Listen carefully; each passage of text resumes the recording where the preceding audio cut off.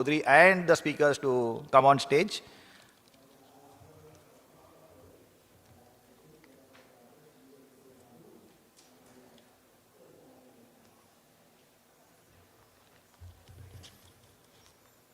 Yeah, I will hand over it when they come.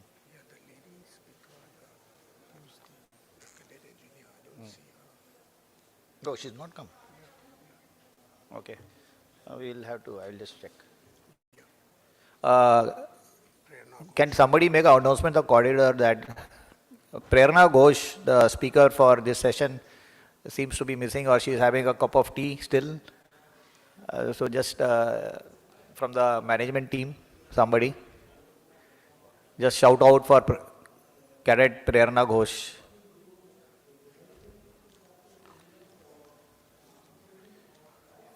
Maybe I should give Rishi a call to see. Yeah. Oh, we have a number. Yes. Then call. Maybe she's just here and getting caught. Okay, sir, I will just call you. No, official. Yeah. Yep. Okay. You want me to start? No, I will just call you I think. formally. Oh, okay.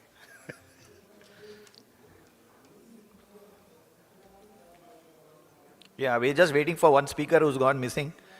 Maybe she's got confused. We'll just check. Because if we start, we don't want.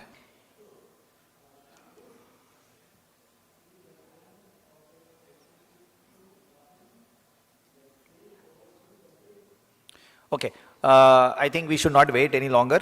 I call upon Captain Rahul Chaudhary to commence the proceedings. Sir, the stage is all yours. Thank you so much.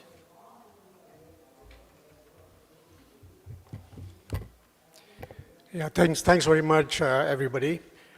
Can I just have my presentation put up?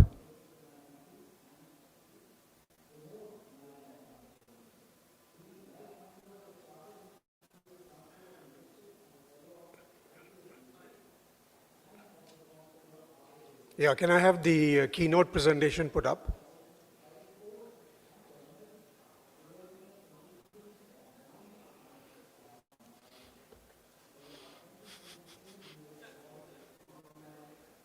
Please bear with me, guys.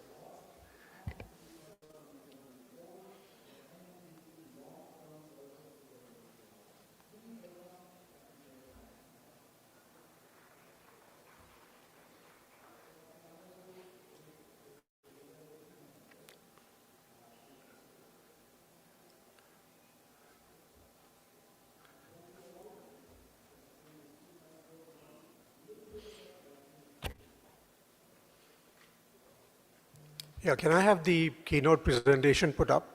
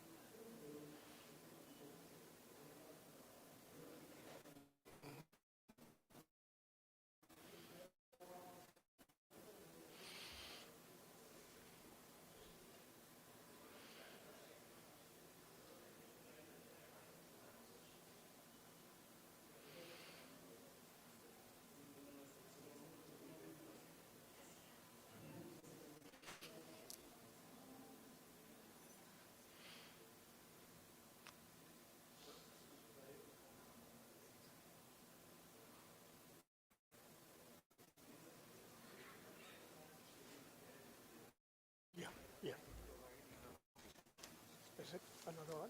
Presentation. It's already there. It's not showing there. Oh, We are finding it, but it's not showing there. okay. You will find it in this. Yes, it's not what we need. Come, let me come with you.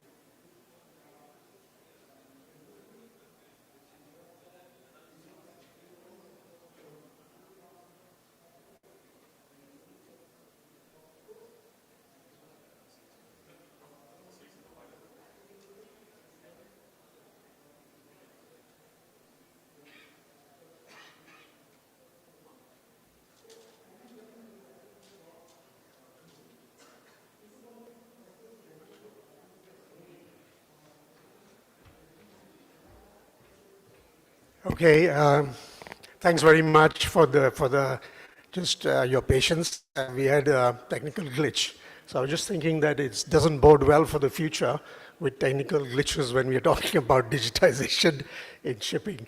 So just bear with me, guys, and we'll start off. So, distinguished guests, ladies and gentlemen, it's a pleasure to be here as a session chair for the topic of leading the future in terms of digital transformation in shipping. My relationship with Subbarao and Rishi goes back to more than 20 years, and it has been a pleasure to see this evolve with the times and remain relevant in what we do and deliver to the industry. My intention today is to give you an overview of how I see digital transformation in shipping, and then hand over to a panel of well-chosen industry experts and speakers.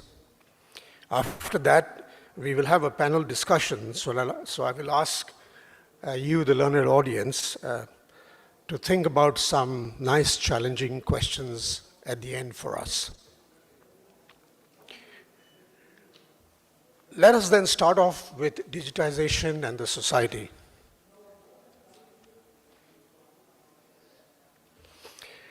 I continue to be amazed and proud at the massive achievement that India has made in terms of digital payment systems over the last decade.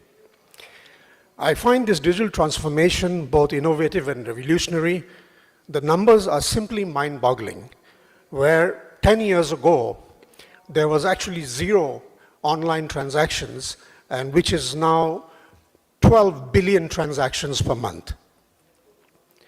Whether this is the use of PhonePe, GPay, WhatsApp, Blinkit, or Amazon, there must be lessons here as to how such a massive task can be implemented across a large nation, and that this can be accepted by the common person, and that this can become a way of life now. Of course, there is no direct comparison to shipping, but we should keep this thought in mind as this digital era offers us much greater possibilities of partnerships.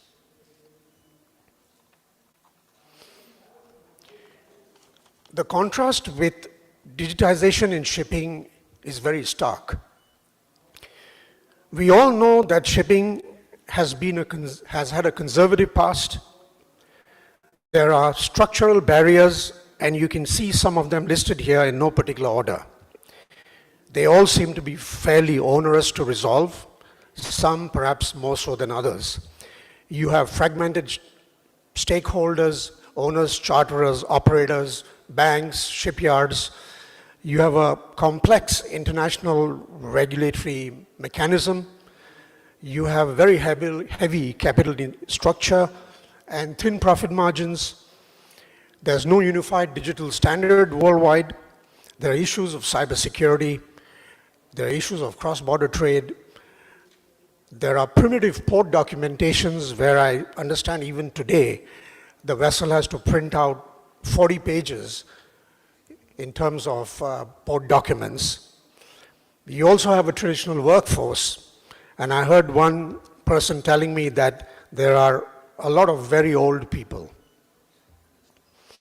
There's also enough seafarers, and there is a harsh environment because shipping involves seas and oceans and is very different from the road or street outside. But there is definitely progress, especially in the less regulatory areas, and more possibly driven by owners and charterers initiatives.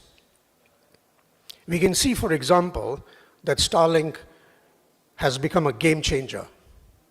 Who would have imagined that you can now make a WhatsApp video call to the master of the vessel? Like we heard earlier in the previous session from both Dr. Malini and others, the future generations and the millennials and Gen Zs are what she called digital natives. So this needs to be taken into account with future seafarers. There has also been advances made in predictive maintenance, fuel optimization. We heard some of it in the previous session. There's weather routing options. There are motion sensors for safety being fitted on bridges. There are CCTV systems being linked to Starlink. There are AI servers which are being used by ship managers for quick reporting in terms of what they call a coffee report, which can be done in 20 minutes instead of 20 hours. And the improvement of trade documentation in shipping is also taking up space now. I was also amazed to read that presently 4 billion physical documents are used per annum by shipping trade. And that example of companies like Trade Trust in Singapore using a blockchain platform for e-bills of lading with secure authentication offers us huge amounts of time saving from days to minutes. Next, I want to use an example of what it looks like for digitization in shipping work. Largest bunkering or refueling port in the world with 52 million tons of fuel supplied last year. such large volumes means lots of paperwork and transactions. You can see here on the right, there's about 15 documents when you do a bunkering or a refueling operation in any given port. So the Maritime and Port Authority felt that this segment is ripe for digitization because it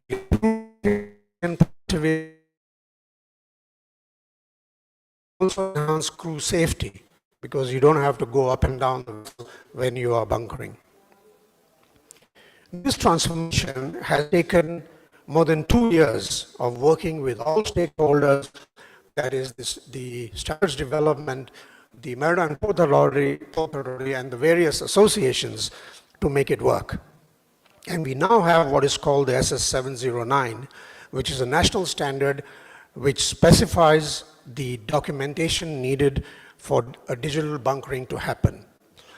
The idea is that you have machine-readable and secure documents across the supply chain. So you don't really need to print these out anymore. So finally, this standard will become mandatory in Singapore from next year, 1st April. And I think this regulatory muscle is important. What this means is that if you're going to bunker or refuel your vessel in Singapore after this date, you will need to get ready for this digital documentation. Next, I want to touch on what we at VPS see as to where data analytics and digitalization can play a role in the fuel management value chain. If you look at this graph from left to right, on the extreme left, you have optimizing of fuels, lube oils on board, quantification, which many ship owners are already doing in this area. Of course, not all. But how many actually understand the global bunker market to see where and who delivers the best quality, as this needs good data analytics. And if we move further from left to right, how do you actually accurately monitor the emissions from vessels? And if you move further to the right, how do you enhance operational efficiency on board? And which is what some of the speakers in the earlier session were talking about, that AI can help reduce 2.5% of fuel consumption and therefore the CO2 emissions. And finally, how do you, as a ship owner or operator, strategically plan your decarbonization journey?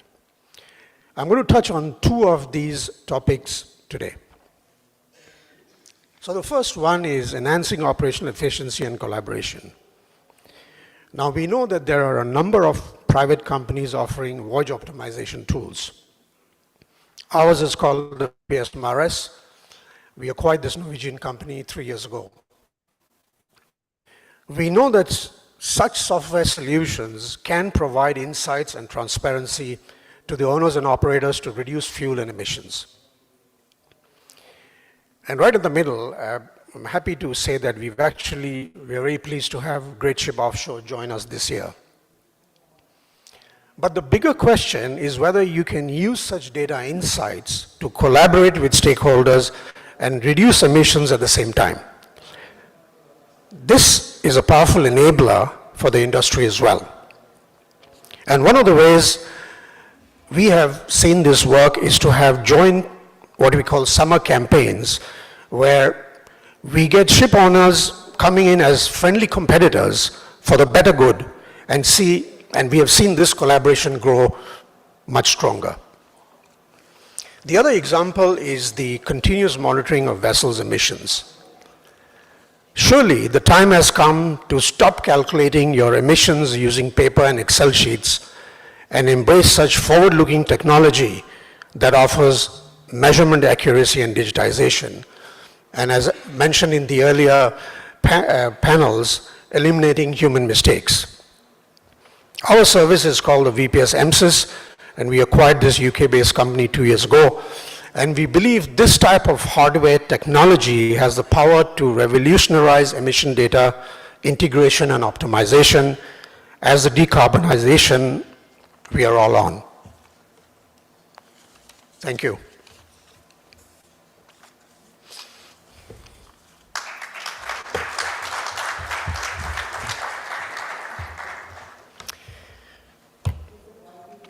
Okay, as the session chair, we have some distinguished speakers with us here. And without further ado, I will now introduce Dr. Vis, who's on the left here. Dr. Ram Vis is a well-known figure in the industry, and I'm just trying to calculate. I think he's been in the industry about 49 or 50 years, somewhere around that, but he still looks pretty young to me. And he's had a massive career, not only as an engineer on board, but right up to getting his PhD from the IIT here in Madras. He used to work for NASA in Langley, Virginia, before he started his own company, which is the Visva Group in 1991. So he's really the boss here. He's got a number of his staff here, but he's the boss. And he has grown his company to be one of the premier testing laboratories in the world. I've met him and known him for a long time, and we first met in the early 90s, possibly in Norway.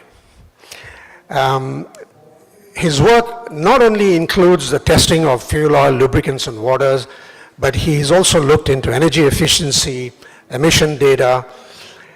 He's contributed enormously in papers at CMAC in IMARE for over a long time. Currently, he says that he is looking into cutting-edge technology with new fuels, artificial intelligence, we'll hear more of that, and also with data analytics, and is very importantly contributes and has his gratitude to the industry that has given him so much. So please help me to welcome Dr. Vis and giving his paper on using blockchain technology to reduce losses in the bunker supply chain. Dr. Vis, please.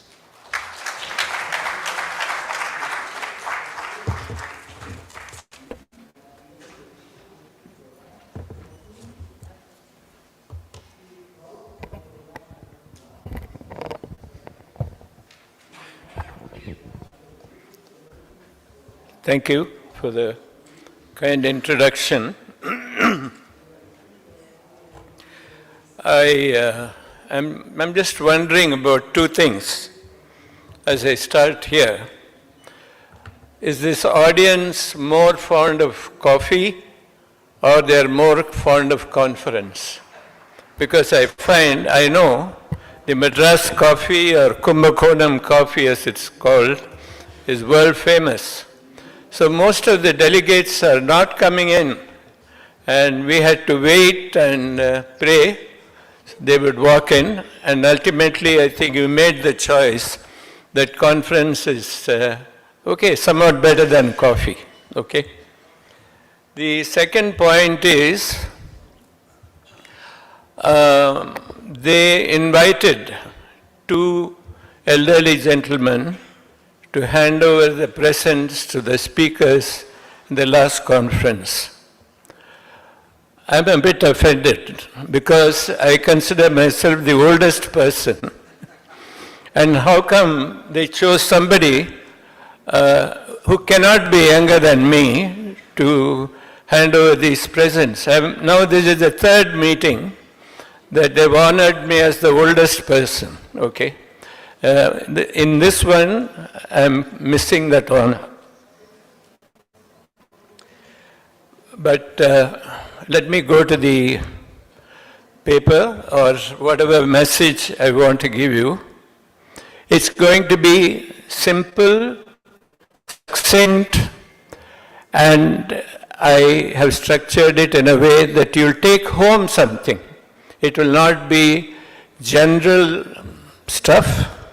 It will not be general knowledge, but something in which you will see the dollar value, you will see what you can really derive after listening to this presentation.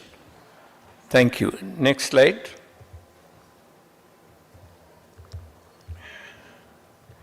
So, see, the bunker industry, the money value of the bunker industry is about $200 billion, okay?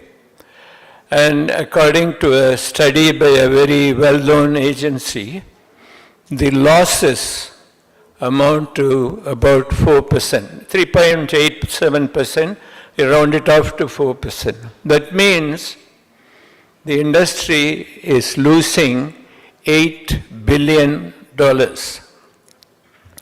Now, the question you have to ask is, can we change it?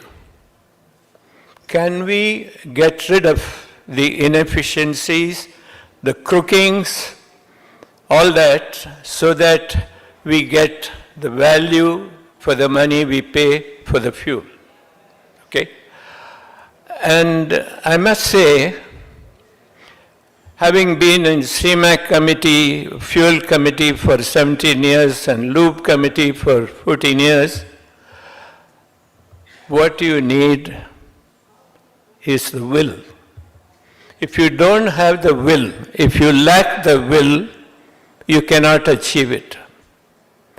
And it is not difficult. It is not difficult. Now, if you take the Ukraine war, you think we can't stop it? Trump says he will stop it in one day. So you need the desire. You need the urge. You should say, I am not going to continue with this BS. I've got to stop it. If such a determination was in the hands of the people in the committee, the industry, then I think we would have gotten rid of it. So they use a terminology, silver bullet. Silver bullet means one bullet which will take care of all problems, okay? Now, I'm not advertising. This is the book I wrote. Some copies are left there. You can take it also in the bookstand. I've actually suggested 4 silver bullets. And if you can really make up your mind and say, I'm going to employ them, it is not difficult to get rid of this $8 billion loss. Next slide.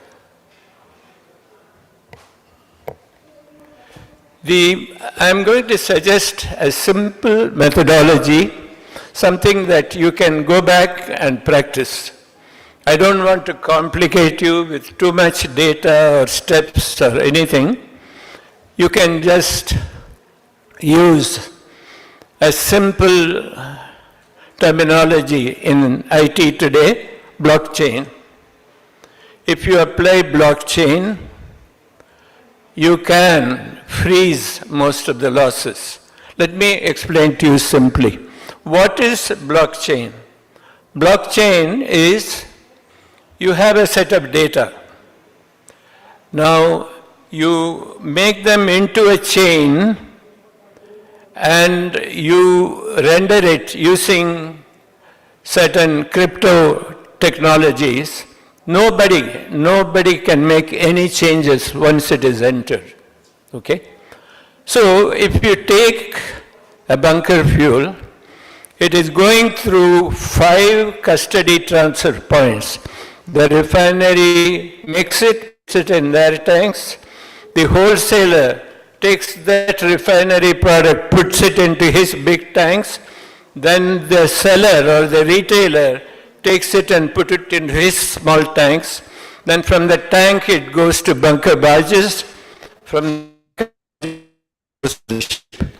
5 steps or 5 custody transfer points. If we implement it, what you get at the refinery tank is what you must get on the ship. Unfortunately, that is not the case. I can give you a practical instance. The Chennai Petroleum, which used to be called Madras Refineries, they produced bunker fuels. The Chinese brokers came to Chennai from Singapore and they purchased it at a certain standard pricing. It is called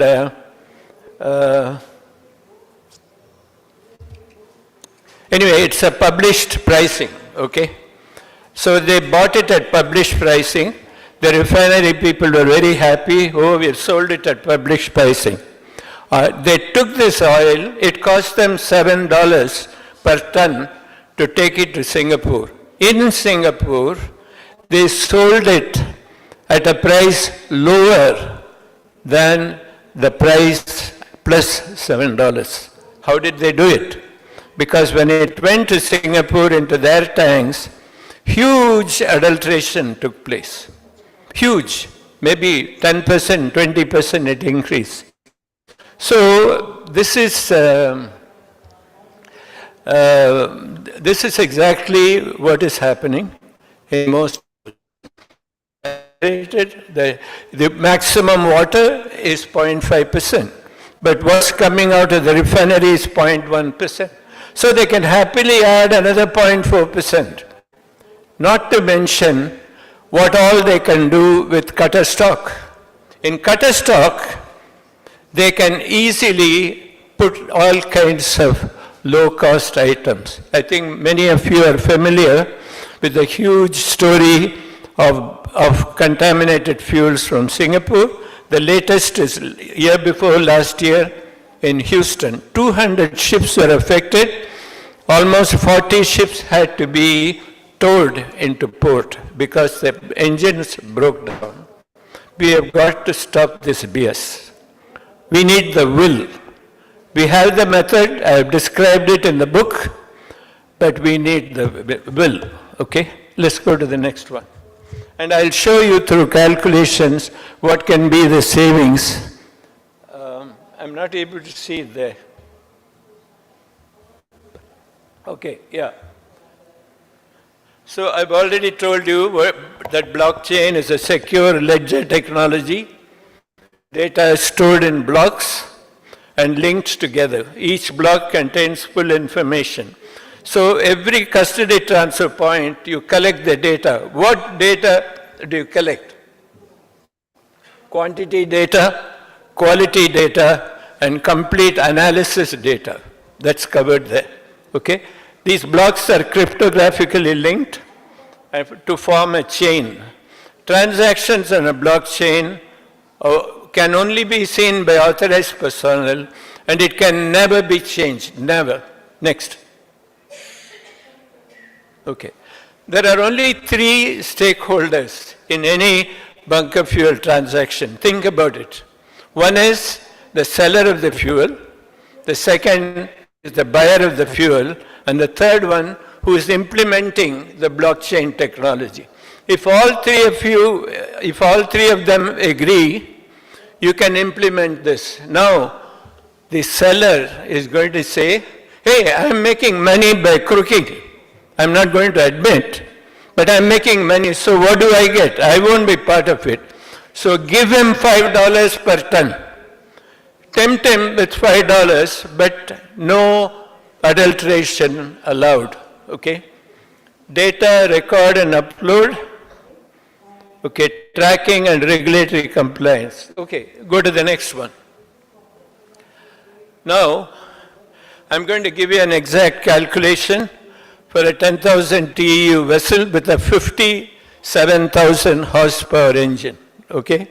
So first we'll see the annual fuel cost, then we see the expenditure, CapEx expenditure in blockchain, OpEx expenditure in blockchain, and annual cost to vessel without blockchain and with blockchain, and what is the monetary benefit. I'm going to give you all the numbers so that there is nothing, this is not a pay in the sky stuff, it's real numbers. You can go and implement it tomorrow. Okay, next.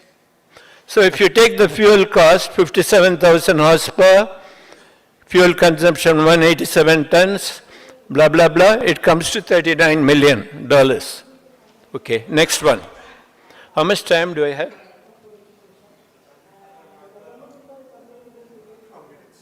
12 minutes, okay. So if you take the capex of the blockchain, You need an infrastructure setup, you need software development and acquisition, you need integration with existing systems, training, etc. CapEx is about 500,000, but it's only one time. This will never be repeated in the second year or the third year, only once when you set up the blockchain. And what is the OpEx? You need to maintain the software, you need the energy consumption, transaction fees, testing and analysis. This is a big number because the fuel has to be tested, not only for ISO 8217, you have to do GCMS, you have to do FTI, you have to do S analysis. You have a complete picture of the fuel. You know exactly what, and that should not change as the fuel passes through 5 custody transfer points and then reaches the ship. So the cost of getting supplier on board, this is what I said, that is the 5 metric tons per ton you offer to the supplier.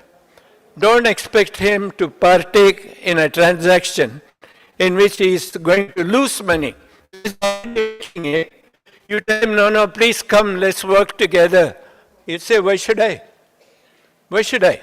So better to offer him an incentive, give him $5 per metric ton, and total OpEx comes to about 433,000.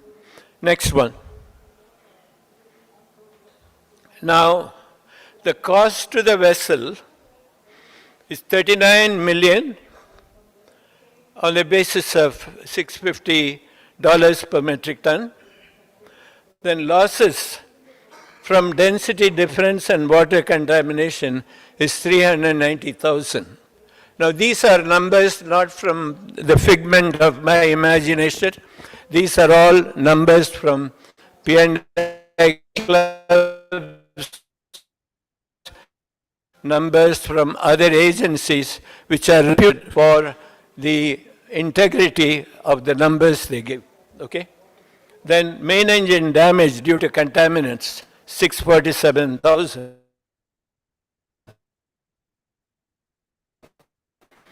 Annual labor cost, overhaul. Most of you will say, how often? I have customers who are decarbonizing once in 44,000. Once in 7 years, they decarbonize. So this is the cost of, then there is a downtime cost and other expenses. So annual cost without blockchain, you will incur 1.347 million. This is the cost to you. Next one. So you have 1.347, and then if you add the capex of 500,000 plus opex of another 400,000, 900,000, in the first year, you will only benefit 444,000. But very next year, there is no capex, you will start making 944,000. Every year thereafter, the benefit due to blockchain, employing this simple formula, you will make 944,000. Nobody is going to be unhappy because the supplier is doing all wrong things. He gets caught, he has a case, he has to attend to that. No, you tell him, okay, you make your money. I'm giving you $5 more. He makes money. We make money because you're gaining almost $1 million per year per ship. This is the magic of the blockchain. So the investments are recovered. In first year itself, if you add capex plus opex, you're still making 444,000. Next one. So I'm concluding blockchain technology, monetary gain, huge monetary gain, and then this data that you record about the fuel quantity, about the fuel quality, is permanent record. Nobody can do anything. There are stories of when the oil is being transferred through the barge the barge fellow is adding something. You can't. You will catch him in the next custody transfer. You know exactly where the crooking has taken place, and you can catch him exactly where that crooking took place. Data integrity, streamlined process, traceability. You can trace where somebody added water, we can trace it. Somebody added some dirty oil, you can trace it. And there is no dispute. If all three parties agree, where is the dispute? Where is the dispute? So I think this is the best solution. And what I wanted to do in this lecture is to give you a very clear, precise advantage of listening to me and getting some gain which can be monitored. It can be measured in dollar terms. And you can take home with it. Okay? So next time, I hope they'll call me to award the prizes because of my age, and you will all be appreciative of some benefit you got out of me. Thank you. Yeah.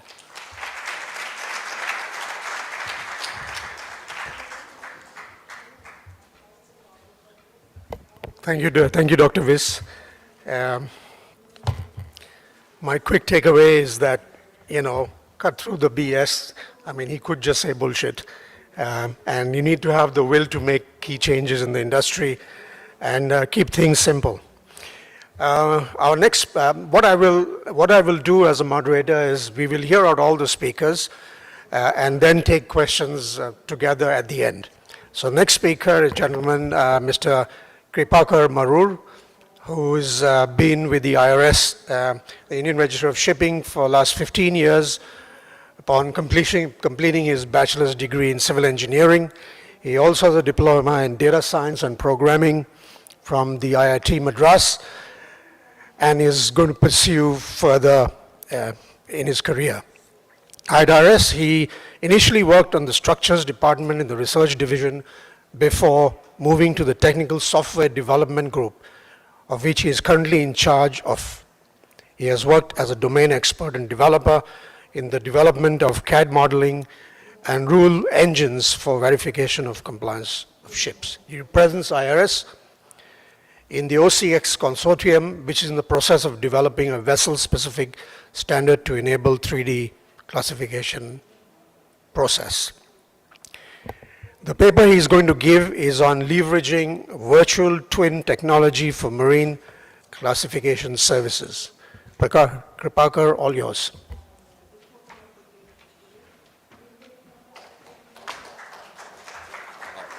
Thank you. I will be making this presentation with my co-authors, Ms. Sanjita Agustin. She heads the IT department in IRS, and Mr. Naveen, who works with me in the technical software development. Thank you, Kripakar. Good morning, everyone. It is an honor to be here today at the World Maritime Technology Conference. I'm Sanjita Augustine. I'm from IRS and I head the information technology there. Today I'll be introducing our paper, Leveraging Virtual Twin for Maritime Classification Services. In this current era of digital transformation, adopting the right technology is crucial to addressing industry challenges and staying ahead of the curve. The Indian Register of Shipping is taking significant steps as a class society to embrace innovative solutions and work collaboratively to deliver value to our customers. In this paper, we will be briefly also touching on the outline of our collaborative efforts with Dassault Systems to bring an integrated virtual twin platform. I now call upon Kripakar and Naveen to take a deeper dive into this presentation. Thank you.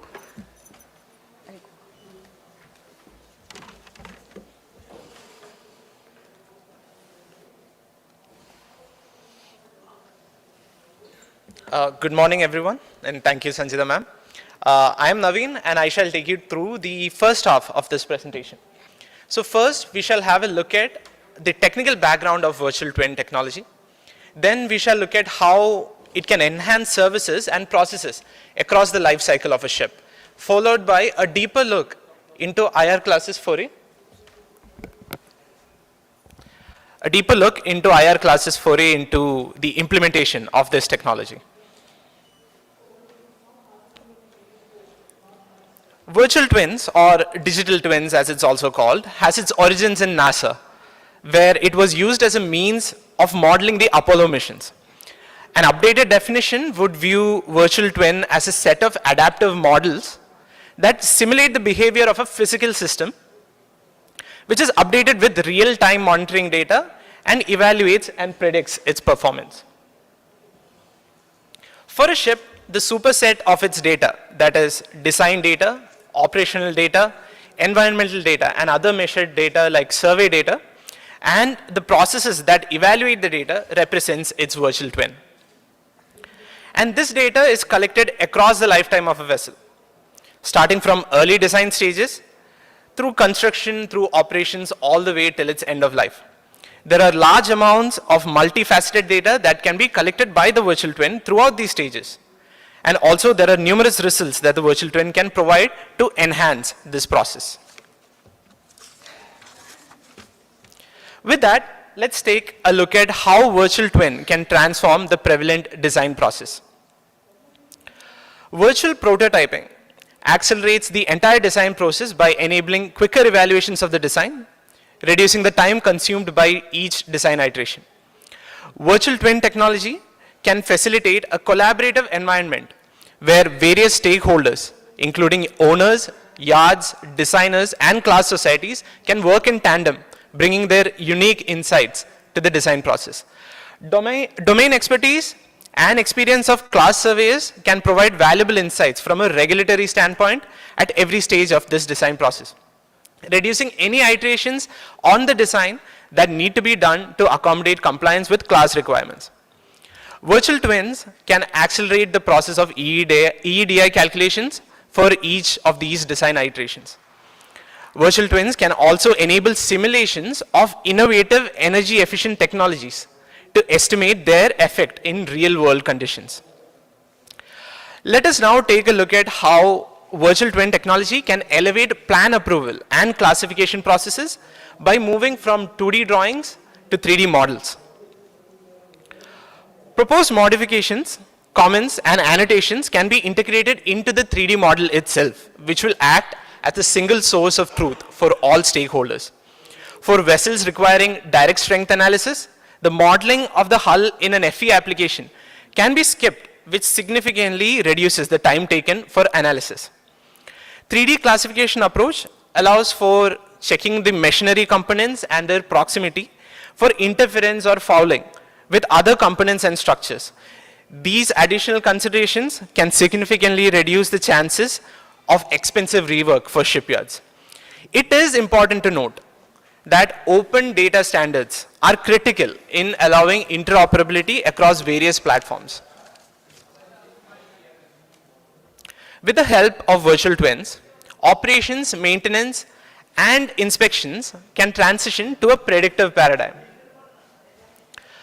Virtual twin platforms can provide a data layer to store and analyze performance data from vessels.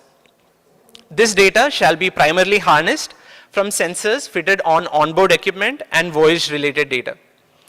A classification society is uniquely positioned in this aspect, as it can get access to data from a wide array of ships, ensuring a rich and diverse data set. Such a data set will capture a broad spectrum of variables and scenarios and offer a multifaceted view of ship operations. Analysis of this data can help enable condition-based monitoring and equipment parameters that provide optimal performance. Conclusions drawn from such a data set will be well-rounded, robust, and reliable. Performance analytics, done under the auspices of a class society, can also act as a grade leveler. Smaller vessels and single vessel fleets can also harness the power of data analytics under such a system. As a classification society, insights gleaned from data gathered can be used to update class requirements and regulations proactively.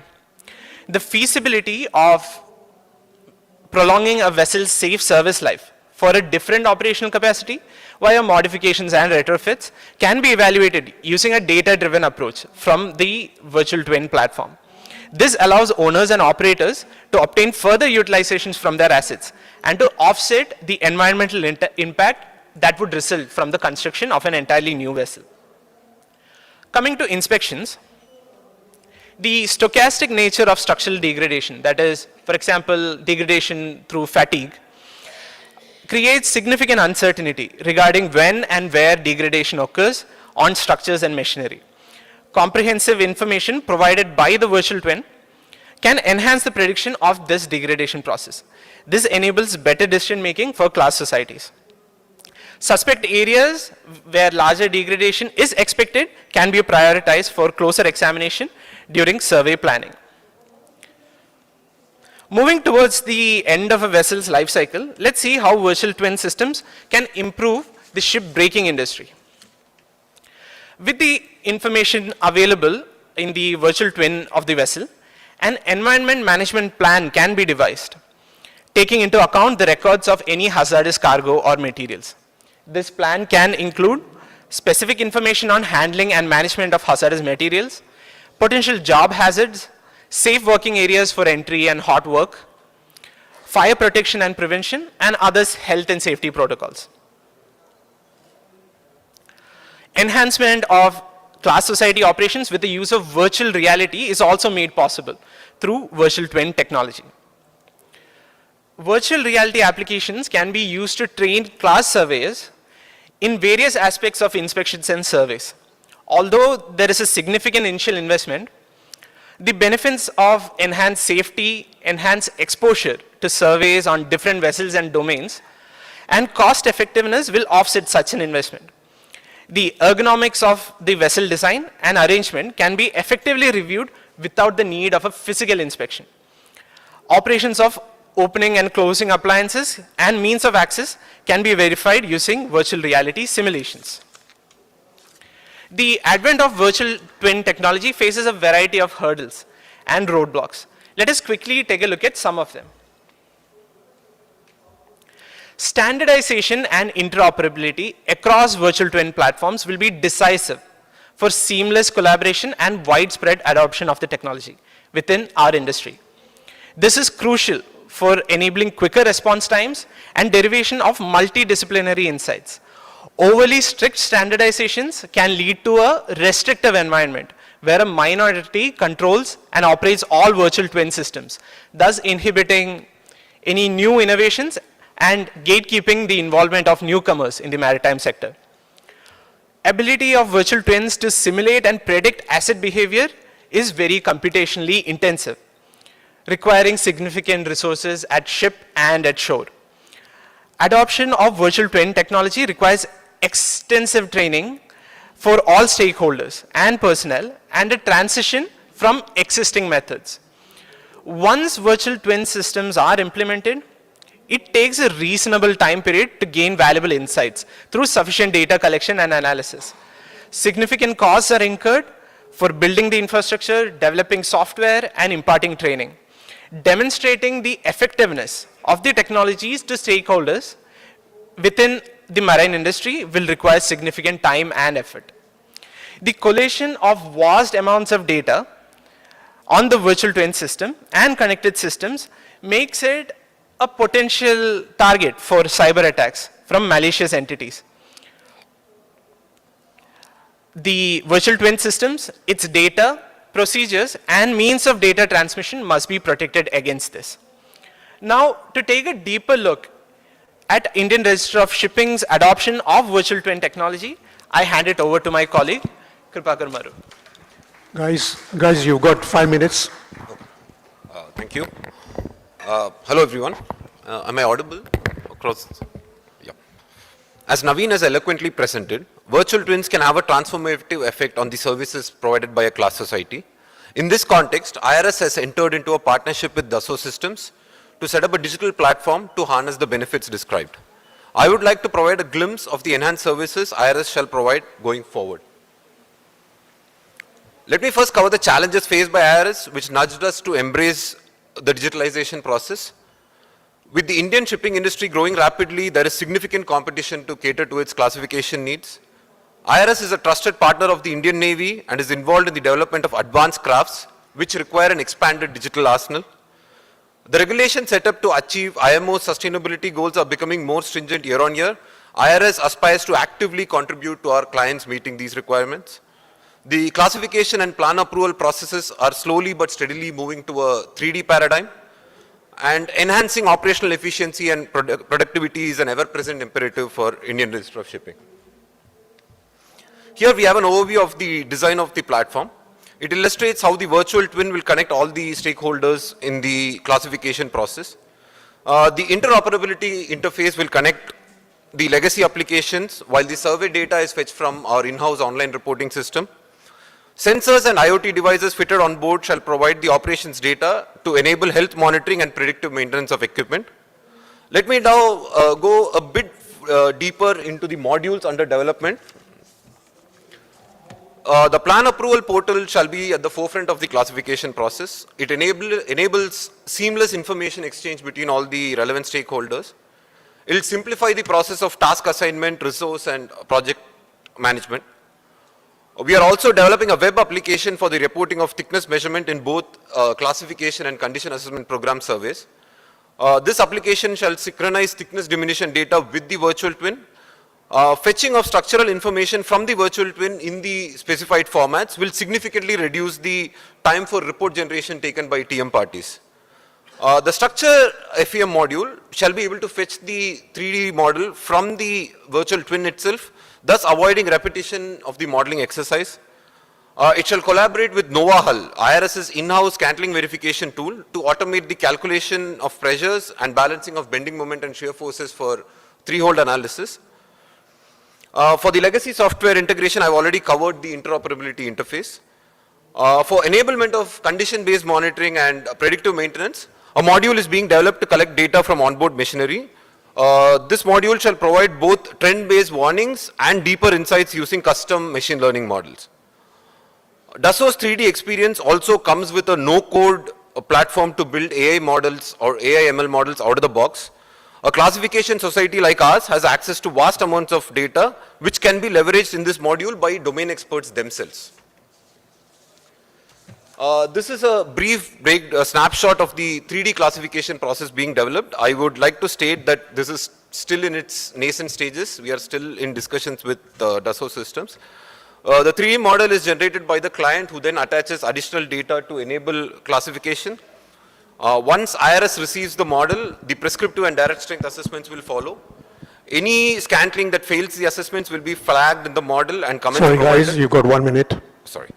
Comments from survey stations during ship inspection shall also be covered. The process will be iterated till all the scantlings meet the rule requirements. The turnaround time for an iteration will be significantly shorter in the current paradigm. And for the conclusions, I hope you all have reached the same conclusions that I have, that virtual twin technology represents a pivotal advancement for class societies. It will streamline the processes and enable us to give you better service delivery. I would like to end by saying embracing virtual twins is not just a step forward, it's a leap forwards to a future where innovation meets excellence. Thank you.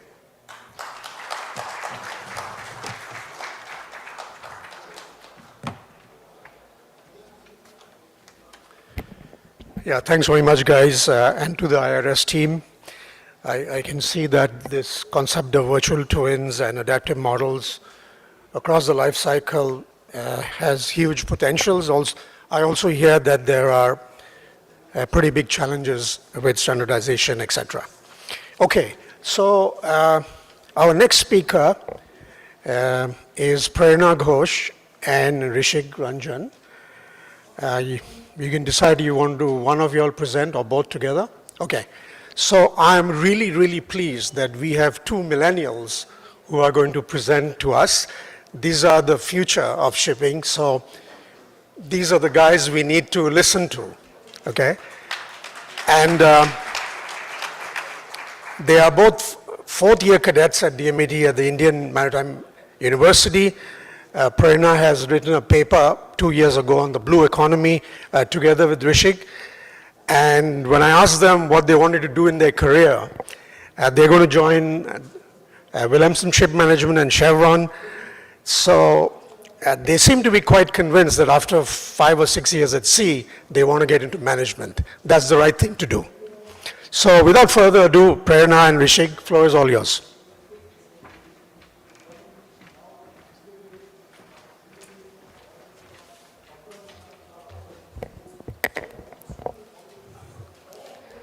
Good morning to the esteemed dignitaries, cadets, and everyone present out here. I, Cadet Prerna Ghosh, roll number 9441 from IMU Kolkata campus, erstwhile DMET, along with my batchmate, Cadet Rishish Ranjan, roll number 9458, would like to present our paper on revolutionizing marine engineering with biomimetic superhydrophobic coatings.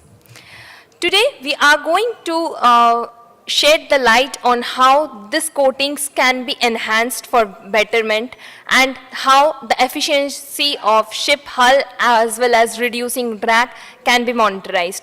Over to my batchmate.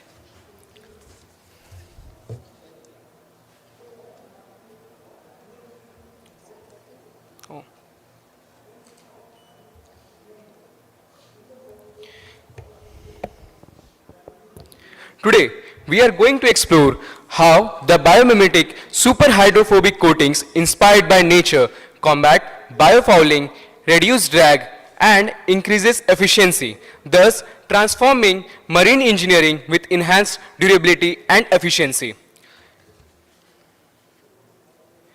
Before diving into a deeper details, let us have a short glimpse on the topics our paper is enriched with. The maritime industry faces persistent problems due to biofouling, where marine organisms attach to the hulls of ships, submarines, and other vessels. This leads to increased drag, higher fuel consumption, and even structural damage.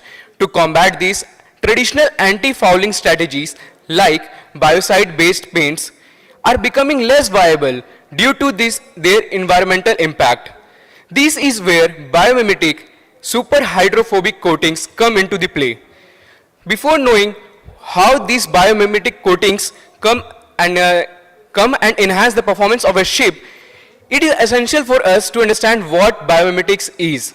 Biomimetics refers to drawing inspiration from nature and use this to solve human challenges.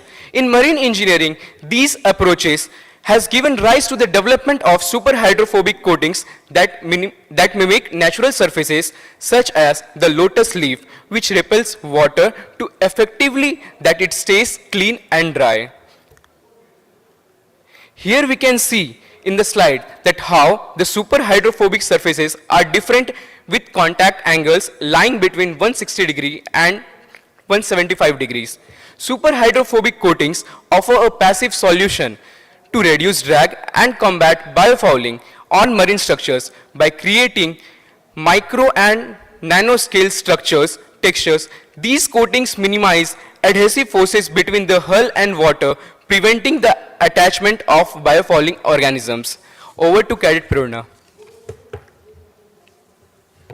Thank you. Since we have till now discussed about biomimetic coatings, that it enhances the efficiency of the ship, it reduces the drag, but now the question of how biomimetic surfaces can be made comes into the scene. So there are several procedures. If we talk about the synthetic processes which can be used to make superhydrophobic surfaces with biomimetic, first comes about the chemical coatings. Application of hydrophobic agents like fluorinated sealants, silicones or waxes on textured surfaces can help us to produce a hydrophobic surface.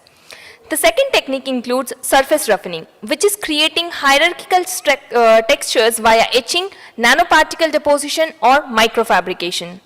Third, deposition techniques. We have deposition or electrospinning to form nanostructured hydrophobic layers. And last but not the least, we have hybrid methods, which includes combining chemical modification with geometric texturing, the example of growing fractal structures on embedding nanoparticles in polymer matrices. Superhydrophobic coatings can be created by creating micro and nanoscale textures that significantly reduce the surface area exposed to water. Much like a lotus leaf, this texture surfaces reduce the adhesion between the hull and the water, making it difficult for biofouling organisms to attack the ship hull. Additionally, the coatings trap a layer between the surface and the water, which minimizes the drag, leading to improved fuel efficiency and reduced greenhouse gas emissions. One of the most significant materials in this coatings is copper micropapillae and nickel nanobranches, and deeper details have been shared about these two components in our paper as well. The synthesis of these materials allows for highly durable superhydrophobic surfaces that not only resist biofouling but also provides excellent corrosion resistance. As I have mentioned, that detailed informations are already shared. And last but not the least, moving on to the result summary. As till now we have discussed about how superhydrophobic surfaces can be made, but now we also need to analyze whether it is effective or not, whether it can give us a good outcome or not. So the performance of superhydrophobic surfaces in marine environments is demonstrated through some key matrices that I would like to mention about. Firstly, talking about the contact angle. After the coatings are applied, the contact angles exceed 160 degree. As in one of the slides also we have mentioned that in case of superhydrophobic surfaces, the contact angle between the surfaces, it becomes from 160 degree to 175 degree. So after the application of this coatings, the contact angle exceeds 160 degree, which shows excellent water repellency. Surface energy. Reduced adhesion minimizes the water interaction. Corrosion resistance. As per studies, coatings lower corrosion rates by up to 60%. Biofouling resistance. And decrease in 80% of biofouling is observed after 6 months. And in this case, more advancements are to be done to make sure that it increases the lifespan of the coatings that we are using on ship hull. Drag reduction. Talking about drag reduction, coatings reduce the drag by 20%, translating into 10 to 15% in fuel savings during the sea trials. Lubrication performance, the coefficient of friction drops to 0.05 compared to 0.3 for uncoated surfaces. So here the result summary gives us a complete glimpse of how these are enhancing the function and efficiency of the ship, including its fuel efficiency, reducing the drag. These features highlight the coating's potential for enhancing marine efficiency and durability. Here, I would like to over the mic to my batchmate, Rishi Ranjan.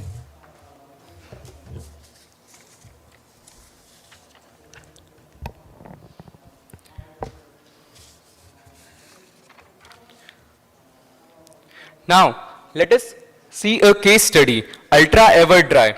One of the notable advancements in superhydrophobic technology is Ultra Ever Dry, a revolutionary coating designed to repel water, oils, and other liquids. Its unique omniphobic surface with microstructured peaks creates an effective barrier that minimizes wetting and contamination. These coatings has been applied to materials like concrete and metals, showcasing exceptional resistance to liquid penetration. Despite its effectiveness, challenges such as durability under turbulent flow and high energy environment highlight the need for further development and further research to be made, especially for marine and industrial applications. Over to Karit Purna.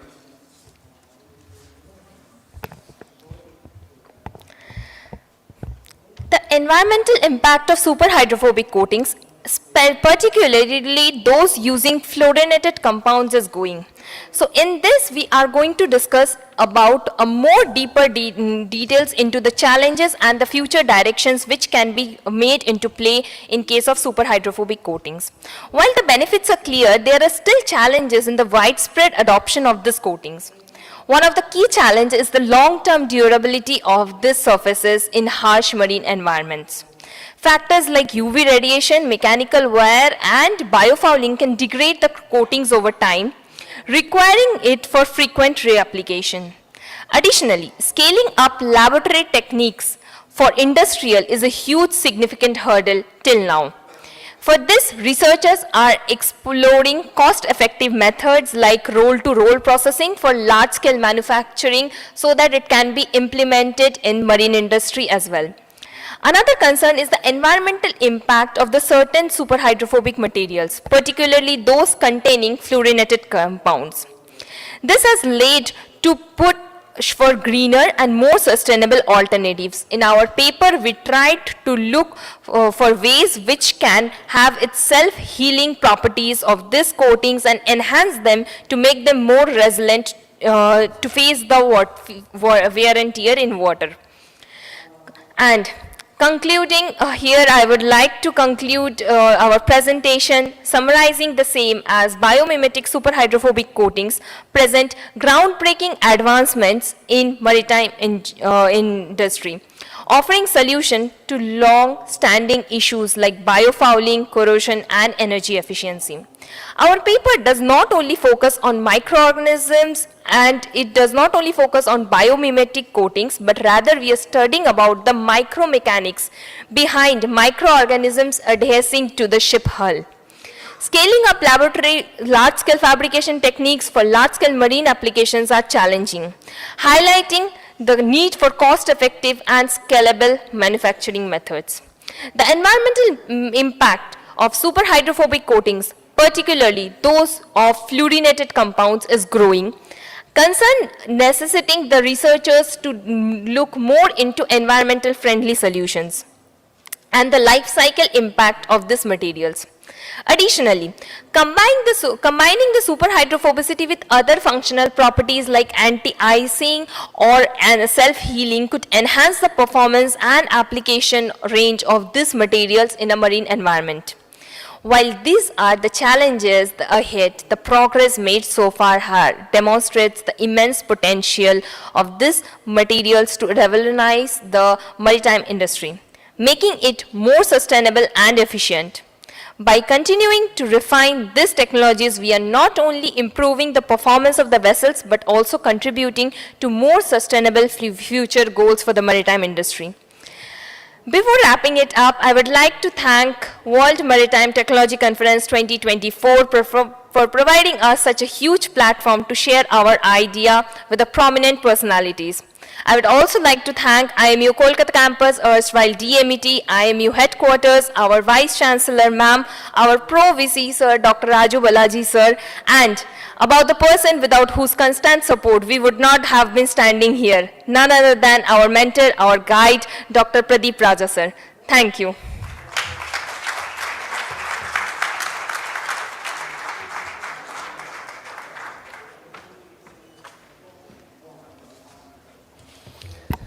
Thanks very much, Prerna and Rishik. Absolutely fantastic to see the younger generation take up these challenges. I'm learning new words myself, superhydrophobic and lotus effect. So, we've got to keep learning, guys.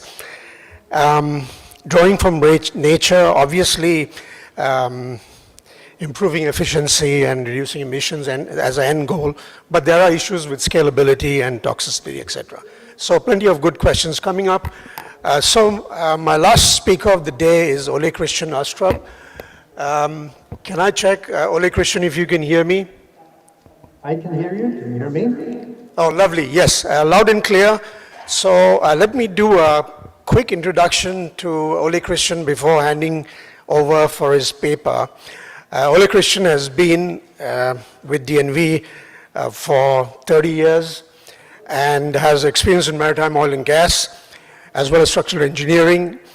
He has been very involved in driving digitization and innovation, and currently leading the 3D approval transformation initiative in maritime, advanced modeling approval process through the OCX, or the Open Class 3D Exchange Standard. A groundbreaking specific digital protocol, which we will hear more from you, Ole Christian. He has also spent time in other areas of DNV as head of ICT, Maritime Director of Information Services, and he comes with a strong background in DNV software and holds a PhD in structural engineering from the Norwegian University of Science and Technology. Ole Christian will be talking on will digital transformation make class drawing obsolete? I'm hoping, Ole Christian, the floor is yours and you're going to say yes. Yes, thank you very much. And you also see my presentation on the screen.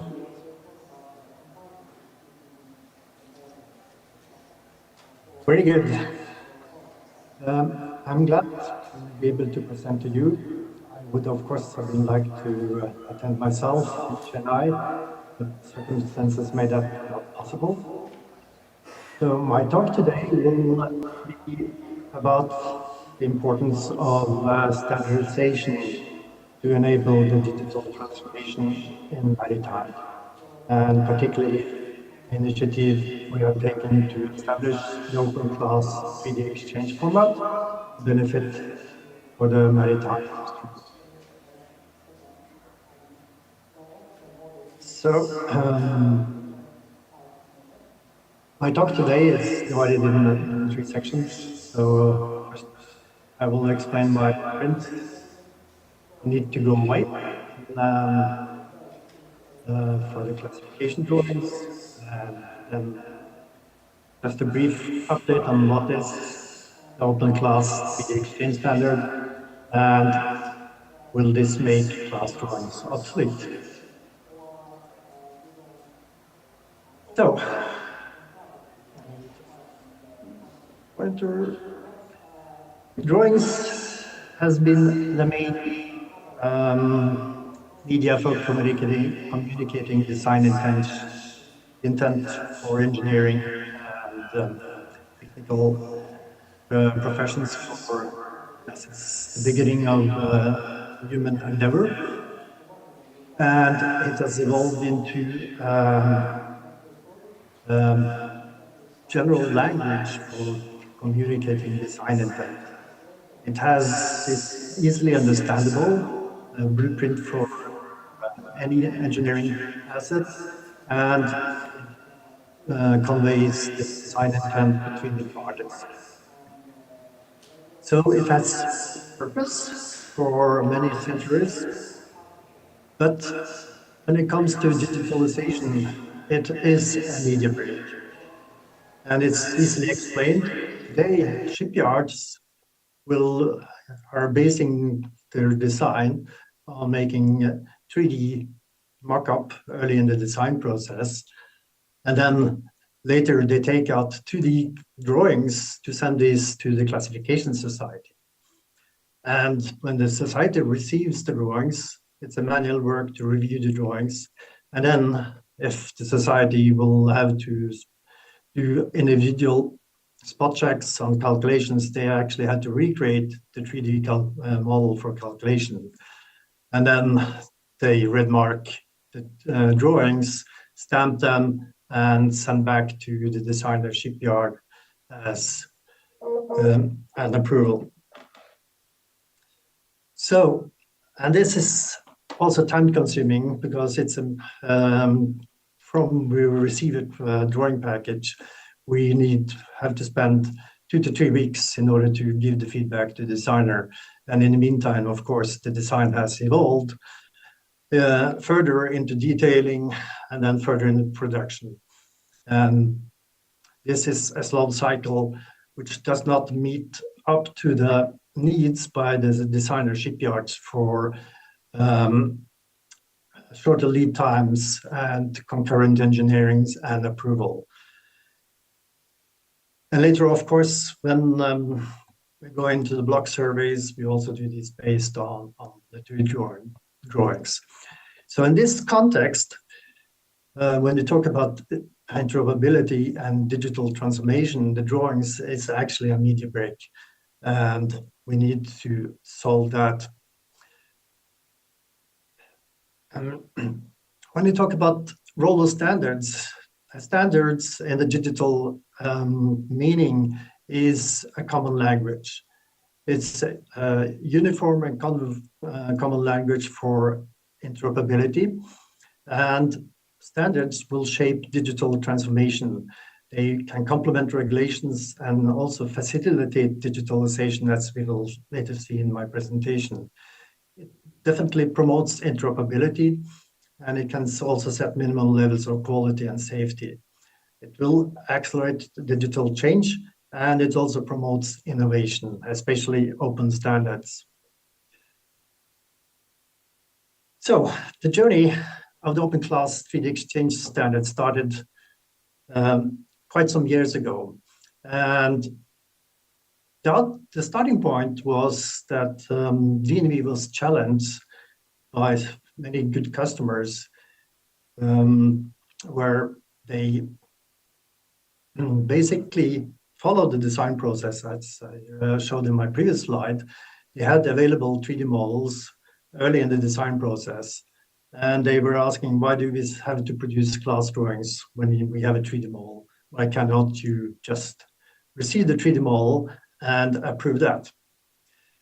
So back in 2016, 9 players in the maritime industry joined forces in a joint industry project, which was called Approved at that time, headed by DNV.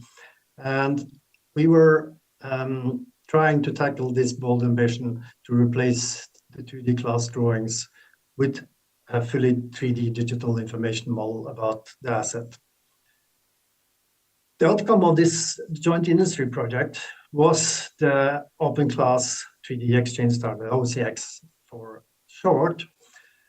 And this is the timeline of the project, which is interesting, showing a typical development process where there are a research period, 3 years, before there was any tangible outcome. And the first version of the OCX was published in 2019. And then we moved into first movers and adaptation, and now we are fully operable on this. And the proof of this is working was both DNV and DNV has taken up and operates now on the OCX standard and can actually do 3D approval based on this technology. The standard is open, and it is a vessel-specific rich standard, which addresses specifically the needs of the classification society. And from the beginning, it was meant to be an open standard in order to share this and scale the adoption and to the benefit of the maritime industry at large. It enables the digital thread, which the drawings prevents. So it promotes a feed forward from the designer shipyard with a 3D model based on the OCX. The classification society can receive this independent of the originating design system, and the design systems that has adopted the standard can provide an OCX 3D model, which the classification society can review, provide comments and redlining on the 3D model, and feedback this to the designer shipyard in a seamless process. And with the interoperability based on the OCX standard, this becomes a smooth process and can be iterated many times during the design cycle, following the maturing of the vessel, of the design by the shipyard or designer. The consortium is growing. It now consists of 38 companies and members, showing that this really has taken on. And the consortium provides a community for collaboration and evolving the standard forward. It's now fully owned by the consortium of all these companies. And the OCX consortium provides documentation, promotes the OCX as a standard, international collaboration, and most importantly, the interoperability and trust in the standard itself. So the OCX closes the media break by the drawing and fully enables seamless digital threads. So with OCX enabled design system, which now is implemented in most of the major design systems, speaking about Aviva Marine, Dassault Systems, Hexagon Smart 3D, Napa, Cadmatic, and to come Ship Constructor, covering almost all of the major design systems available to ship designers and shipyards over the world. So instead of taking out 2D drawings from the 3D design, they can easily at any time provide a 3D model based on the OCX format, send this to Classification Society, where the class can do the 3D review of the model without the need of any drawings, and provide red marking and comments directly back to the designer without having to send any 3D model or drawings back to the designer, but they can just provide the red marking and comments, and the designer can either use a portal to share these comments, or they can review this in their own 3D design system. And calculations are also readily available based on the 3D model.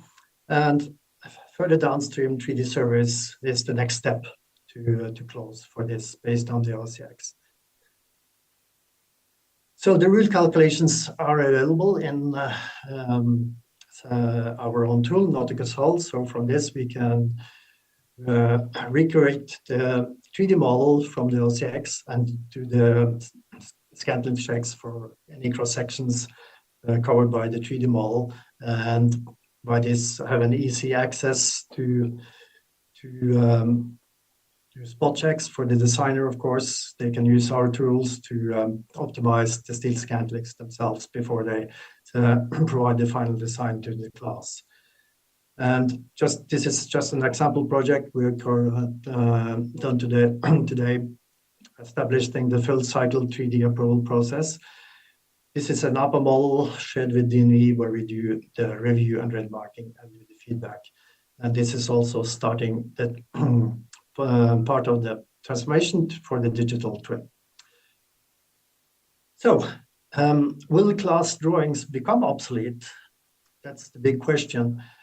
The answer to that is yes, but not overnight. There are still barriers for removing the class drawings completely, and there are several reasons for that.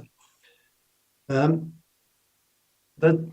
birth of the digital twin starts with the 3D mockup, and this is a journey that all parties will need to take part in, as explained in the previous presentation by Indian Registry.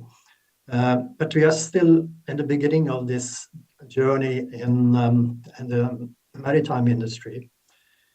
But it will definitely push the adoption of standards and digital transformation for all stakeholders.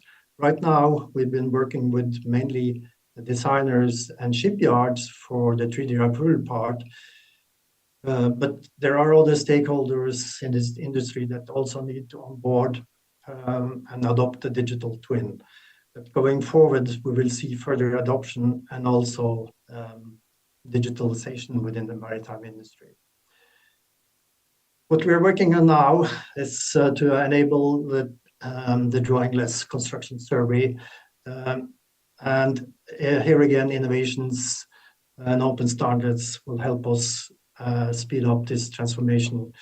So technology is a driver for new ways of working, and we will see both improved quality and efficiency and augmented reality. Only question, sorry to disturb, your time is up, so if you can wrap it up. Thank you. I will wrap it up. So the last slide and my conclusion is that when we also see that ship owners will adopt this way of providing new services, for instance, doing automated drone service for based on the 3D model, we will see further adoption of both the digital transformation in maritime, but also open standard and also the OCX. So thank you very much for your time, and I will be glad to answer questions if there are any questions from the audience. Thanks very much, Ole Christian. The floor is open for questions. If there are any burning questions, we are going to take them now. Do I see any hands? The gentleman right in front here. Yes, yeah.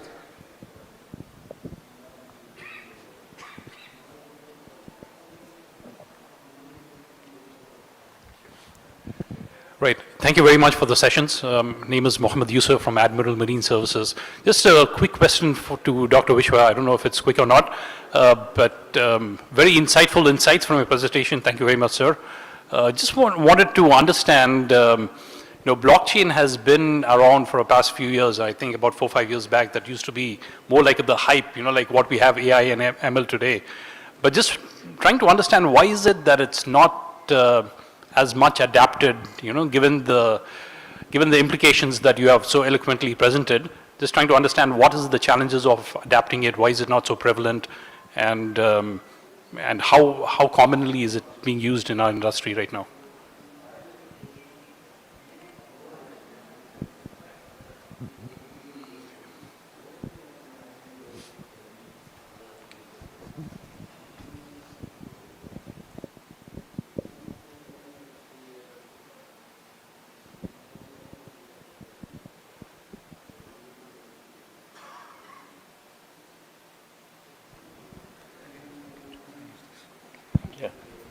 Okay.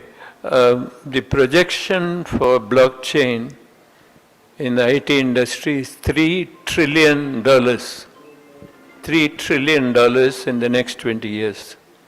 But as you know, marine industry is always lagging in catching up with new technologies. That can be one of the reasons. But once somebody starts doing it, then I think the others will follow suit. I hope that answers your question. Yeah.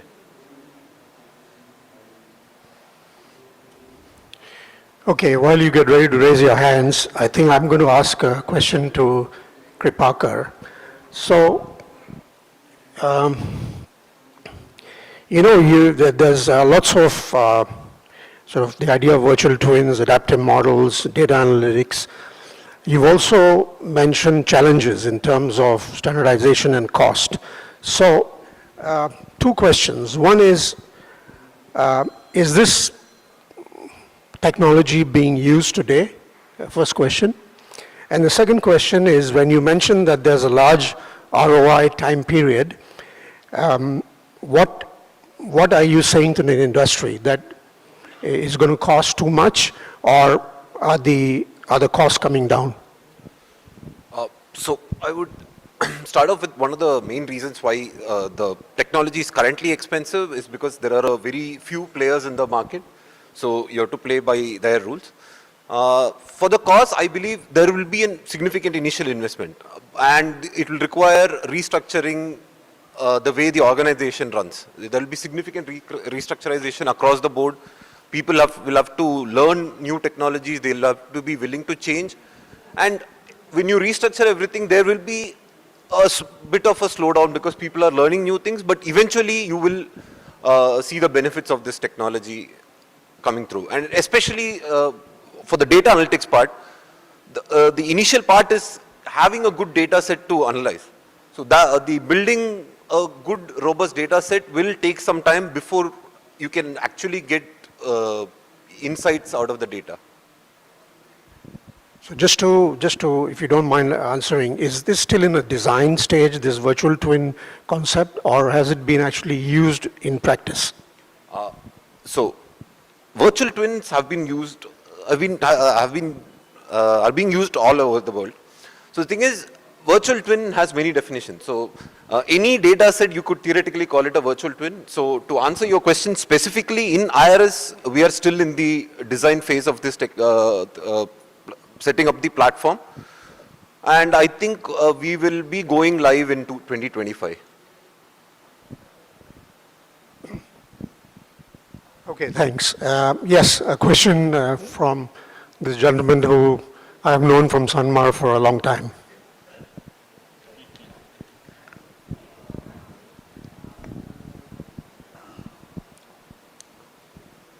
Can you hear me? Yes. Yes. Rishi and both of them are talking about the coatings. They talk very nicely about the anti-fouling resistance and hull resistance. Is that actually these paints are compatible for abrasion? That is very, very important for us, because the ship has to, unless otherwise, because if it is not abrasion resistant, That compatibility has to be known. Is that any homework has been done on that?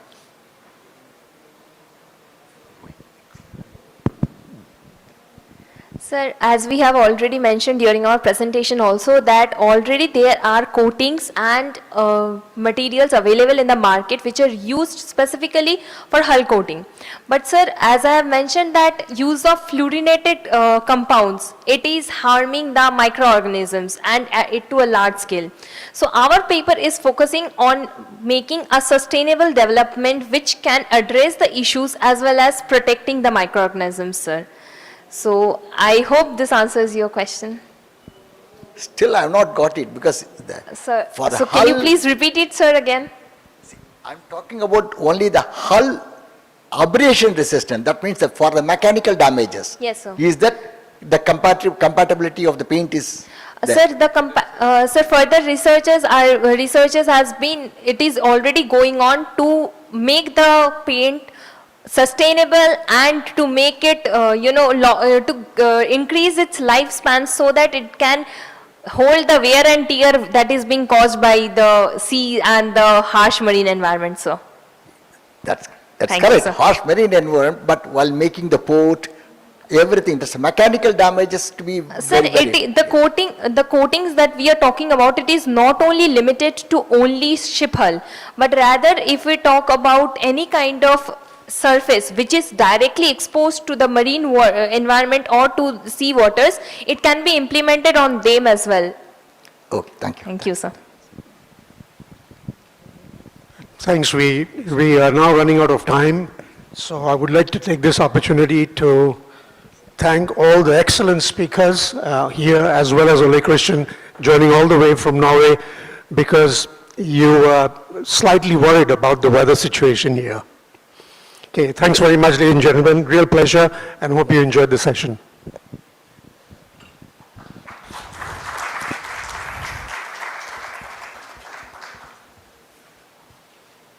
So ladies and gentlemen, thank you for your patience, and it is really good to see the hall filled up with the people who are really keenly watching the presentation, and I'm very happy to see that young people, cadets are here, and the amount of confidence they showed, fantastic. So anyway, it's time for us to come to the end of the proceedings. I call upon one of our very senior most marine engineers of Chennai, Mr. Ramani, to come and do the honors. A big thank you to all the people on the stage, Captain Rahul, all the speakers. Mr. Ramani, please. I'd request Mr. Ramani to do the honors and give a memento to Captain Rahul Chaudhary, who's done a fantastic job, doubled up as a session chair and also as a keynote speaker. Yeah, please. And photographer, please be ready.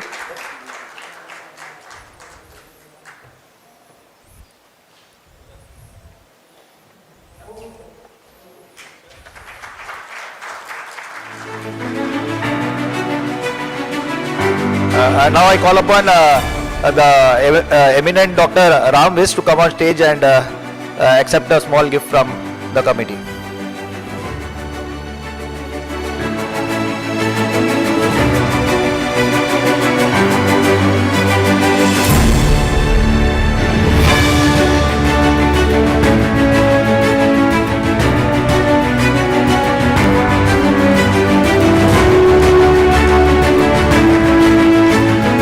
Thank you, sir, for this eye-opening presentation. Now I call upon Mr. PK Rao Chaudhary from Chennai, very senior marine engineer, which I am sure all of us are aware. He will come and hand over the token to the speaker, Mr. Kripakar Marur. And okay, only you are there. Okay. Mr. Rao Chaudhary.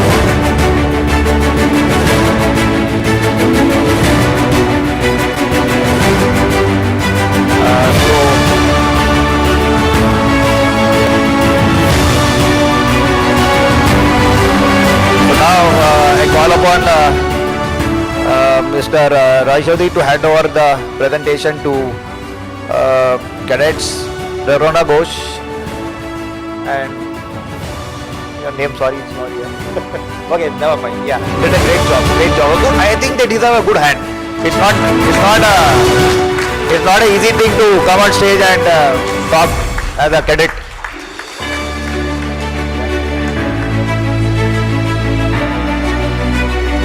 Okay. Dr. Pradeep Raja sir, who's the author of this, who have done a fantastic job, and I really appreciate your gesture to allow the students to take care of your presentation, sir. Thank you so much. We need more motivators and mentors like you. Please come on stage.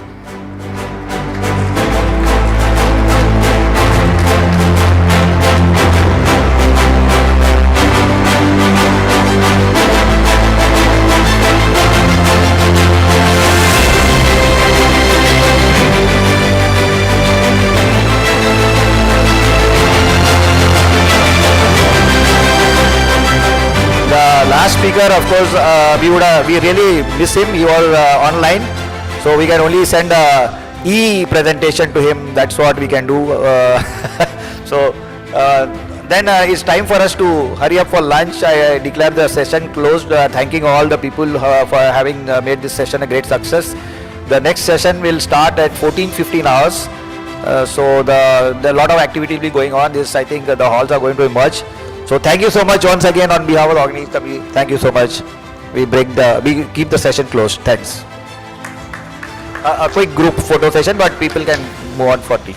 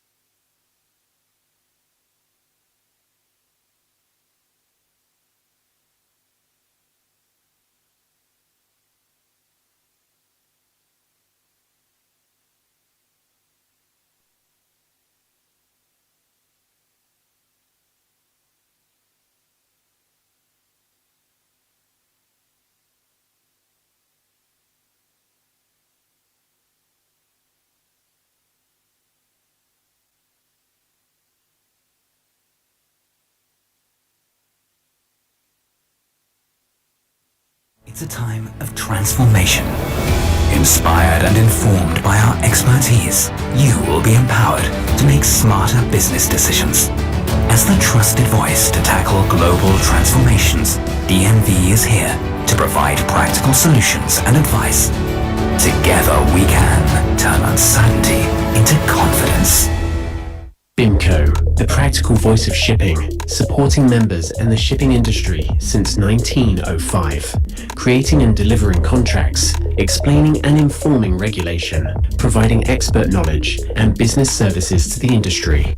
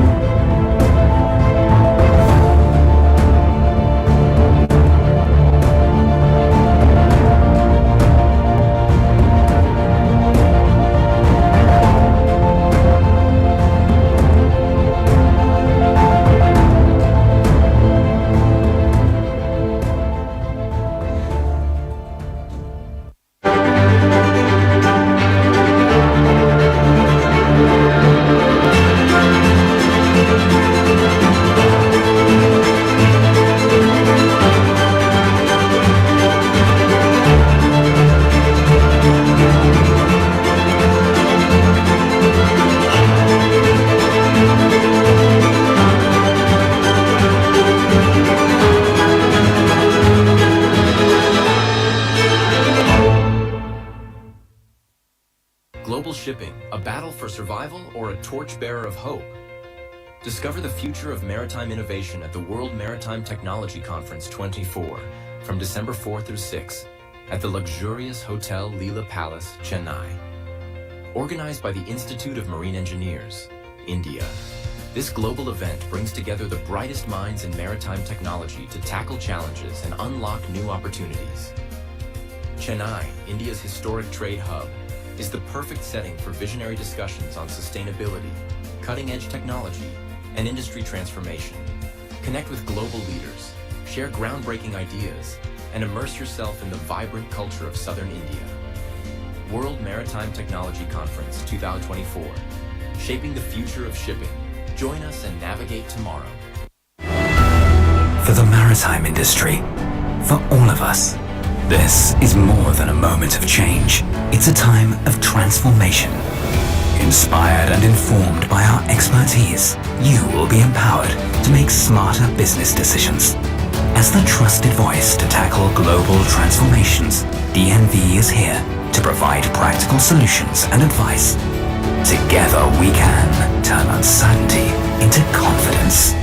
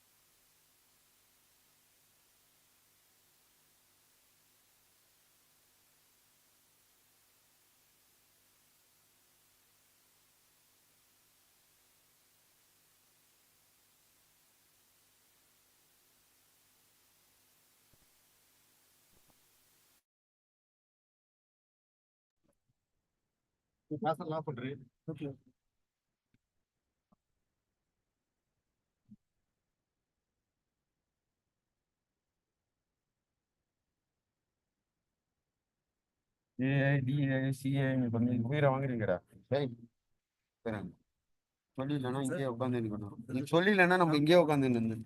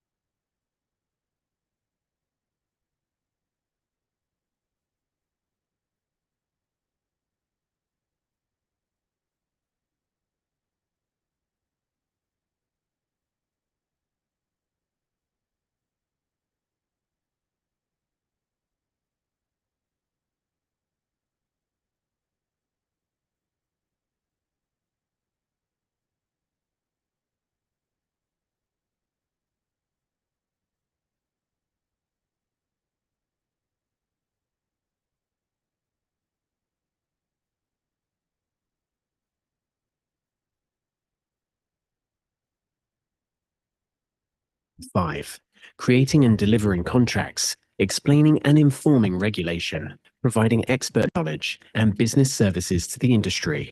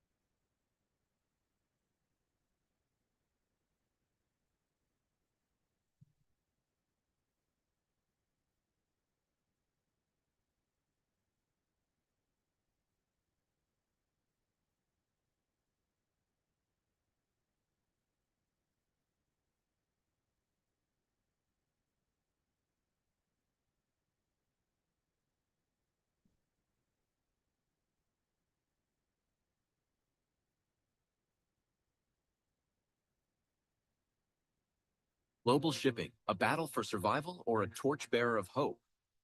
Discover the future of maritime innovation at the World Maritime Technology Conference 24 from December 4 through 6. at the luxurious Hotel Leela Palace, Chennai. Organized by the Institute of Marine Engineers, India, this global event brings together the brightest minds in maritime technology to tackle challenges and unlock new opportunities. Chennai, India's historic trade hub, is the perfect setting for visionary discussions on sustainability, cutting-edge technology, and industry transformation. Connect with global leaders, share groundbreaking ideas, and immerse yourself in the vibrant culture of Southern India. World Maritime Technology Conference 2024, shaping the future of shipping. Join us and navigate tomorrow.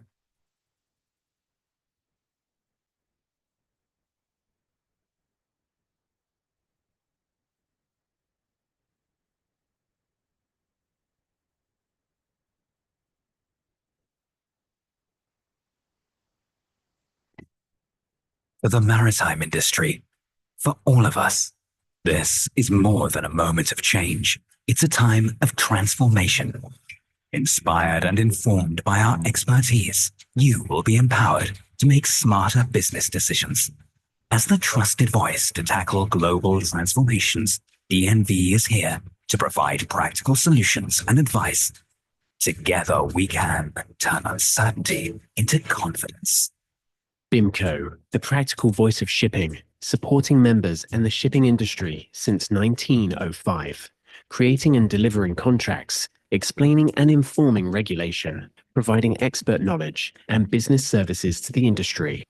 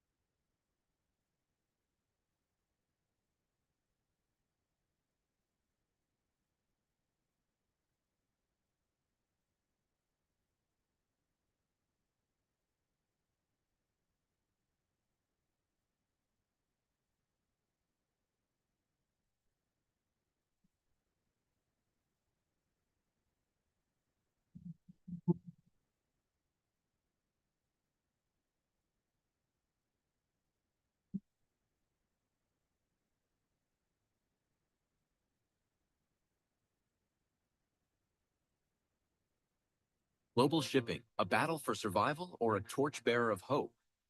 Discover the future of maritime innovation at the World Maritime Technology Conference 24 from December 4 through 6 at the luxurious Hotel Leela Palace, Chennai. Organized by the Institute of Marine Engineers, India, this global event brings together the brightest minds in maritime technology to tackle challenges and unlock new opportunities. Chennai, India's historic trade hub, is the perfect setting for visionary discussions on sustainability, cutting-edge technology, and industry transformation. Connect with global leaders, share groundbreaking ideas, and immerse yourself in the vibrant culture of Southern India. World Maritime Technology Conference 2024, shaping the future of shipping. Join us and navigate tomorrow.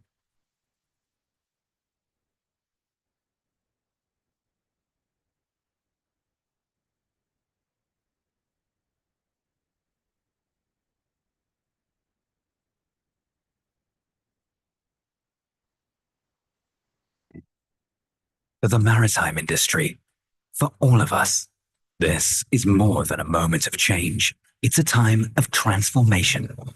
Inspired and informed by our expertise, you will be empowered to make smarter business decisions. As the trusted voice to tackle global transformations, DNV is here to provide practical solutions and advice. Together we can turn uncertainty into confidence. BIMCO, the practical voice of shipping, supporting members and the shipping industry since 1905, creating and delivering contracts, explaining and informing regulation, providing expert knowledge and business services to the industry.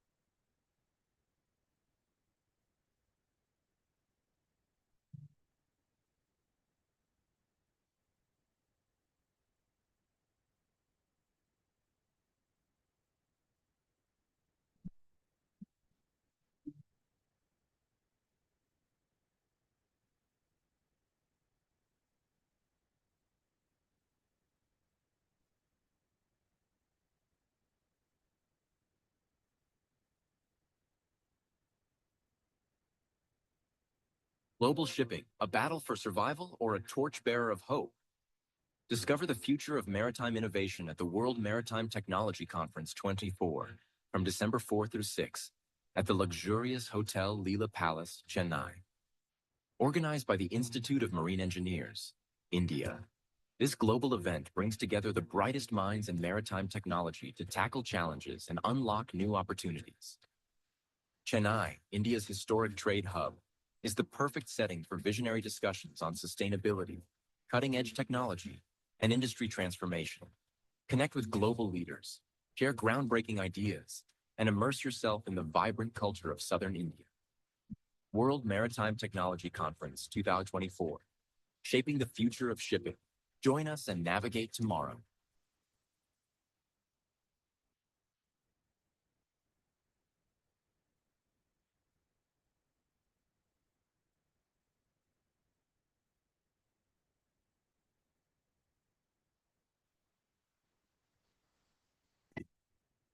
For the maritime industry, for all of us, this is more than a moment of change. It's a time of transformation. Inspired and informed by our expertise, you will be empowered to make smarter business decisions.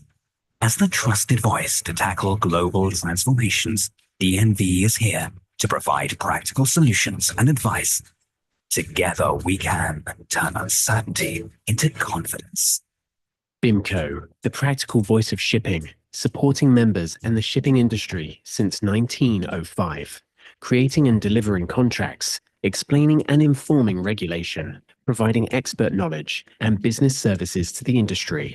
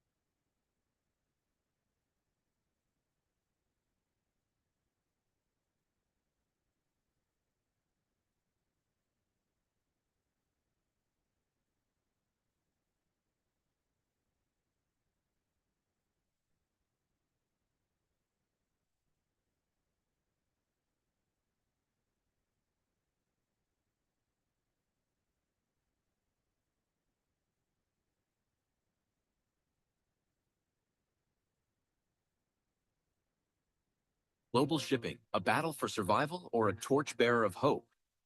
Discover the future of maritime innovation at the World Maritime Technology Conference 24 from December 4 through 6 at the luxurious Hotel Leela Palace, Chennai. Organized by the Institute of Marine Engineers, India. This global event brings together the brightest minds in maritime technology to tackle challenges and unlock new opportunities. Chennai, India's historic trade hub, is the perfect setting for visionary discussions on sustainability, cutting-edge technology, and industry transformation. Connect with global leaders, share groundbreaking ideas, and immerse yourself in the vibrant culture of Southern India. World Maritime Technology Conference 2024, shaping the future of shipping. Join us and navigate tomorrow.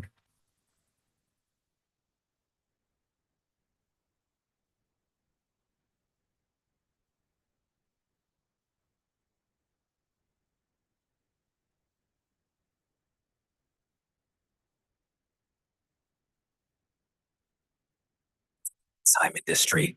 For all of us, this is more than a moment of change. It's a time of transformation. Inspired and informed by our expertise, you will be empowered to make smarter business decisions. As the trusted voice to tackle global transformations, DNV is here to provide practical Hello, 1, 2, 3. Together we can uncertainty Hello. into confidence. Okay. Practical voice of shipping, supporting members in the shipping industry since 1905. Creating and delivering check contracts, this. 1, 2, 3. explaining and informing 1, 2, 3, regulations, check. providing Hello, 1, 2, expert 3. knowledge and business services Yes. industry. Okay. ഇല്ല ഉണ്ട് ഇതിന് അപ്പുറത്ത് എടുത്ത്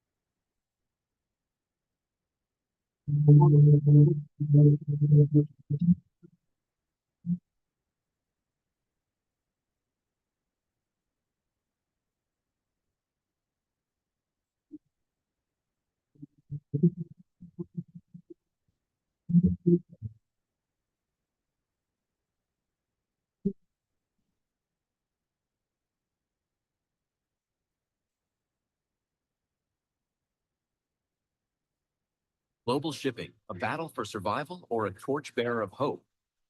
Discover the future of maritime innovation at the World Maritime Technology Conference 24 from December 4 through 6 at the luxurious Hotel Leela Palace, Chennai. Organized by the Institute of Marine Engineers, India. This global event brings together the brightest minds in maritime technology to tackle challenges and unlock new opportunities. Chennai, India's historic trade hub, is the perfect setting for visionary discussions on sustainability, cutting-edge technology, and industry transformation. Connect with global leaders, share groundbreaking ideas, and immerse yourself in the vibrant culture of Southern India. World Maritime Technology Conference 2024, shaping the future of shipping. Join us and navigate tomorrow.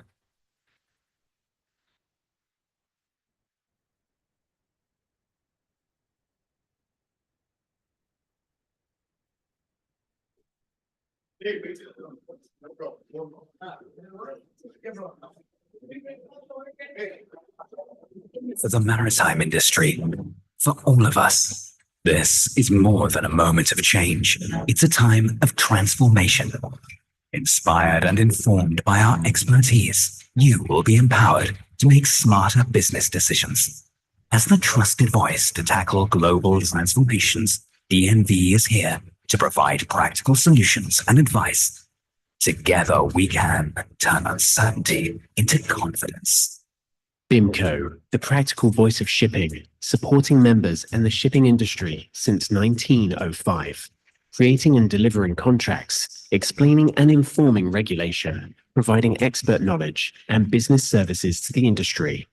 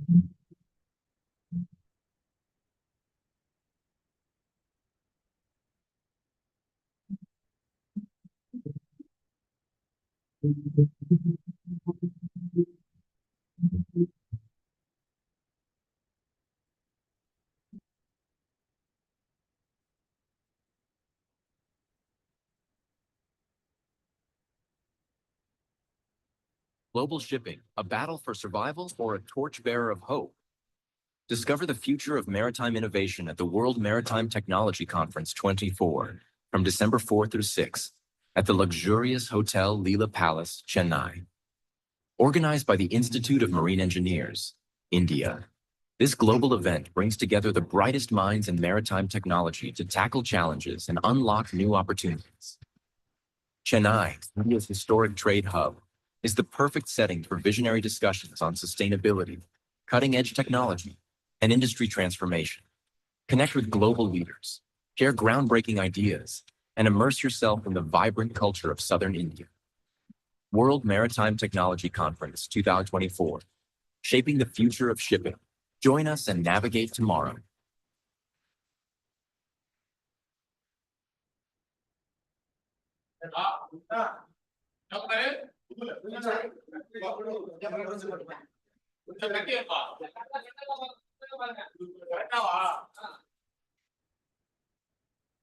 For the maritime industry, for all of us, this is more than a moment of change. It's a time of transformation. Inspired and informed by our expertise, you will be empowered to make smarter business decisions. As the trusted voice to tackle global transformations, DNV is here to provide practical solutions and advice. Together we can turn uncertainty into confidence. BIMCO, the practical voice of shipping, supporting members and the shipping industry since 1905, creating and delivering contracts, explaining and informing regulation, providing expert knowledge and business services to the industry.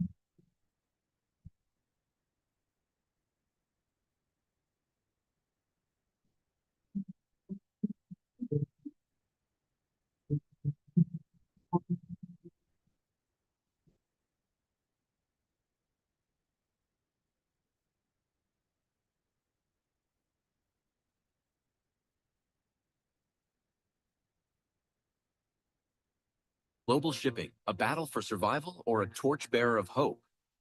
Discover the future of maritime innovation at the World Maritime Technology Conference 24 from December 4 through 6 at the Luxurious Hotel The Palace, Chennai. Organized by the Institute of Marine Engineers. This global event brings together the brightest minds in maritime technology to tackle challenges and unlock new opportunities. Chennai, India's historic trade hub, is the perfect setting for visionary discussions on sustainability, cutting-edge technology, and industry transformation. Connect with global leaders, share groundbreaking ideas, and immerse yourself in the vibrant culture of Southern India. World Maritime Technology Conference 2024, shaping the future of shipping. Join us and navigate tomorrow.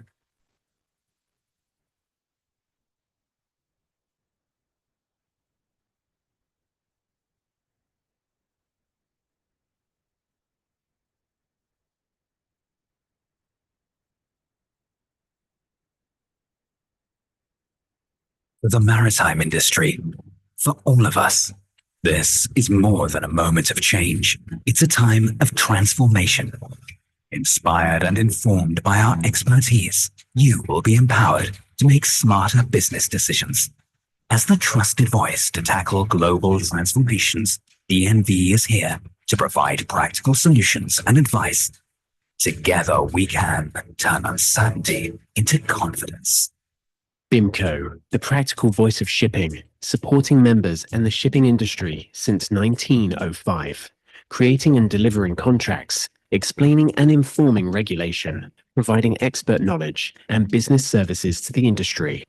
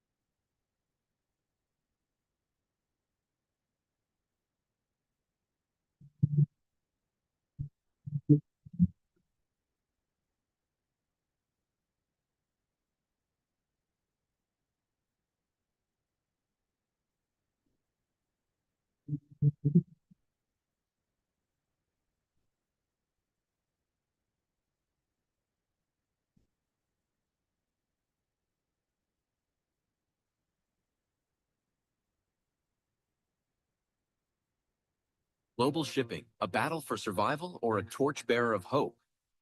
Discover the future of maritime innovation at the World Maritime Technology Conference 24 from December 4 through 6 at the luxurious Hotel Leela Palace, Chennai. Organized by the Institute of Marine Engineers, India. This global event brings together the brightest minds in maritime technology to tackle challenges and unlock new opportunities. Chennai, India's historic trade hub, is the perfect setting for visionary discussions on sustainability, cutting-edge technology, and industry transformation. Connect with global leaders, share groundbreaking ideas, and immerse yourself in the vibrant culture of Southern India. World Maritime Technology Conference 2024, Shaping the Future of Shipping. Join us and navigate tomorrow.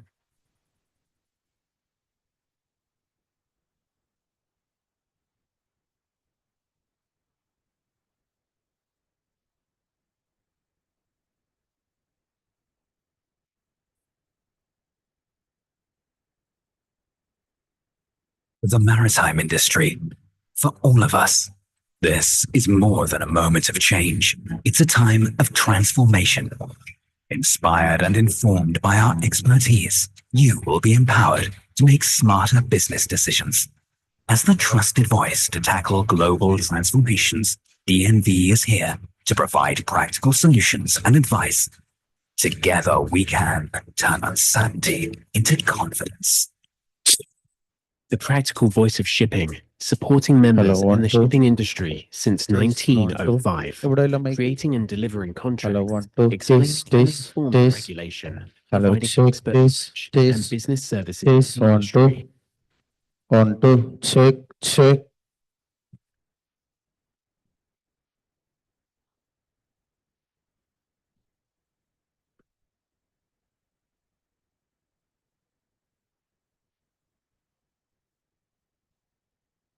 Hello, check this. 1, 2. Check. Hello, check this. കുറയ്ക്കാം.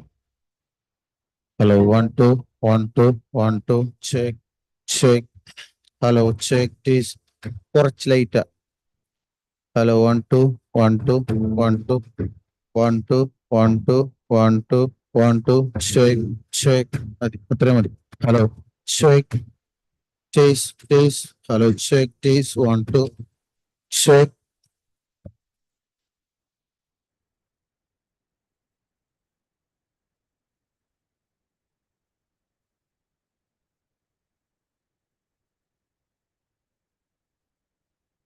Hello, check this. 1, 1.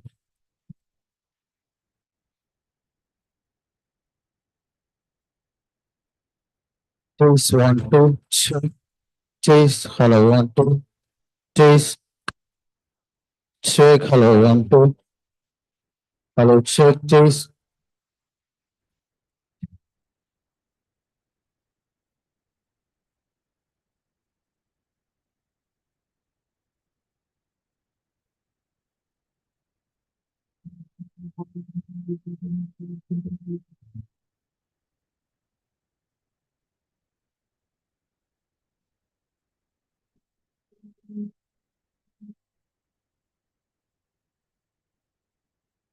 Global Shipping, a battle for survival or a torchbearer of hope? Discover the future of maritime innovation at the World Maritime Technology Conference 24 from December 4 through 6 at the luxurious Hotel Leela Palace, Chennai. Organized by the Institute of Marine Engineers, India, this global event brings together the brightest minds in maritime technology to tackle challenges and unlock new opportunities. Chennai, India's historic trade hub, is the perfect setting for visionary discussions on sustainability, cutting-edge technology, and industry transformation. Connect with global leaders, share groundbreaking ideas, and immerse yourself in the vibrant culture of Southern India. World Maritime Technology Conference 2024, Shaping the Future of Shipping. Join us and navigate tomorrow. Check 1, 2. Check. This.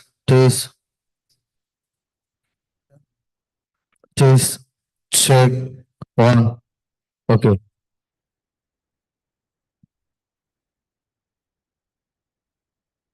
For the maritime industry, for all of us, this is more than a moment of change.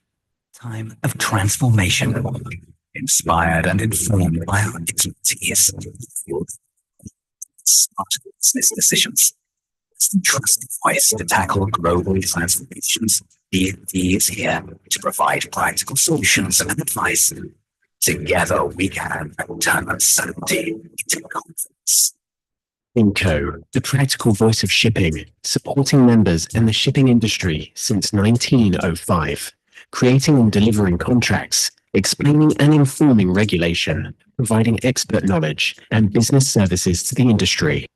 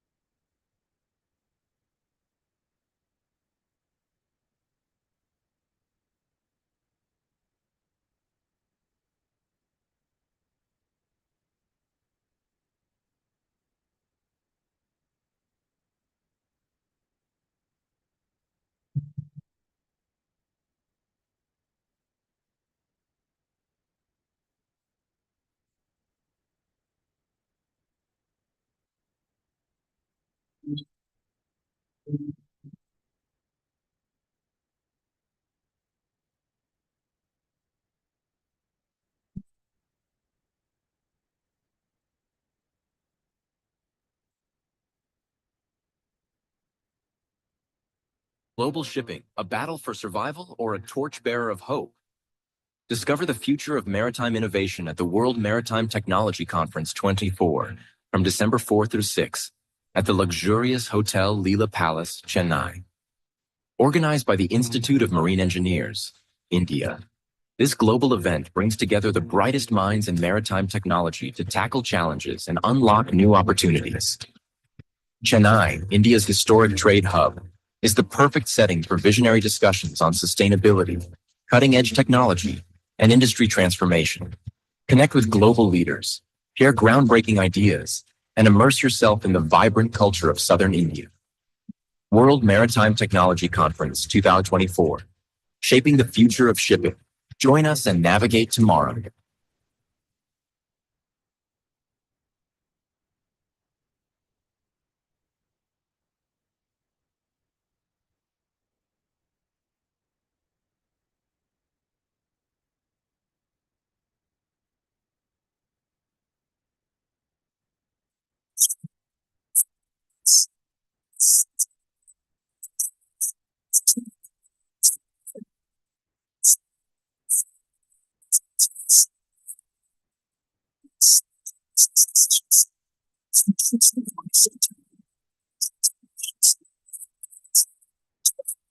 Solutions.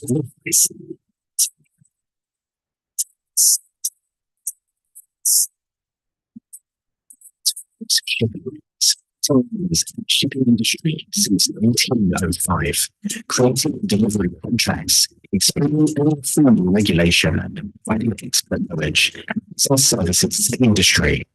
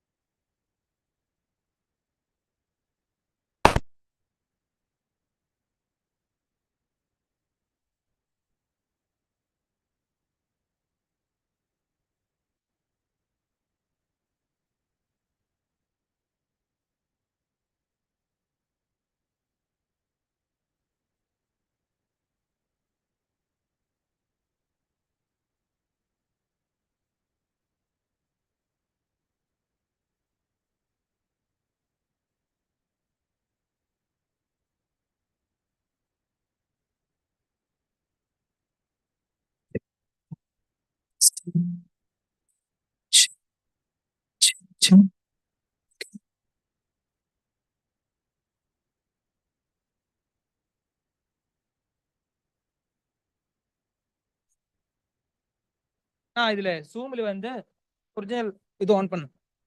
You have to turn this on. இல்ல இப்போ இல்ல பண்ணுங்க. இது close பண்ணுங்க. Zoomல சொன்னாங்க. Room தான் இது.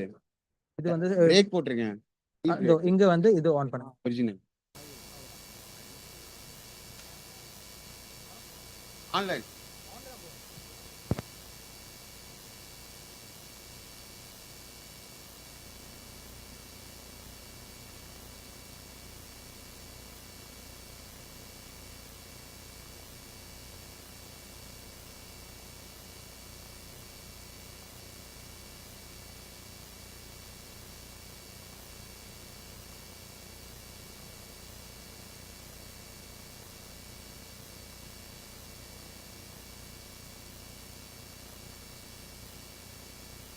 India's historic trade hub, is the perfect setting for visionary discussions on sustainability, cutting-edge technology, and industry transformation.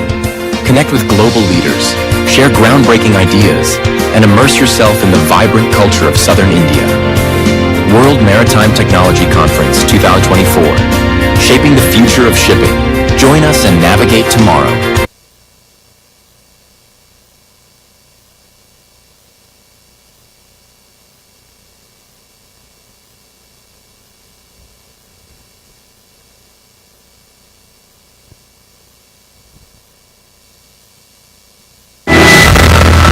Maritime industry.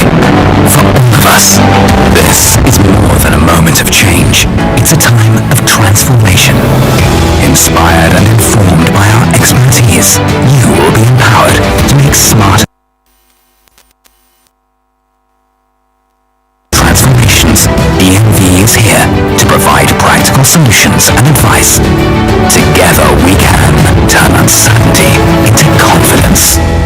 BIMCO, the practical voice of shipping, supporting members in the shipping industry since 1905, creating and delivering contracts, explaining and informing regulation, providing expert knowledge and business services to the industry.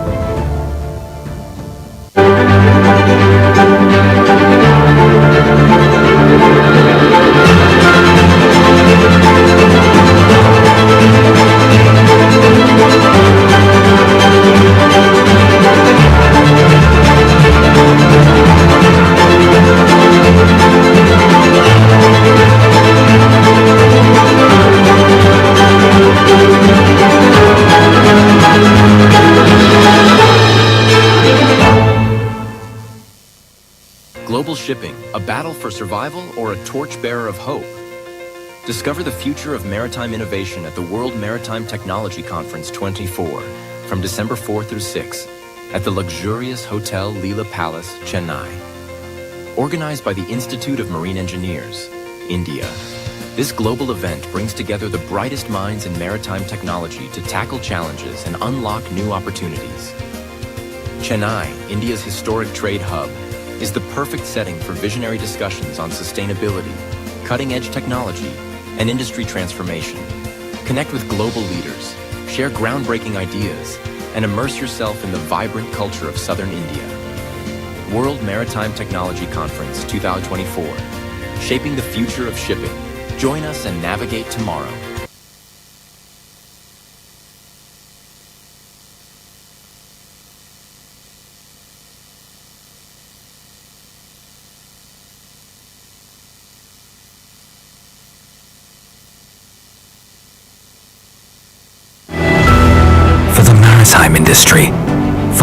us. This is more than a moment of change. It's a time of transformation. Inspired and informed by our expertise, you will be empowered to make smarter business decisions. As the trusted voice to tackle global transformations, DNV is here to provide practical solutions and advice. Together we can turn uncertainty into confidence. BIMCO, the practical voice of shipping, supporting members and the shipping industry since 1905, creating and delivering contracts, explaining and informing regulation, providing expert knowledge and business services to the industry.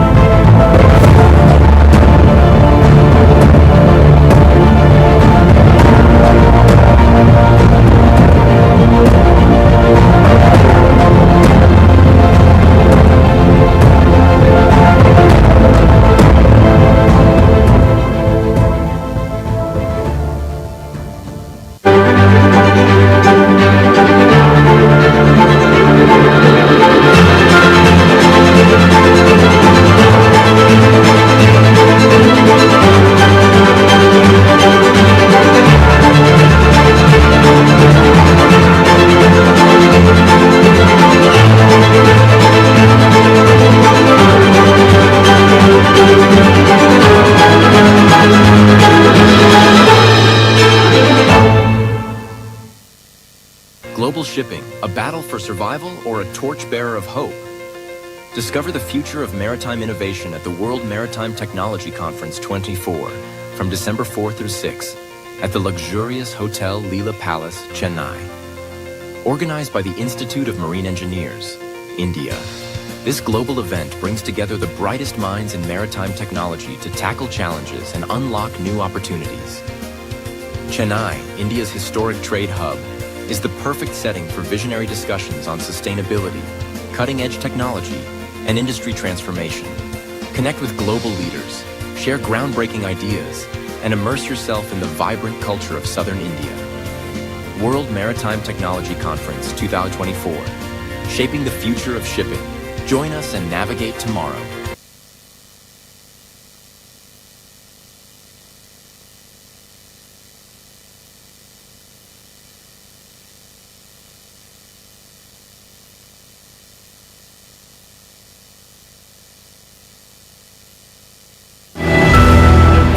Maritime industry.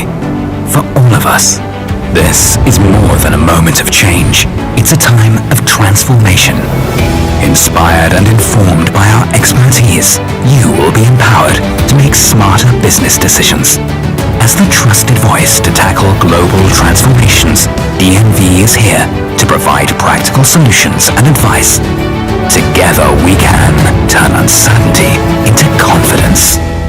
BIMCO, the practical voice of shipping, supporting members and the shipping industry since 1905, creating and delivering contracts, explaining and informing regulation, providing expert knowledge and business services to the industry.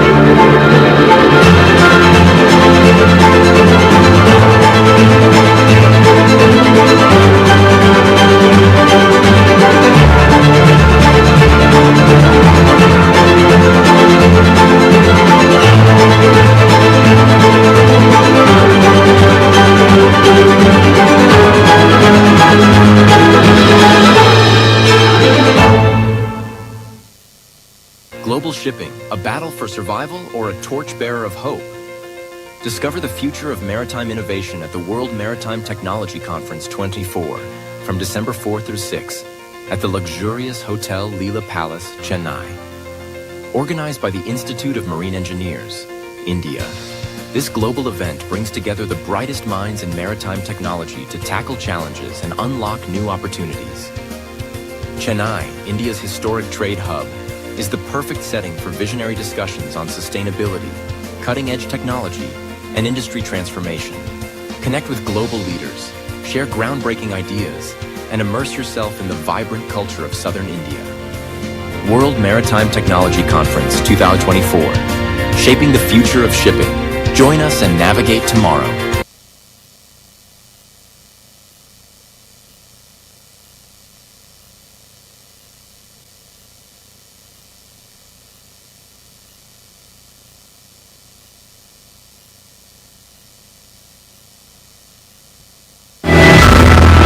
Maritime industry. For all of us, this is more than a moment of change. It's a time of transformation. Inspired and informed by our expertise, you will be empowered to make smarter business decisions. As the trusted voice to tackle global transformations, EMV is here to provide practical solutions and advice. Together we can turn uncertainty into confidence. IMCO, the practical voice of shipping, supporting members and the shipping industry since 1905, creating and delivering contracts, explaining and informing regulation, providing expert knowledge and business services to the industry.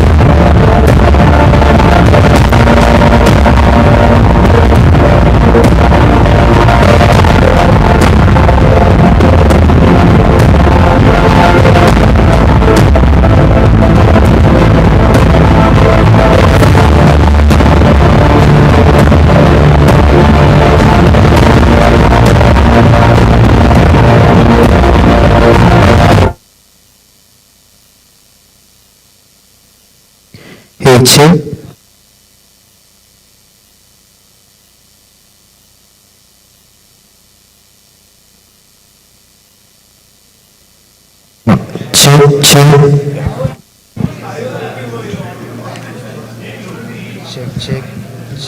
check 4 check yeah.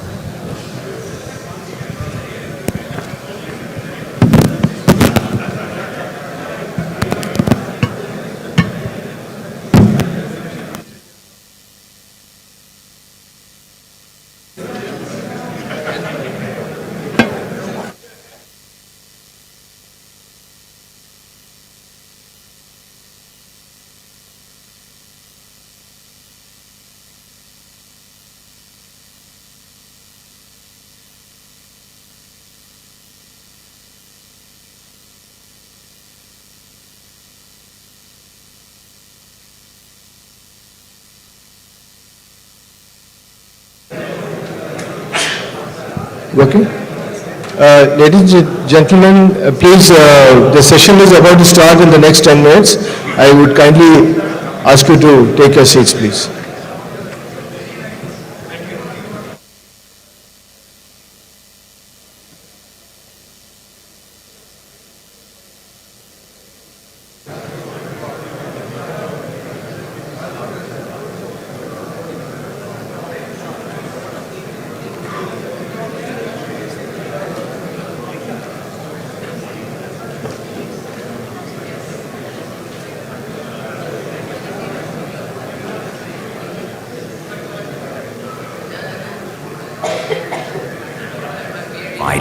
practical solutions and advice. Together we can turn uncertainty into confidence. BIMCO, the practical voice of shipping, supporting members and the shipping industry since 1905, creating and delivering contracts, explaining and informing regulation, providing expert knowledge and business services to the industry.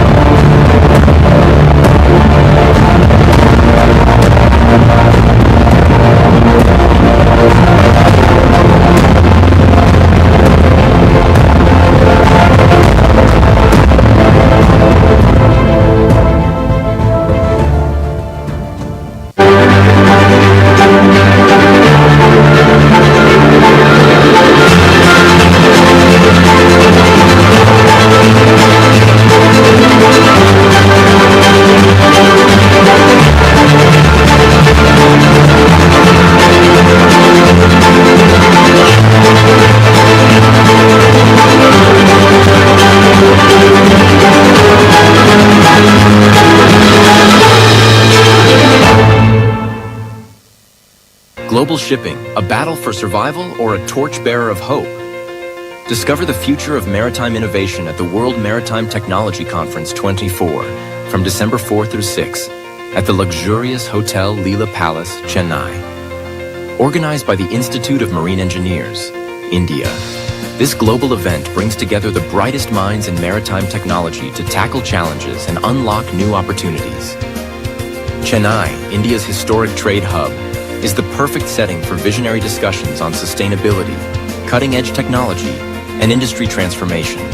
Connect with global leaders, share groundbreaking ideas, and immerse yourself in the vibrant culture of Southern India. World Maritime Technology Conference 2024, shaping the future of shipping. Join us and navigate tomorrow.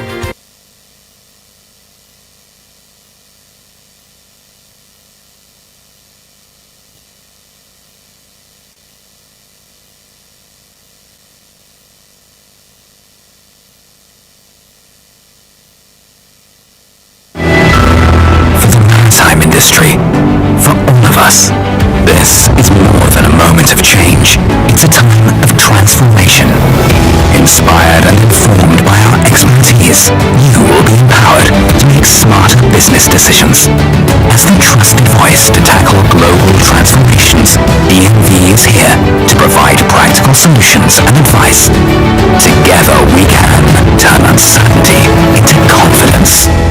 BIMCO, the practical voice of shipping, supporting members and the shipping industry since 1905, creating and delivering contracts, explaining and informing regulation, providing expert knowledge and business services to the industry.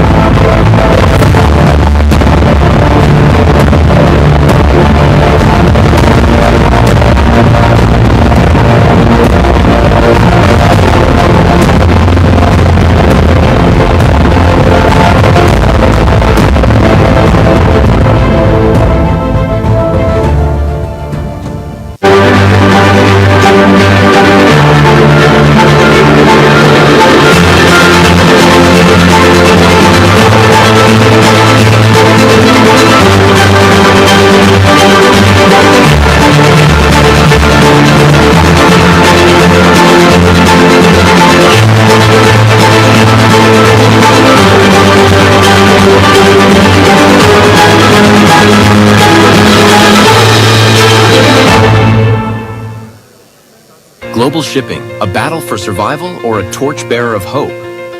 Discover the future of maritime innovation at the World Maritime Technology Conference 24 from December 4 through 6 at the luxurious Hotel Leela Palace, Chennai. Organized by the Institute of Marine Engineers, India, this global event brings together the brightest minds in maritime technology to tackle challenges and unlock new opportunities. Chennai, India's historic trade hub, is the perfect setting for visionary discussions on sustainability, cutting-edge technology, and industry transformation. Connect with global leaders, share groundbreaking ideas, and immerse yourself in the vibrant culture of Southern And it's my pleasure to World Maritime open Technology. the first session post-lunch called the Poseidon Senate. The panel discussion, which is going to be extremely interesting, is going to be chaired by Mr. Tim Wilkins. Tim Wilkins is the current Deputy Managing Director of Intertanko, and he will be chairing this first session called the Poseidon Senate. Intertanko, Mr. Tim Wilkins is the Deputy Managing Director of Intertanko, and he will be chairing this first panel discussion of the forum called the Poseidon Senate. Intertanko is an independent association of top quality tanker owners and represents 60% of the world's tanker fleet. Mr. Wilkins, a marine biologist with 26 years in Intertanko, is the right person to chair this session, and I will invite him to come on stage and introduce his panelists. Mr. Wilkins, please come. Please give him a big hand.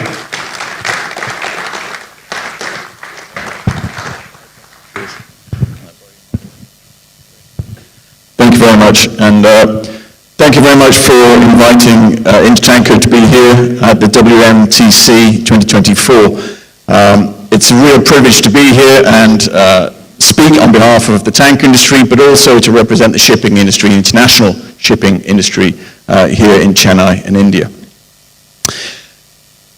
The session today, or we kick off this afternoon with a session on global shipping, a battle for survival or a torchbearer of hope. We've got to try and cover the discussions about technology, regulations, geopolitics, and climate change. And during that discussion, we've got to present some views to make the industry safe, environmentally friendly, and of course, investor supportive. Luckily, you don't have to sit there for 59 minutes and listen to me do this. I'm going to be joined in a moment by a series of panelists, expert panelists, and industry representatives, which I'm really proud and honored to share the stage with. So may I invite the four of you up. Firstly, Durga Das, please come up. Didi, if I can call you that. Didi is the founder of AeroNero and a well-known entrepreneur, but also a former professional sportswoman. We might go there towards the end of the session and find out a little bit more about your cricket. Secondly, could I invite Nicholas Schuss, BIMCO President and CEO of Reederei F. Leis, a 200-year-old family-run shipping company out of Germany. Thirdly, could I invite Nils K. Kovdal, who is Managing Partner and Managing Director at North Cape. Please, Nils. And lastly but not least, Sanjay Verma, Director of Decarbonisation at Wärtsilä, based in Singapore as well. I think, yeah, this looks good, yeah. I won't stand up for I can tell that my panelists are already looking nervous. Are we expected to stand up here and stand next to Tim? No, don't worry, I just want to stand up just to get the sort of scene set for the next sort of, as I say, 55 minutes or so. If we focus on the theme for the World Maritime Technology Conference in 2024, perhaps allow me the discretion as the moderator or the anchor for the Poseidon panel to make a leap of faith, moving away from the suggestion, as I said before, that we may be entering a battle for survival, but perhaps be more positive, and in this session, talk about being a torchbearer of hope. I'm a natural optimist, and I'm confident we are moving into an era of not just hope, but of success. Success based on progressive thought, a willingness to collaborate, and an open mindset. With the expertise on the panel, I'm confident that we can present a case that supports this approach. The subjects within which this viewpoint are defined by the sub-theme of WMTC 2024, focusing on technology, regulations, geopolitics, and climate change. Quite a diverse, actually, set of issues to discuss in just 60 minutes. It is clear that the shipping industry is moving through an era of change, not just within the industry, but on a global geopolitical level as well. Most of the key points this afternoon, and not just in this session, but in the session that follows as well, one way or another, would lead us back to most of the key geopolitical issues of the day. From regional skirmishes and security risks in strategic shipping lanes, to presidential elections and Russian sanctions, and from political decarbonization ambitions to the practical reality of GHG reduction regulations on board ships. The transition from fossil fuels and the long-term financial opportunities associated with emerging cargoes together with a shift in global trading patterns. And not to forget, the increasing complexity of corporate sustainability reporting and the drive towards greater transparency. One element that does actually link these far-reaching and broad issues is the rapid uptake of corporate sustainability, sustainable governance within this industry. And this is where I'd like to start my questioning and perhaps settle down into my seat so that everybody else relaxes a little bit here on the stage.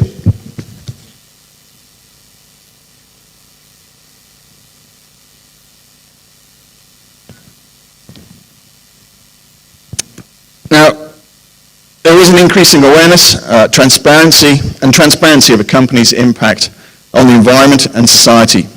And I think personally, this should be welcomed. I'm going to start my first little bit of questioning here on sustainability with Nico. BIMCO is looking to build a resilient industry in a sustainable future. We're now moving through a transition, Nico, of sustainability reporting from a nice to have for the last 5 years, where those companies really went the next step in terms of sharing their ESG reports and sustainable governance, to a phase of potential mandatory reporting, particularly on a European perspective.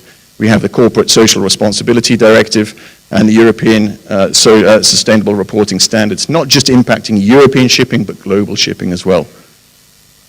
I wonder, Nico, is this quickly becoming just another administrative burden and a compliance burden for the industry, or is there some positiveness as well to take away from this? Well, thank you very much, Tim. First of all, thank you very much for having me on this panel. It's a great honor, and it's my first time in Chennai, and I enjoy it very much. Didi, I know you are coming from here, so thank you very much, and I like your food as well. Coming to your question, Tim, it's a difficult one, of course, because BIMCO is not a political association. We try not to go into the discussion about whether the more left of the center or the more of the right of the center, the more liberal, the more strict is the better way. What we want is we want a global level playing field. We want to have a non-distortion of competition in that sense. We want to have efficiency, and we want to have implementability. So the directives within Europe seem to go a little bit beyond what we had or people had in mind when it all started.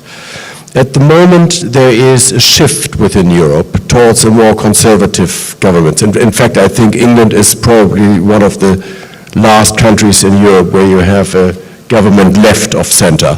And of course, that goes in line. The incoming chancellor in Germany already announced that he will take away the voluntary pre-EU jurisdiction in Germany regarding the supply chain jurisdiction of the agenda again. So we have a move away. I hope, because we still believe in improving the world, we still believe in making this a better place, a more sustainable place. We hope that you don't, as I think you say in English, push the baby out with the bathwater. So we shouldn't move now away from all these directives. It's a compromise, and my trust is that Ursula von der Leyen will tackle this compromise. She had as the heading of her first term the green shift. The next one is competition. So that is exactly where we are. It's always a compromise, it's a discussion. In the end, we as shipping have to live with what comes. I think possibly as well for shipping, and I hope David doesn't mind me mentioning as well, but BIMCO and Intertanko, whilst we do have to live with what comes, I think organizations like BIMCO and Intertanko can also try and shape what comes as well, and I think that's something we've got to do.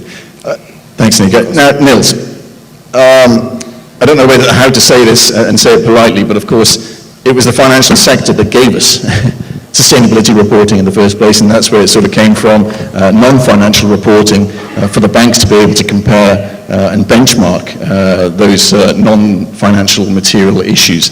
In a nutshell, could you perhaps just give us an update of what the financial sector looks like at the moment, how it has evolved over the last 5 to 10 years, and how is it taking into account sustainability reporting?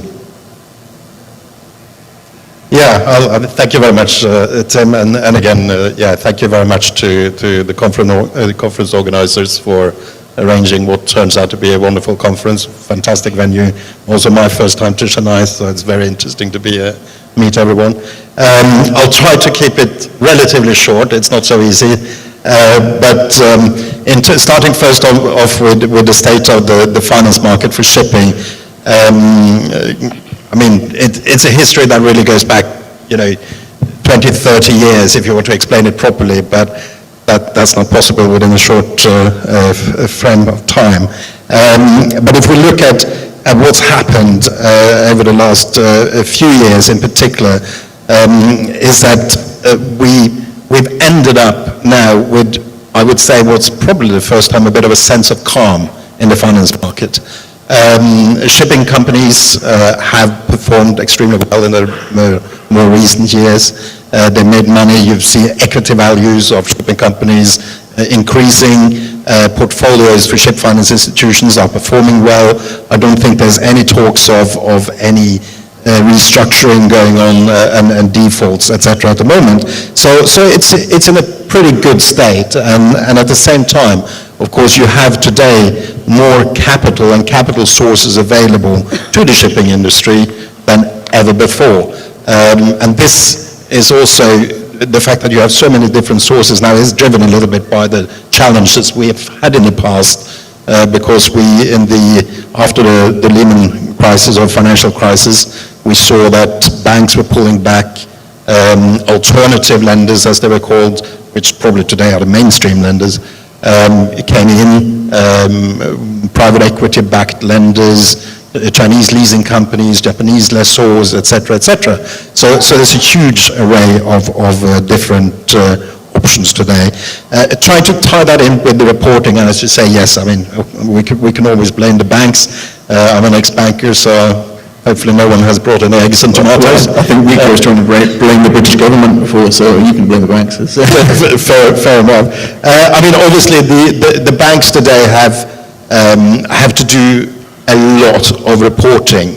I think the choice of focusing on the banks to sort of really start this reporting was actually quite smart. I mean, most of these companies were already having to produce very significant financial reports, and lots of reporting on their portfolios. So they kind of had the infrastructure to deal with this kind of reporting.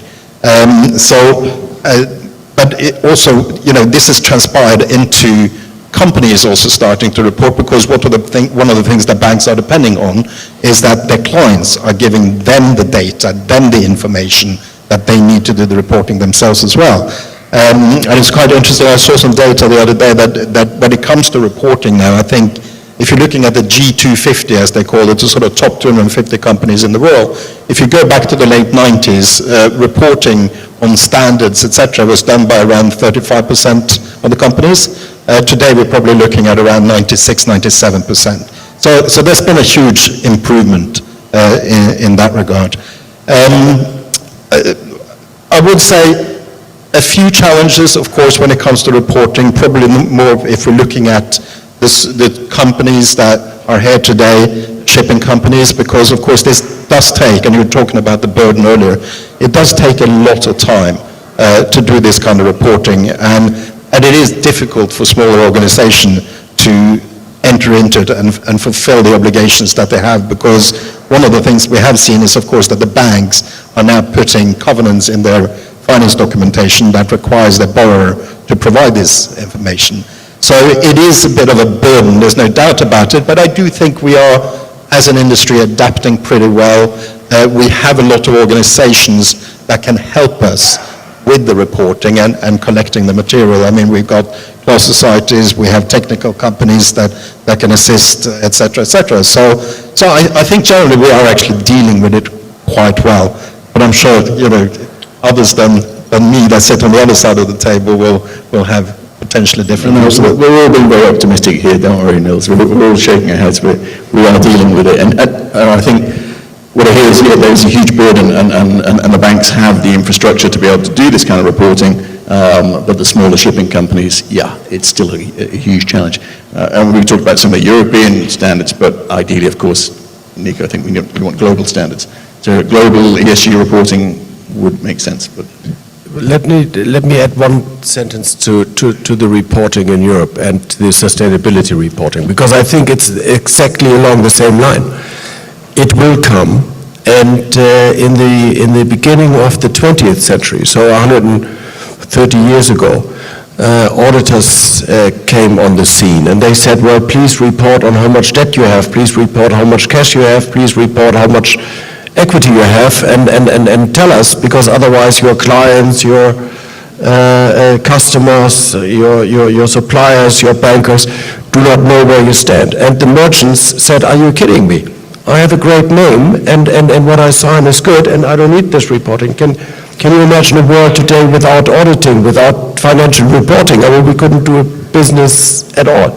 And it's a little bit similar to that. The emission of greenhouse gas is becoming a scarce product. So we have to get used to these reporting standards, and I'm not against reporting. I'm against bureaucratic red tape, which is unnecessary, not supplying more information, it's just helping auditors to earn money. If I can just comment back on that, and I totally agree with you. And I think one of the things that's also a little bit challenging today is the fact that different jurisdictions have different reporting requirements, and that is something that creates a bit of an unlevel playing field, which is something that, ultimately we would like to see disappearing. Very good. Terrific. Okay, if we ended on that, we would have a very positive session, but let's move on. Sanjay, Wärtsilä, I mean, if you go onto the website, sustainability is at the core and the purpose of Wärtsilä. This drive towards sustainable reporting within the shipping sector, have you seen that, have you witnessed that, and what impact is that having on you as a major supplier? Yeah, when we are looking at sustainability and reporting, I think it's an opportunity. And we, as you know, Wärtsilä is already providing engines on all the alternate fuels, and we have our own directive to go net zero for our scope 1 and scope 2 by 2030. And I think this is an opportunity. Opportunity why? Because we are part of a chain or part of a ship. And ship is again in the same chain. And today, tomorrow, the shipyards will look for products which have a lower carbon footprint. Just like today they are looking for a ship with lower fuel consumption, but same carbon footprint will become an essential part of their evaluation. And because the ship is scope 3 of the charterer, so again, it's part of the whole chain, and it's an opportunity to be, let's say, sustainable. So I would say yes, Wärtsilä is very keen, and today it's not such a big deal with a shipyard asking you for a carbon footprint, but tomorrow it will be, and it is going to come. Thank you. Interesting. And of course, you know, we've talked a little bit about the sustainability and ESG reporting, and I think in a lot of our minds, a lot of it is focused on the environmental side of things, and in particular, you know, decarbonisation. And you're absolutely right, Sanjay, that is still the primary focus when we're talking about sustainability. However, and Didi, let me bring you into this discussion a little bit. AeroNero as a solution, it really straddles not just the environmental, not just an environmental benefit, but a social benefit, and the welfare of those on board as well for pure and clear water. Do you think part of the success of AeroNero has been because the shipping industry in particular is becoming much more sensitive to sustainability reporting, having a strong, sustainable corporate governance structure? Do you think that's part of the success, or is it, you know, just because you have such a wonderful product, is it? So I'm going to start off by just saying thank you for having me here. Thank you to the organizers, and honored to be here amongst such eminent personalities from the shipping industry. I normally speak at entrepreneurial conferences, not necessarily at shipping, but I think it's very pertinent because I come from the perspective of water, and water is both the medium and your lifeline of the shipping industry. What's interesting is while the shipping industry has moved and progressed with technology on so many levels and so many fronts, when it comes to water, there's so much of reliance still on plastic use and single plastic use. And I think Chennai, if you don't know, has always been known for SaaS, but it's also the hub of deep technology innovation. And I think deep technology innovation in the space of water is the key word, the buzzword today. Water generators, 3 years ago, people asked me, is this magic? And today, it's expected to be a $300 billion opportunity. And last week, one of my, I would say not competitor, but partners in this space, raised $100 million to bring this technology to the forefront. So I think these kind of innovative technologies, not just air water generators, it could be small desal systems that could be on ships, the combination of water technology with a hybrid of energy could be the future for where ships should be going. And I think that kind of combination will deliver a very sustainable, practical future. And we talked about reporting just a few minutes ago, and believe it or not, with all of the innovation that we're working on, reporting and capturing water and carbon credits are essentially a part of what we do. And that's what is expected when we implement on ships as well.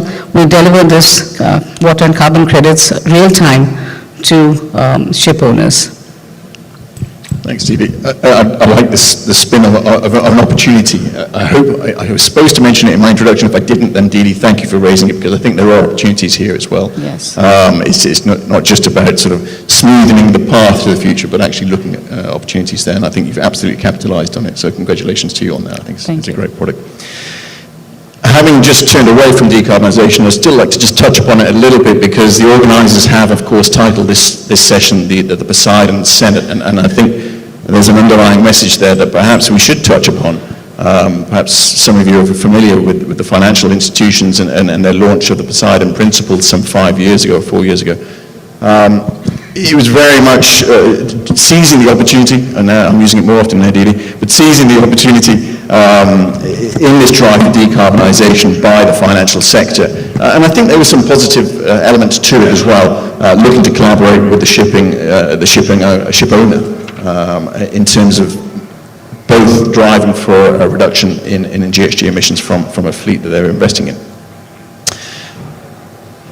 But we're 5 years on. If you go to a conference and you've got a certain set of individuals, you might hear about the Poseidon Principles, but I think outside of that, we're starting to hear less of them. perhaps just to touch upon it very briefly, Nils, you've come from a financial background with the banks. You've also worked for a very prominent tanker owner, and now you're a specialist financial advisor. How do you see the Poseidon principles, the future of that concept and initiative?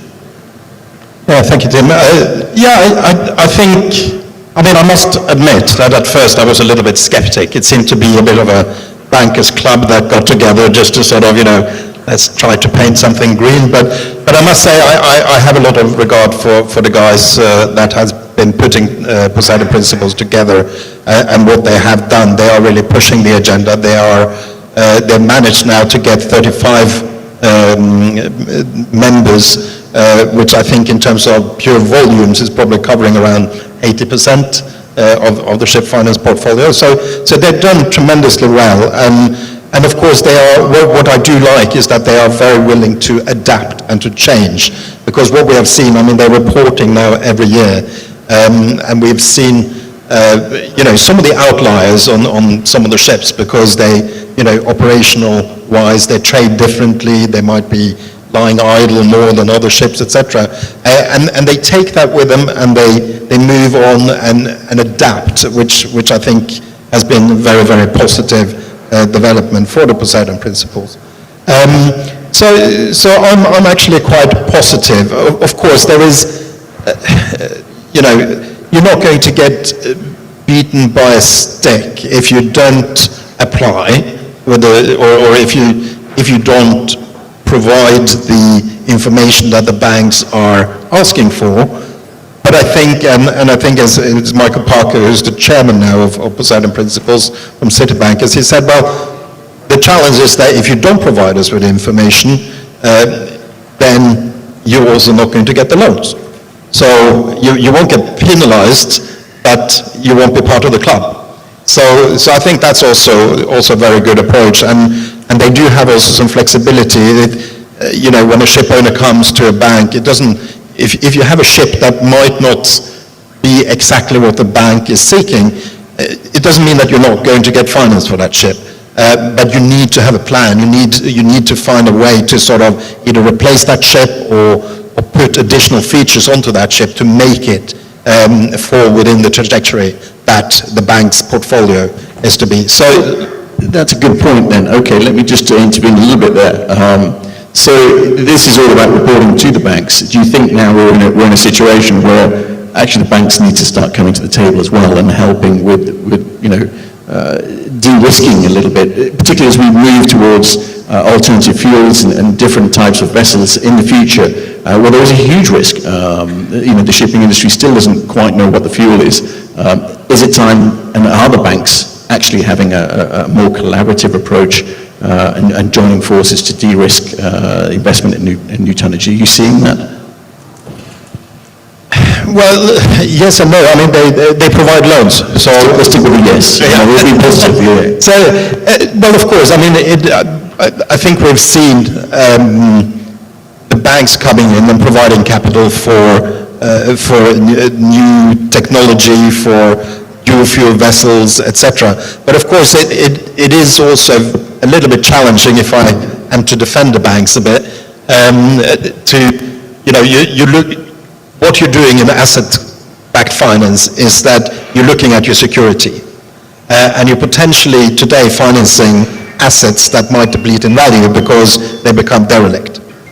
And that's of course what you want to avoid as a bank, because not being covered by security is a disaster, and obviously that doesn't work well in the bank's models. And it means also that ultimately, if this is turning out to be a continuous event, it'll have a huge impact on the pricing that the banks can offer.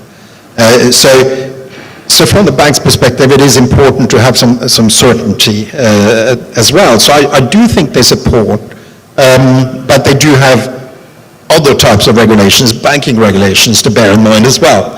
So it's a question of finding yourself between the rock and the hard place, as they say, and finding your position where you can satisfy all parties. So that's my view on that. Thanks, Nils. I don't feel you have to defend the banking system, but it's nice of you to try. Talking about defending certain systems, what about the regulatory side of things now? We've gone from the financial, but the regulations, and Nico, there's been a lot of activity at the IMO for regulating GHG emissions from shipping, and we're finally getting some progress. We have the IMO now has established its net zero framework moving forward, and should next year, next April, at MEPC 83, establish a system where we won't have just a technical piece of legislation, but an economic factor into this piece of legislation as well. The IMO and an economic system for helping regulate shipping, is this good? Is good going to come from this, Nico? This is great. This is a great opportunity. Let me come back to that. First, for the time frame. So the MEPC meeting took place a couple of months ago. The MEPC 82. That was a discussion round, and Arsenio before that announced that there shouldn't be too much expectation on the results, because this was meant to collect the ideas. The next round, MEPC meeting in April next year, will find an agreement, and in the autumn it will be adopted. And at BIMCO, we believe that IMO will perform, and we hope that IMO will perform, because without global regulation it will be very difficult to decarbonize shipping.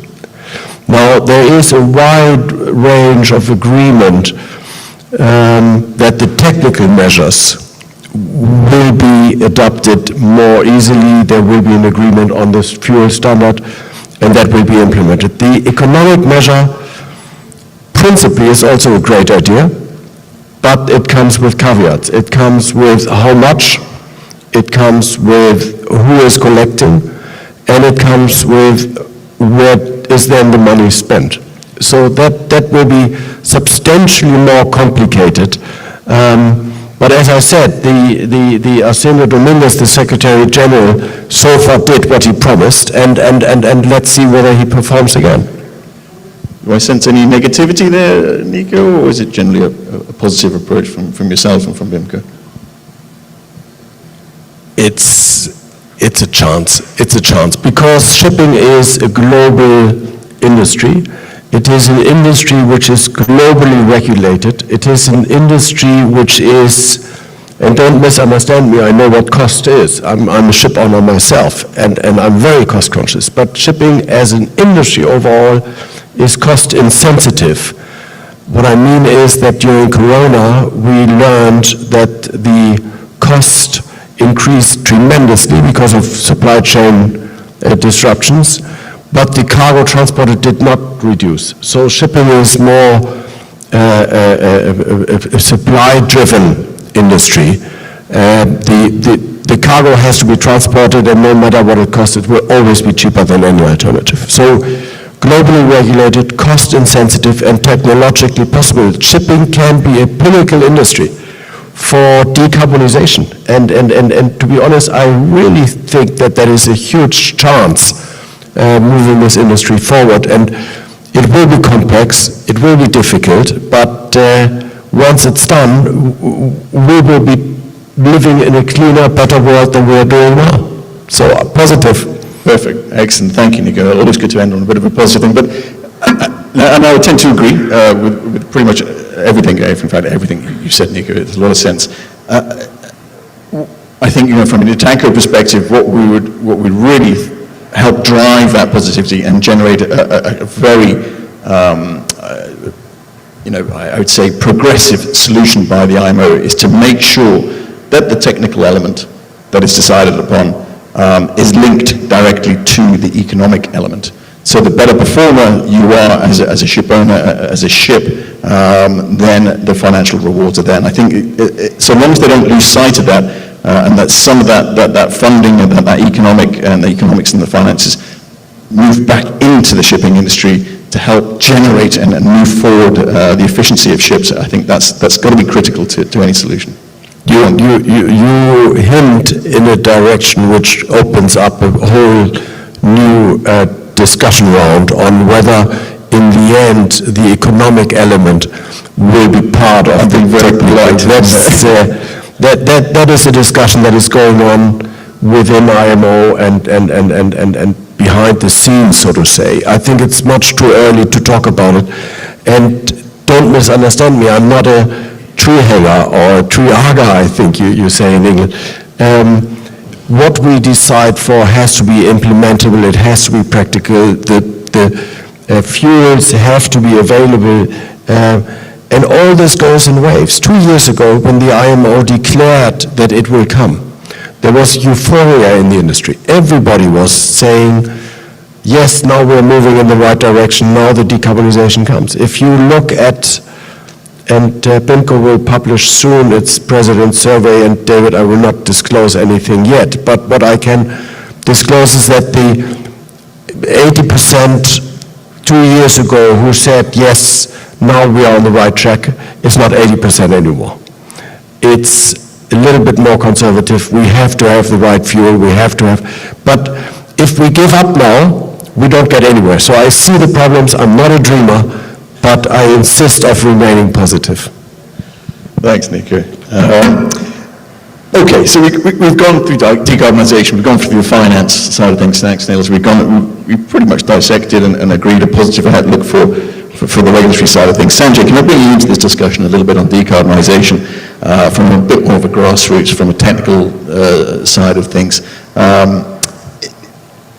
Do you see any particular trends in terms of the ship owners and the shipyards actually starting to collaborate, work together to provide, I guess, ship designs and propulsion systems of the future that they can agree on? Are you seeing that trend now? Are you seeing this sort of actually designs actually going forward and moving from just the design table and moving into the yards?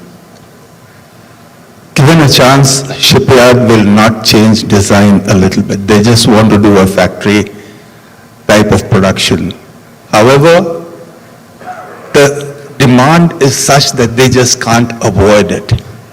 So they do minimal changes, and that's how, and the market is, again, the shipbuilding market is demand supply, and if you want a change, you don't have a slot till 2030. But we see changes. We see changes in terms of, you see, hybridization and electrification. That is becoming more and more standard thing because it gives you tangible benefit. When you get the shipyard straight away with hybridization or electrification, you see your emission comes down by 5 to 10%, which is quite substantial.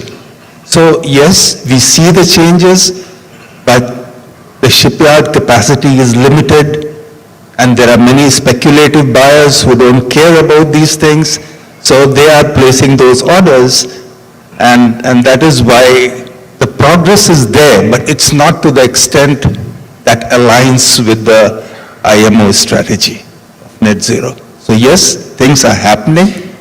They are not happening the way we as Wärtsilä would like to see, although we have traditional solution and this solution, but we would like things to happen and we go towards net zero as soon as possible. Thanks, Sanjay.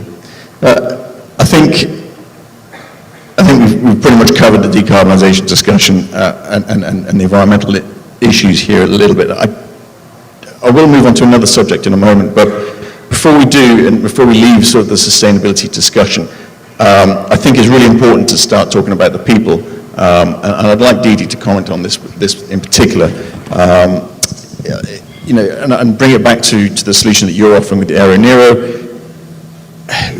Link it perhaps to the initiatives from Intertanko and BIMCO to reduce single-use plastic on board, and one of the sort of issues that we've seen with that is a sort of cultural shift, if you like, on board with the seafarers, getting used to the concept of, look at us now, with having a bottle of water here and actually just having, a water supply, filtered water on board.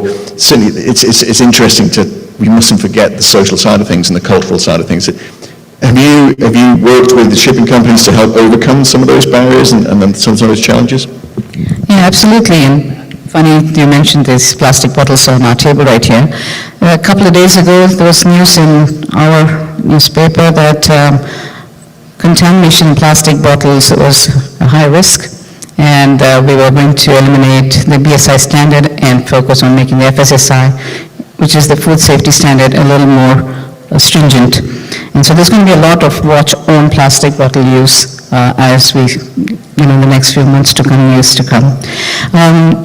We try to promote alternate solutions, and which is why when we spoke to ship owners, we work with a couple of shipping management companies, and they're usually applying now in the European, the Middle East region.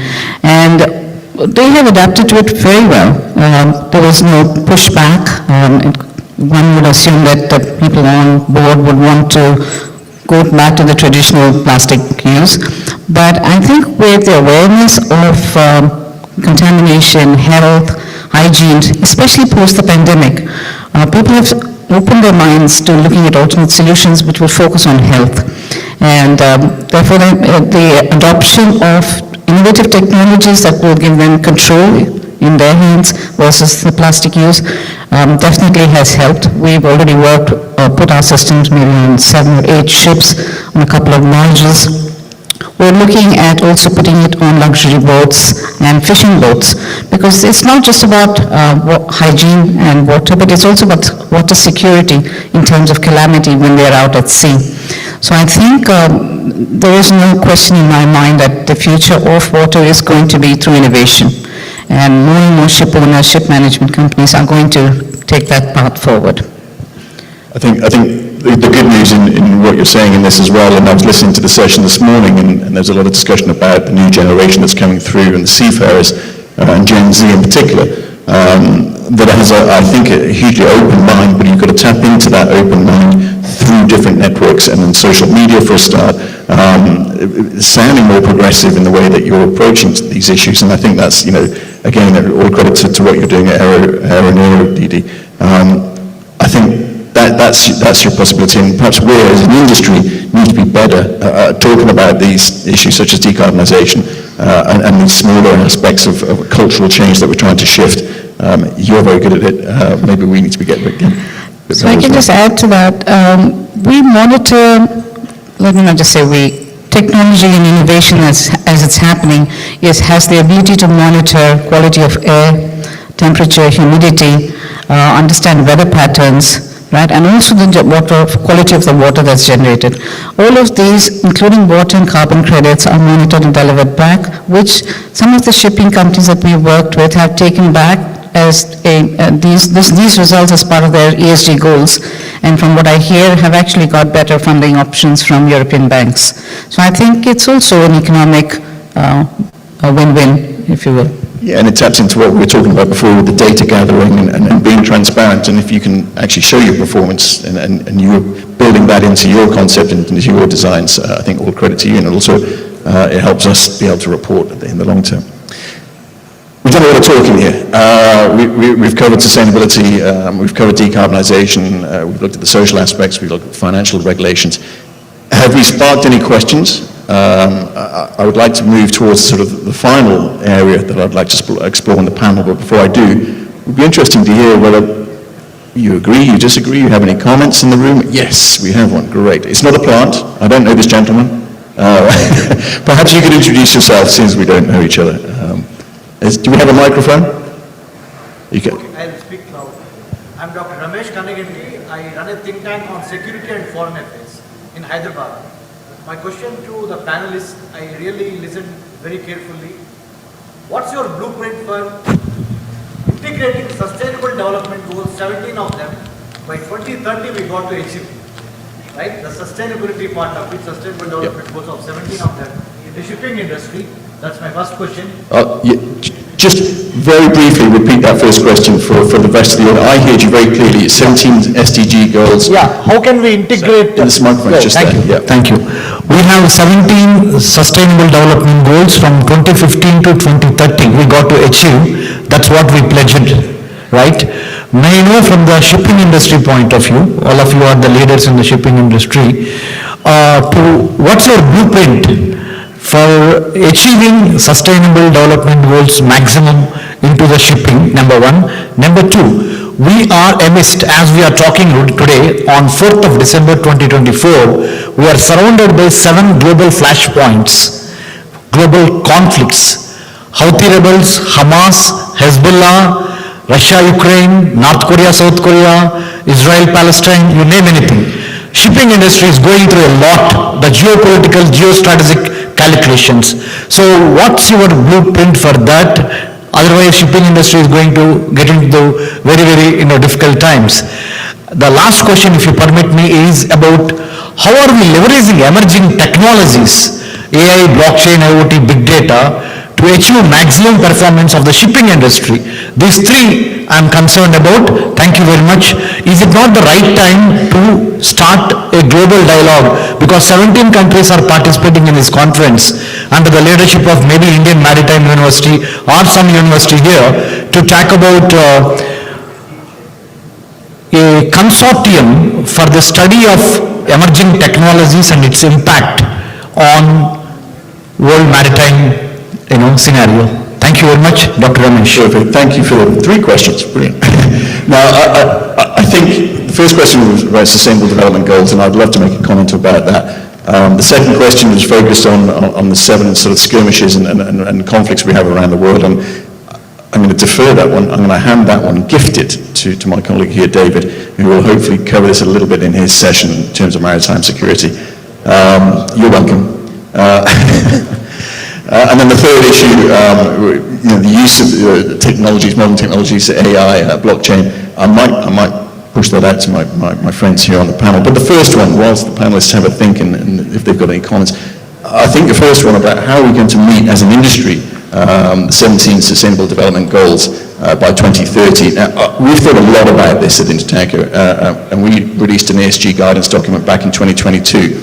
And after that, we started talking more and more to not just the shipping industry, the ship owning side of things, but outside.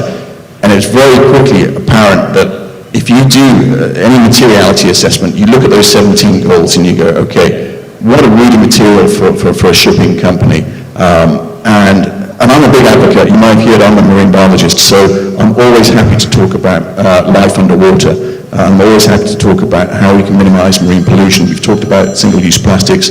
And I think the industry, shipping industry, if we focus on 1 or 2 elements of the 17 SDGs, and I want to really emphasize SDG 14 because I think we have a really good story to tell, whether it's limiting invasive species, marine pollution, we're doing everything we can, I think, as an industry and as a sector, certainly from the tanker sector.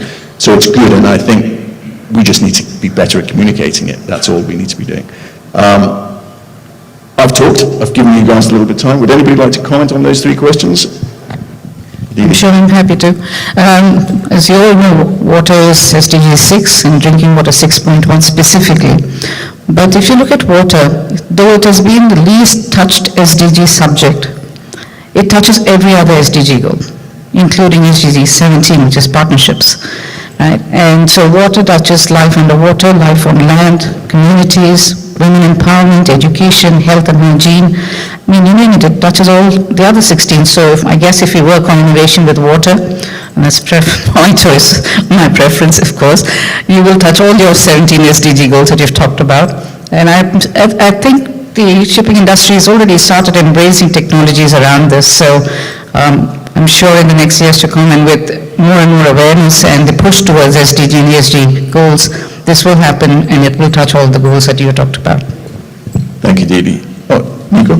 Well, just if I have to, I think this is what BIMCO is to some extent about, to look at these sustainability goals and to discuss which ones are applicable for shipping and where do we get engaged. You have underwater radiant noise, you have protected areas, you have the ECAs, you have the SECAs, all these type of things. And if you read the position papers on the BIMCO website, you will see that the sustainability goals play a vital role for what we are thinking how to improve the industry. Perfect, thank you, Nick. Niels? Yeah, thank you. You get to ask all the questions, I'm going to ask you one. I hear a little bit about, goals and communication, etc. But are we, do we need more regulation? Is my question to you. Because are we setting goals and we're not really going there as quickly as we can? What's your view? My immediate comment to that would be, no, we need better regulations, firstly, and secondly, we need more international legislation and not just regional and national legislation. That would be my initial reaction. What we are seeing in terms of regulations, and again, the SDG is not a legislation, it's not, it's an ambition, if you like. So it's good that we're talking about it as if we are applying it, whether it's a mandatory thing or not. The industry has recognised we must be doing something. I would say, just if we can talk about regulations very briefly, and then what I'd like to do in the last sort of 8 to 10 minutes that we've got, turn it around to talk a little bit about India, but just on the legislation, I think what we're seeing in terms of regulations and the drive for better regulations was touched upon by Nico when we talked about the economic side of things. What we're seeing at the moment from the tanker sector, and I guess I speak from the shipping sector as well, is the complexity of modern regulations, both in terms of the politicization, political side of things, coming into the debate, particularly the emotive issues such as decarbonisation. That doesn't always help the state of regulations. And secondly, the complexity of economic and commercial factors now coming in. And I know, again, I don't speak on behalf of BIMCO, but I know that BIMCO are working very hard, we're working very hard at Intertanko to develop court clauses, charter party clauses and contractual clauses to protect the commercial risks that these pieces of legislation are putting on ship owners these days, and charterers from BIMCO's perspective. But, Didi, yeah. I just want to add one thing to what you were saying, and just following up with what Neil said. I think world over we observe that technology adoption happens when government offers subsidies. Like in California, when government offered us tax breaks, put solar panels. Everybody had a solar panel on the home. Before that, we believed the government should give us electricity. It's the same thing with any kind of innovation, I think. If there are subsidies, if banks are willing to give lower rates, I think the adoption of technology will happen much faster. And then, therefore, meeting with regulation also then moves forward a little more quicker. Didi, let me stay with you for a moment then for the last session, and I want to bring this back to India and where we are here. We've talked about technology, we've talked about disruptors, you mentioned disruptors, you've mentioned opportunities. Do you think we are, or here in India, do you think we have a unique opportunity in India when it comes to research and development, new technologies?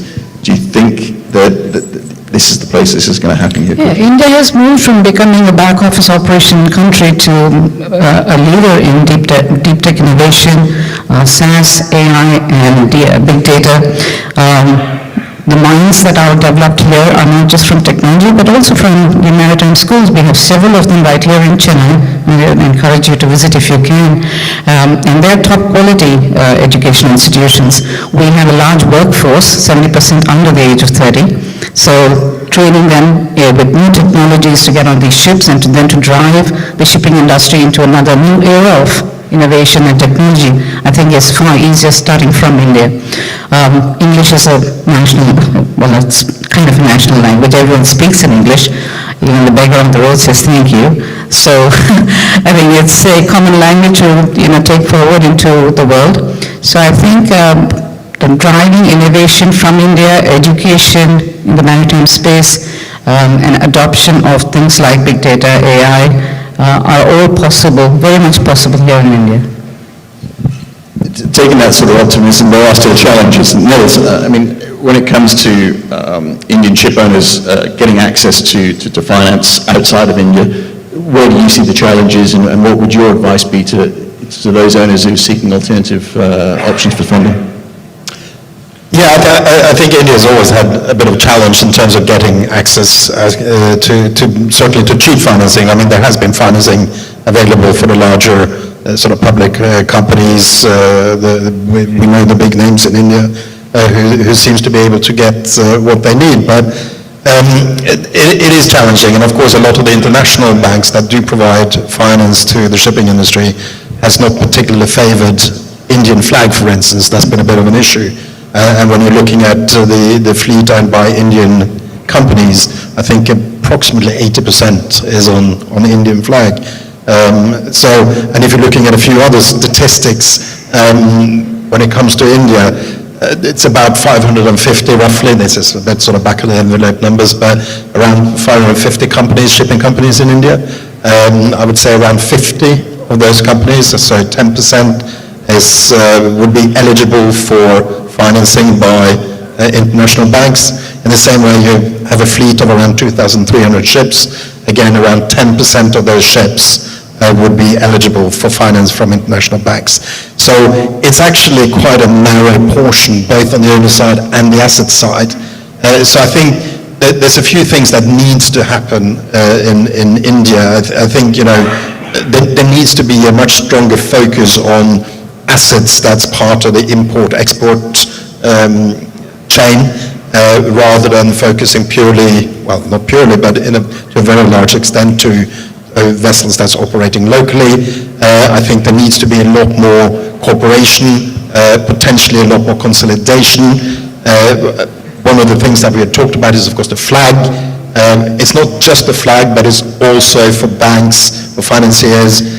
Being able to exercise security within a reasonable amount of time is exceptionally important, and that affects the bank's models a lot. So that's something that needs to be sorted out, and I think there is a golden opportunity now when you've got Gift City coming very strongly. Try to build something out of that also covers regulation and security for financial institutions. That would be extremely helpful. I mean, setting up a bareboat shipping registry, for instance, which we've seen other countries doing extremely successfully, would be a great move forward, because it allows banks to have that security outside India for the time being until you manage to get the Indian flag into a standard where banks outside India accept it. It's quite interesting talking to people here. There's a lot of positivism with India. Everyone seems to think that, we've got an industry here in India which is really about to explode. So it's up to the people here in this room and people generally in the industry to take that on board and deliver on that. And, you look at places like Hong Kong, Singapore, Dubai, they have a lot of foreign talent that they brought in. In India, you're lucky, you have the talent locally. You have extremely good people on the ground. You have people that's been abroad that can bring a lot of wisdom and experience with them back home as well. So I'm generally very, very positive for India, but it will require a lot of work. Terrific, thank you. And a lot of good advice there. So, Sanjay, I'd like to bring you into the discussion, but I'd like to turn it slightly. We talked a little bit about the challenges, and we're talking about, here, particularly in India. I had a little bit of discussion this morning, listening to the state strategy for decarbonisation, and in particular for alternative fuels for the shipping industry here in India. Sanjay, do you think that's moving in the right direction, or does that still have challenges? When you talk about shipping, and I would like to segment it into coastal shipping to short sea shipping to international shipping. And you cannot have the same strategies for all these different segments. When you have something which is operating just in the harbor or near harbor or around the coast, bunkering of those are easier. Whereas, ships which are on international trade, it's a very different thing. So firstly, I would say you cannot have one fuel strategy for entire shipping. So it has to be that, okay, if I have a hydrogen strategy, hydrogen is for near port. Then you have to look at what is then around your coastal shipping and the international shipping. Clearly hydrogen is not a fuel for a vessel which is trading in deep waters. So you need to have, either you look at ammonia or you look at methanol as a zero carbon or, near zero carbon fuels. Again, I would say electricity. Although we don't count it as a fuel, but I say it's a fuel.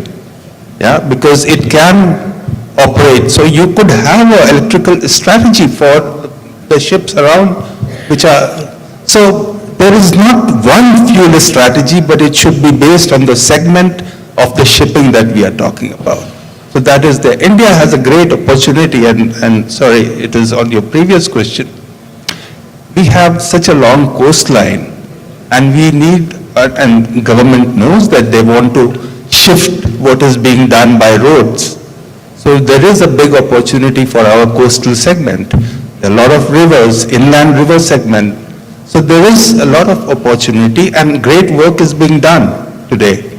We just need to kind of accelerate that. Yeah? So I'm pretty hopeful about what is going to happen here in the next decade. Thank you, Sanjay. And my last question then for Nico, you get the pleasure of the last and the first question here on the panel. We're talking about opportunities here for India, and one issue we haven't touched upon this afternoon, but I'd like to before we close the session is ship recycling. We have the Hong Kong Convention coming into force next year. This could be a real opportunity for India. Is that how you see it? And I know you've got some initiatives being launched in BIMCO to support this. Any comments you see that? Well, thank you, Tim. Yes. Okay, well, absolutely correct. We are moving in the very right direction with the Hong Kong Convention coming into force next year. It's a huge opportunity, but it still faces hurdles. The hurdle it faces is the conflict between the Basel Convention and the Hong Kong Convention, and we have to align that, and we as BIMCO are working within the European governments as much as we can to align that, because it is totally unjust that European owners cannot sell their vessels to a Hong Kong Convention approved shipyard without interfering with the Basel Convention. It is not only unjust towards the European ship owners, and I think that's very important, it's especially unjust towards the Indian shipyards that took the money and the effort to become Hong Kong Convention approved, and then not having the customers, because the customers are forced to sell the ships to other parties, to so-called cash buyers who then sell to any shipyard. So I see a huge opportunity in the Hong Kong Convention once we overcome that. Why? The second-hand steel, recycled steel, has a footprint, a carbon footprint of about 15 to 20% of new steel. That is an enormous gain. Secondly, you have here in India abundant renewable energy. You have wind, you have solar, you have the people, as we heard before. You are a democracy. You have the green corridor towards Australia. So, and you have the use of the steel. So to put all that together, if you become the collector of old steel and the producer of new steel, you are the example of a circular economy, and I think that is a promising note for India, and that's why we are so happy to be here. Thank you. Brilliant. Thank you, Nico. And what a journey. Okay, I think our time is up here. Very exciting. Last few comments in the last 10 minutes became very political. Perhaps we've got the makings of a government think tank on the stage here with these four experts. You can obviously access their services at any point if you want. I'm sure they'd be happy to come to Chennai again and talk about these issues. Sanjay? Yeah, I just wanted to comment one before the panel ends. Durga, your remark about subsidy. Don't apply subsidy to shipping. It's international, the ships. It's not the solar panel which is going to stay in California. The ships, if you subsidize here, they're operating globally. So, yes, subsidies can be used, but for domestic trade. Subsidies are not helpful when we are doing it globally. It has to be global regulation. So, advice? Yep. Advice and solutions. Welcome. Anybody who wants to come and have access to these experts, you have it all here. Look, I think I started this session hoping that we could talk about some preventive thought, a willingness to collaborate and an open mindset, and I think my four panelists here have simply displayed that and shown that with some good examples. We have come from sustainability through to decarbonisation, to regulations, to the financial markets. Wow, it's been great. All I can say is I'd like to really thank my panel, and I hope you will help me in thanking Sanjay, Nils, Nico, and of course Didi. Thank you very much indeed.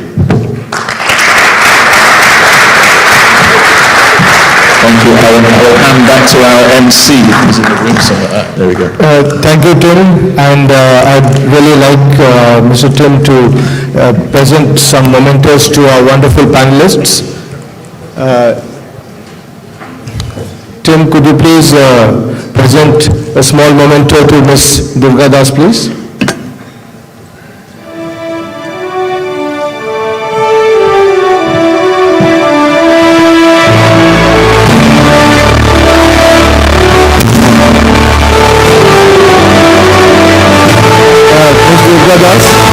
A small memento from our side. Thank you so much for the kind presentation.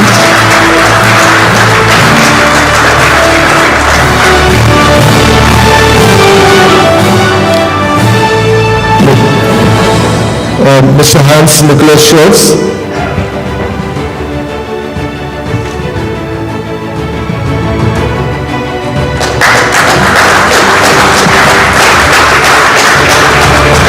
Thank you so much for being such a lovely panelist. Mr. Niels Kovdal. Thank you, sir.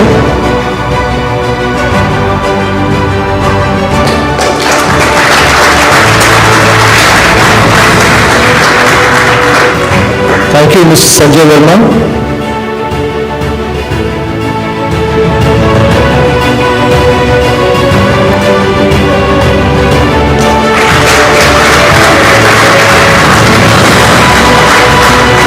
And now it's my pleasure to give a small moment to Mr. Tim Wilkins.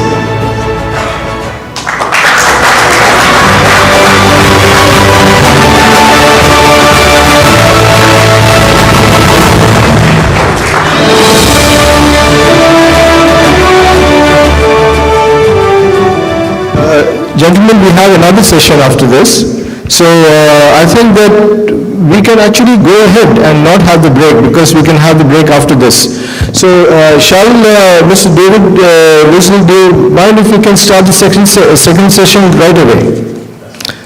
So it's my privilege to introduce the second session, which is the White House, 5 minutes before schedule. And to run the session is Mr. David Wesley, who is the Secretary General and the CEO of BIMCO. BIMCO is the world's largest shipowners association with 2,000 ships representing 130 countries, and it amounts to about 2/3 of the world's deadweight. Mr. Wesley, as I discovered, has also an Indian connection. He has worked for the Royal Navy and has visited Dehradun. As you know, there is a hydrographic charts division there, much before they invented air conditioning. So it is my pleasure to invite Mr. David Wesley to chair the session and introduce the panelists. Thank you, sir.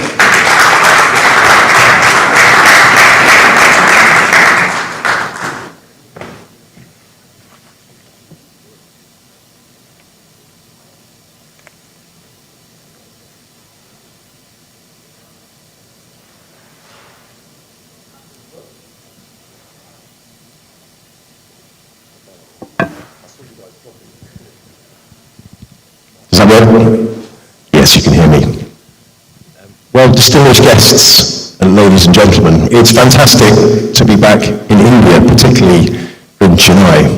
As you just heard, I've been here a few times in different guises, so it's always a pleasure. And indeed, it's a great pleasure to be here hosting this panel today. But before I start, I would like to give huge congratulations to the World Maritime Technology Congress, the organizer of the conference, but in particular, the Institute of Marine Engineers India Chennai branch. I think you've done a fantastic, fantastic job. So very well done indeed. Thank you.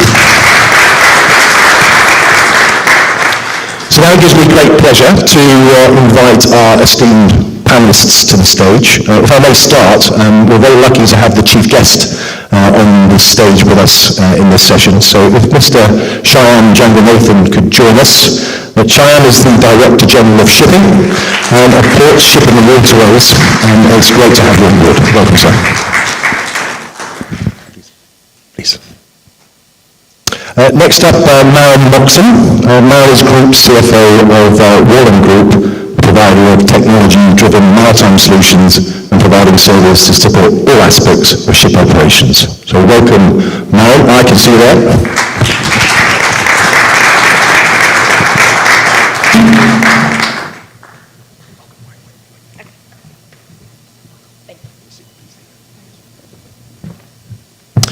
Next, I've not seen Aditya yet, so I'm hoping he's here. Aditya Trehan, Managing Director of Maersk Tankers India and Global Head of Operations at Maersk Tankers. And I'm very pleased to see him marching down the corridor, so great to see you. Welcome. Good to see you. If you sit there. And last but not least, Jonathan Andrews, I do know is here because we enjoyed lunch together, Chief Executive Officer at Steamship Mutual, one of the UK's largest building insurers with the IG, the international group. Welcome, Jonathan.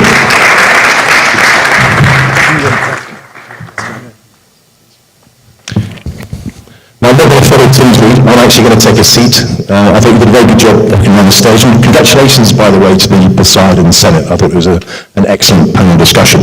And thank you for the gift of a few questions. We'll see if we can answer those throughout the course of the next hour or so.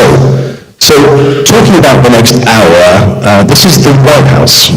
So, we are going to talk primarily about two topics. We're going to talk, firstly, about the White House, and specifically Donald Trump in the White House. So I'm looking forward to hear if there's any questions from the audience as we get to the end of that once we've asked the panelists. And the second half, we're going to have a conversation about seafarers. We're going to talk about how they fit the backbone of shipping into this equation. So that's the plan. But if I may just give a short introduction before we proceed to the first question. So 1 month ago, I think everyone in this room will be absolutely aware, is the American people voted for a second term of Donald Trump in the White House. The outcome of the election will have consequences not just for the US, but right across the world, as we, in the world of shipping, of course, well aware. During the election campaign, Mr. Trump signaled a rise in tariffs and sanctions, amongst lots of other things. So we're going to dig into that a little bit on the panel, because remembering back to his first term, despite tariffs, we did see the US and China strike a trade deal after a bit of tit for tat. So the question really is, will the new administration and its policies result in a rise in global trade restrictions? Or will it be a breath of fresh air? There's a question. And of course, how will it impact all our industries? Typically, sanctions and tariffs, as I'm sure you know, impact economies, companies, ordinary people, and of course, world trade and shipping. So let's see where we go with that. What we've also seen recently is actually the quite worrying situation where we have a concerning rise in shipmasters and crew being targeted under sanctions regimes. So the panel will discuss what that means and also how it might impact our seafarers going forward. And on the subject of seafarers, of course, here we are in India. According to government data, India is the third largest provider of seafarers worldwide, and Indian seafarers constitute nearly 10% of the global maritime workforce. The safety and well-being of seafarers is an ongoing concern for BIMCO, and many of you in this room may know. It was just over a year ago, the 19th of November, in fact, that we marked the 1-year anniversary since the Houthis attacked the Galaxy Leader in the Red Sea, taking 25 innocent seafarers hostage. And they're still in captivity as we sit here today. Houthi attacks have claimed 4 seafarers' lives, innocent seafarers going about their daily business.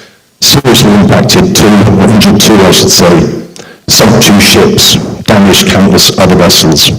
And while the financial cost of the attacks on these ships is substantial, the human cost is devastating. So together with our peer industry organisations, we've been consistently calling for a release of the Galaxy Leader crew, but also an end to the attacks on ships and seafarers in the Red Sea. And that might play a little bit into the question that was asked by an audience member in the previous panel. Our seafarers, of course, also suffered throughout the COVID pandemic, and since then the threat to seafarers and their well-being has not diminished.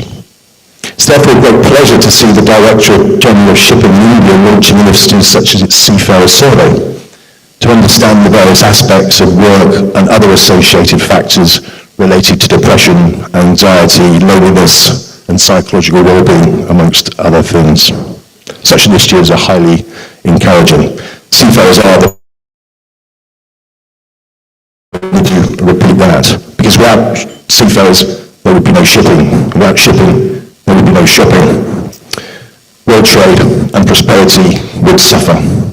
But we know this, and this is the maritime industry. We understand this, that the safety and well-being of our seafarers should be a top priority for all nations, not just countries that look after and supply the majority of them. It's also hugely important with the years to come, as we've just been hearing in the last panel in relation to the energy transition. We're going to need quite a lot of different skills, new skills. We're going to put a lot more focus and expectation on our crews at sea. So there's a big piece of training and education that's going to be required during that energy transition. So that's the sort of the preamble. I thought that would just kick us off a little bit. So great to see everybody here. Thank you very much for joining me. As promised, as I kicked off, I think we should start on the question of Donald Trump in the White House. So I'm going to ask each of the panelists to offer their opinion on what they see the change in the White House and what it might mean for shipping. What do they see as the challenges and opportunities relating to a new US administration? And if I may, I'm going to turn to who I believe is the only US passport holder on the panel. Maren, would you like to kick off? Thank you.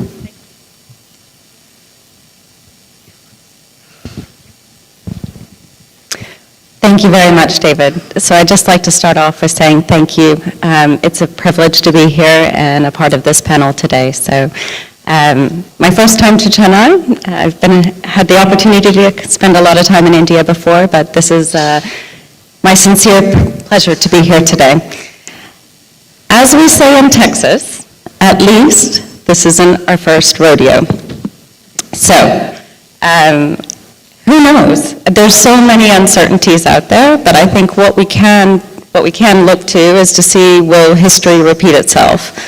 Obviously, it's been widely reported that Trump plans on introducing another 10% tariff on China, as well as 25% tariffs on Canada and Mexico as levers against immigration and illegal drugs. In terms of the Trans-Pacific container trade, in the short term, that could be a positive. We might see demand spike. I don't know. Definitely during his last term, that's what happened, and the container rates increased by 17%, and then we suffered once the tariffs came into play, and there was an inventory glut in the U.S. From a U.S.-American perspective, we might see inflation reignited if all of these price increases are passed on to the consumer, and slower growth, but we don't know. Ultimately, I think what we'll see is a rebalancing of trade and diversification of the supply chain. And then when we look at the tanker side, I think Trump's policies around energy independence and deregulation, those may be positive for crude oil demand and tanker demand. If we look back at his last term, I think that was the case, but it was also marked by a lot of instability from geopolitical trade tensions and trade wars. So So we'll have to see. And then, of course, there's the other unknown out there in terms of the sanctions and where we stand. Will he reduce the sanctions with Russia? If so, that might reduce the demand for the dark fleet, which in turn would impact all of the asset values for tankers. But ultimately, let's see. Let's see if history repeats itself. But at the end of the day, I think that the shipping industry is incredibly resilient, and we demonstrated that the last time around during the pandemic, and we'll adapt. So it'll probably be a shifting of trade patterns. Thank you. Thank you very much, and thank you very much for the comment of this is not our first rodeo in relation to shipping. It's absolutely right. I mean, shipping is used to disruption, isn't it? Shipping has the tendency, like water, to find the route of least resistance. And so I really appreciate those comments. I think that's a great start. But may I ask you to hand the mic over to Jonathan to maybe build on that. What are your perspectives of this change? Is your crystal ball look similar to Maren's? Thank you, David. I feel in a bit of a quandary because the first advice I was given when coming to India 30 years ago, I think, was there were some topics of conversation I should stick to. One was cricket, the other was the weather, and the last one was politics. And when I went to the US and my new role as chief executive of the club, my strict guidance was don't speak about politics. So here I am in Chennai, I'm in a dilemma, being asked to talk about politics and the US. So a tricky moment, but I certainly consider a complicated world ahead of us, and for our members, the members of the club. I think it's accepted now that financial institutions, insurers, the clubs, are being used as a lever to exert influence, to exert foreign policy upon the industry, and I don't see that abating with the new administration in Washington. We're exposed to a very difficult, all ship owners and members of the club, but also the club itself is exposed to a multi-jurisdiction environment, and it's incredibly complex. At its most basic level, it's increasing our overheads. It's increasing the complexity of the work that we do. It's increasing the cost. And it is an existential threat to us. If we step the wrong side of the line, we can be excluded from the industry, and that would be obviously a disaster. So strict compliance is our only option. We are challenged because sanctions legislation, I think one of the things that is going to come from this administration is a focus on sanctions and tariff. On the sanctions side, we have to wrestle with sometimes rather poorly drafted sanctions regulation, and we balance that against the efforts of legislators to also, as in the case of the price cap, to continue the trade, but on their terms, not on the terms that would be dictated by a free market. We've had to give a lot of advice to our members. They expect to know what we can do to support them in a particular trade, and that's a difficult area. But we have to be very, very clear with the members as to where the lines lie and what are the requirements that we're going to have to apply. And those requirements, I think, are going to become more difficult with this new administration. I think the reason for that is there's going to be a divergence of foreign policy coming from Washington on the one hand and European capitals and other places over the course of this next period. A disagreement between the EU and the US, for instance, in relation to the potential settlement of the war in Ukraine, will cause us a lot of complications. We're going to have to take a very detailed look at that. The inability of the clubs to provide insurance for those trades obviously is going to dictate some of the implications of that. It's not a new place for us as clubs. we saw this sort of divergence arising in relation to sanctions legislation in relation to Iran and also in relation to Cuba. So we have been here before, but we obviously don't welcome this. The position in relation to trade with China is also of interest, because I think that the application of widespread tariff controls may well lead to the tit-for-tat approach that we have seen also with blocking legislation that has come out of China in response to sanctions and tariffs in the past. That causes another dilemma for us in the insurance industry, but also I would suggest to you as owners and operators of vessels, and you don't know really where to look.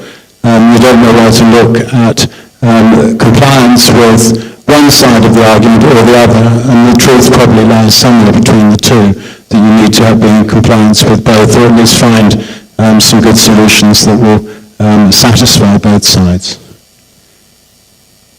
I'll pause, David, because it is a very complex area, and I think Marianne and the other panelists are going to add their aspects, but let's do that. No, thank you. I mean, there's a lot in there, as you say, so probably time to draw breath, and maybe you can come back and pick up what maybe you think the biggest challenges and risks are in relation to the insurance side of things. But can I turn to you now, Adi? Can you give us your perspective on the change in administration? Yeah, I think I'll speak back to the fact that we've been through this before, but we also deal with a lot of changes on an ongoing basis, and whether it's geopolitical or other things that force us to adapt, and I think we've seen that happen all the time. I think in terms of how the sanctions perspective will change, I think for us there are three things that impact us, especially on the tanker side. And the first is, the dark fleet and how the sanctions are being effectively implemented, and the loopholes around those, which are being obviously taken advantage of by certain parties. And we recently saw this case where you had a supposedly dark fleet VLCC involved in a collision with a Hafnia ship. And just yesterday, I think I saw that ship now is also on the sanction list. It's just been introduced. So maybe a little bit too late, but of course it was clearly allowed to operate with impunity, if you want to call it that. And that causes challenges for those who comply. On the other side, of course, there's a lot of complexity in terms of making sure we do comply with all of the changes in sanctions and the entities. On the tanker side, I think the one key area has been ship-to-ship transfers. And, we also see a lot of ships that have gone flag shopping, where they've changed flags a few times to try and avoid or skirt, sanctions. But it's still up to the ship owner and up to us to actually carry out our due diligence and make sure that we don't fall foul when we're doing these transfers. So I think that's the added issue around that. And the third part is, I think, in terms of the suddenly you see shipmasters being targeted on the sanctions list, and I think that sort of, to me, it's a very soft target. And they don't necessarily have any kind of control or knowledge of the kind of commercial transactions that are being done, but they end up on the wrong side of the law through that. And it could unfairly impact their career and other opportunities for them. But I do see that for us, I think we see this as part, is something we adapt to. There will be changes. But that's a constant, I think we've seen in this industry for us, and more often than not, there are opportunities around that as well. So, yeah, that's what I'll say. Thank you. Thank you very much. Perhaps we can come back on, is the shipping industry doing enough in relation to the seafarers themselves and the crews? But thanks for those initial statements. Cheyenne, would you like to offer your thoughts about where we are with the change in the US administration in January? Thank you, David. Firstly, I'll come with a disclaimer. Government servants given Indian dispensation are not supposed to essentially speak on political dispensations. But I believe the change is welcome because if you looked at the previous term, India-US had good relations. We have a good Indian diaspora there. And the perception this side is more of an opportunity. The US is looked upon as a global leader essentially for issues that were mentioned of the earlier 7 conflict zones. There would have to be a perceptible change perhaps in the management of these conflict zones, as has been rightly mentioned here regarding the dark fleet. Energy security is something that the US domestically would be looking for. And we ourselves as an economy would want to preserve our own energy security. Now here, movement of crude and basically our energy security requirements do get hit. I would like to place on record our movement from the Middle East was affected during the recent spate of incidents in the Red Sea. Today is the Indian Navy Day, and India had the longest civilian deployment in the Red Sea area to ensure not just Indian flag vessels, but also international vessels by giving cover. In fact, the IMO recognized and awarded a bravery award to a Navy captain who basically went beyond the call of duty for a vessel called Marlin Luanda. We have had unfortunate incidents like the Galaxy Leader, which was mentioned. Now, first being the Security Connect, we anticipate a change which probably will bring in a modicum of slightly better semblance of world order. The second is essentially global polity in terms of the additional tariffs that Ma'am had mentioned being imposed on China. That's real politics one has to deal with. The only constant here is change. And I believe India as a growing economy will rightfully adjust to that. There's a very interesting parallel between the US and India. If you actually look at US as a consumer, despite the Jones Act, their registry is just US flagged, US operated, is less than 10% of the vessels. Just as in India, we also have a substantial amount of foreign exchange outgo for using our freights on foreign bottoms, as you call them, foreign flag vessels. Now, this parallel is being studied, and we are in advanced talks as to learn as to how to build our own tonnage. And that's one leaf I think perhaps we also take out from the US story. But to sum it up, we here in India look at it as a good working opportunity. The second term, building on the relationships and ties that came through the first term. And we always look forward to the historical warm traditional ties that we have had with the US, while always doing the fine sort of tightrope walk that is needed in the global political order with the Ukraine-Russia issue and our own political relations vis-a-vis other nations thereof. And that is what I'd like to submit.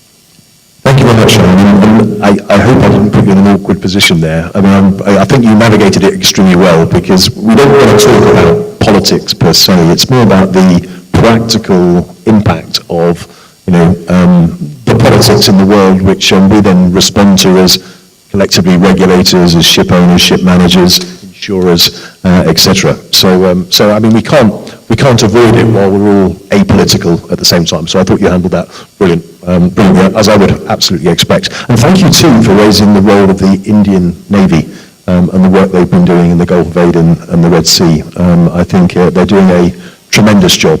And of course, that's one of the key ways through navies like the Indian Navy that we can help protect our seafarers in these difficult and challenging conflict spots around the world. Eddie, can I just come back to you? I threatened I would, but I'm just wondering from a ship owner's perspective, is there anything else we can be doing, do you think, in relation to protecting our crews and our seafarers in relation to things like sanctions? Is there anything practically that we could be considering? Well, from our perspective, I think we really had to institute more layers of screening and due diligence that we do on our side in terms of who we do business with. And I think it does get more and more complex, like I said.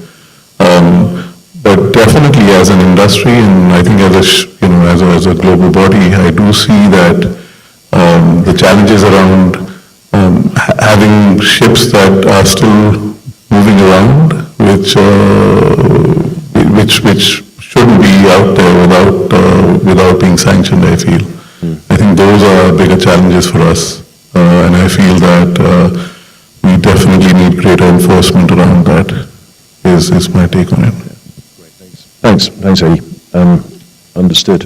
Jonathan, I'm coming back to you. You did draw a breath before, but if we were to if I was to ask you to summarize then the biggest challenges and the biggest risks now that you see in relation to where we are from the insurance side, can you just remind us and just take us through that? You mean particularly in relation to what we're talking around with sanctions and particularly apart from the ferocious complexity of the sanction regimes. No, from a practical point of view, the clubs, it's stock in trade for us to be guiding our members about prospective risk, current situations that are causing our members concern. We act as a means by which we can disseminate information, filter what we think is the most important issue of the day. And of course, with the situation in the Red Sea, we're finding a large proportion of those transits are taking the southerly route through the southern seas, and that itself is causing, not perhaps unexpected for those of you in the room that would be familiar with those voyages, but we have seen the effects of working in heavy weather causing issues for us as insurers. The loss of containers, for example, on that southerly route seems to be something that we're seeing more of. We're in the foothills of analysing that sort of data, but it's certainly by hearsay in our own experience at Steamship we see that. The risks to seafarers of working in those conditions are enhanced as compared with the alternative of hopefully a relatively calm passage through the canal. So we're definitely seeing that. There are also the consequences of casualties. We've seen groundings in that region. Those groundings may have taken place in any event. We can't exclude that possibility. But nevertheless, the effect of those different conditions are certainly an enhanced risk. So that's something that we are giving advice to the members.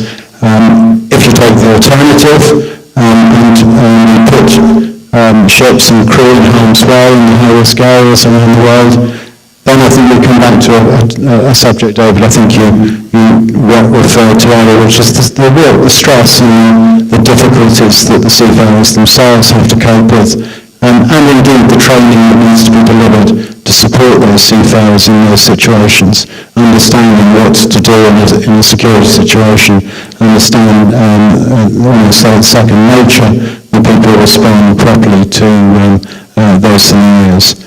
So that's certainly where we're seeing the current risk, David. Thank you very much. Does anybody else want to come back on anything in the so far? I think one of the other things is, do we as an industry stand up for, if there's something that, for example, in the shipmasters being targeted? I'm not really sure we do enough around that. Maybe there's a little bit of moaning and groaning, and then we move on almost. And I think that's maybe something that we could do better. Okay, thank you. Thank you very much. And thank you both, well, thank you all in fact, but particularly the last few comments, because it's a very nice segue into part two, where I'd really like to dig a bit more into the seafarer issue. But just before I do, I'm going to just do a blatant plug for BIMCO sanctions clauses. There's some very good clauses we've got available, so I'd certainly encourage all ship owners and charters out there to look at them as you are entering into your charter parties. There are some things in there that which can help. John Dankis. I'm only itching to grab my microphone because I think it's going to be, and I effectively said, an enormous challenge to bring Go to the clubs, to Intertanko, and how we adapt to what might be a much more challenging situation in terms of the application of sanctions and how we protect ourselves contractually through some very difficult disputes. Mr. Schulz said earlier that our aim is to be a globally regulated industry. I think the same could be said of trade control, trade sanctions. When we have disparate and perhaps conflicting sanctions, then I think the draftsmen and the lawyers are in for a difficult and a sleepless night trying to put that one to bed. Yeah, absolutely right. It's got a link back, isn't it? Because of course, global regulations are multilateral. Sanctions are unilateral, regional at best. So it's a very good risk to raise. So thank you, panelists. That's the first segment part. I'm sure there'll be some questions from the audience in a moment. But let's turn to seafarers. As we've already said, 2024 and beyond has been a tough year for the seafarers. We've seen a rise in attacks at the Red Sea, as I mentioned a few moments ago. We've talked about the sanctions risk on the crews. And of course, we're going to demand more from our seafarers as we move through the energy transition, as new fuels and dual-fueled ships come on stream and require different skill sets and increased skill sets.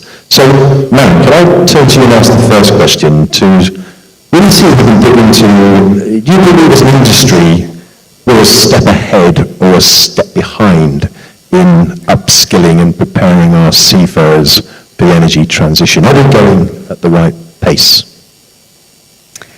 Right. So obviously I'm here representing Wallam as a ship manager. And as a ship manager, I would say we don't set the pace of the innovation, but our responsibility is to ensure that we are always 2 steps ahead. Because it's our responsibility to serve our clients, and to do so, we need to ensure that our seafarers are properly trained and capable to take on these new assets and new digital technologies. So that is our commitment to ensuring that we are ready and 2 steps ahead of the game. And we've spent a lot of time and investment over the years in terms of ensuring that our shore-based and our seafaring community is capable and ready on the dual fuel and new alternative fuels. Ultimately, it's going to come down to the seafarer. They are going to bear the responsibility of operating with these new technologies and the advanced digital tools. So this is where our commitment lies, in ensuring that we are taking that. It's an investment up front, but it helps us minimize the risk and ensure that our seafarers are capable and they will be in a safe working environment because they've been properly trained to do so. And by doing that, that means that we're able to offer the assurance to our clients that we promised. None of this is new. We've been working on building up internal expertise since 2018. We started familiarizing our shore-based teams with LNG dual fuel and alternative fuel seminars back in 21, 22. I think in 2023, we were able to recruit subject matter experts in LNG in the company. These resources are hot, so it is a war on talent. But I'm proud to say that in 2023, over half of our technical and safety superintendents and managers achieved certification in LNG as a fuel, as well as bunkering operations. And then this year, over half of our shore-based team on the technical and safety side also achieved certifications in methanol as a marine fuel. Obviously, for us to do so, the trainers play a critical part. So Wallam Maritime Training India, as well as Westminster, Philippines, we spend a lot of time collaborating and working very closely with renowned research institutions as well as engine manufacturers to make sure that we've got the right the right capabilities so that our crew and the vessels that we operate can be managed to the highest safety standard. Very soon, we'll be able to release a paper in the industry on biofuels, and this is something that we'll continue working on. So we'll continue looking and exploring emerging technologies such as nuclear for ship propulsion, ammonia, and hydrogen. So what I can say is that we will be ready. We are prepared because we have a dual responsibility, which is to protect and empower the seafarers and to provide value and assurance to our clients. Excellent, thank you very much. I mean, that's a big task, but it does sound like you're well ahead. So you've answered that question really well in terms of the pace. Chayam, could I turn to you? The Philippines, China, India provide the vast majority of seafarers to this industry, and the governments are known for providing excellent support to the seafarers.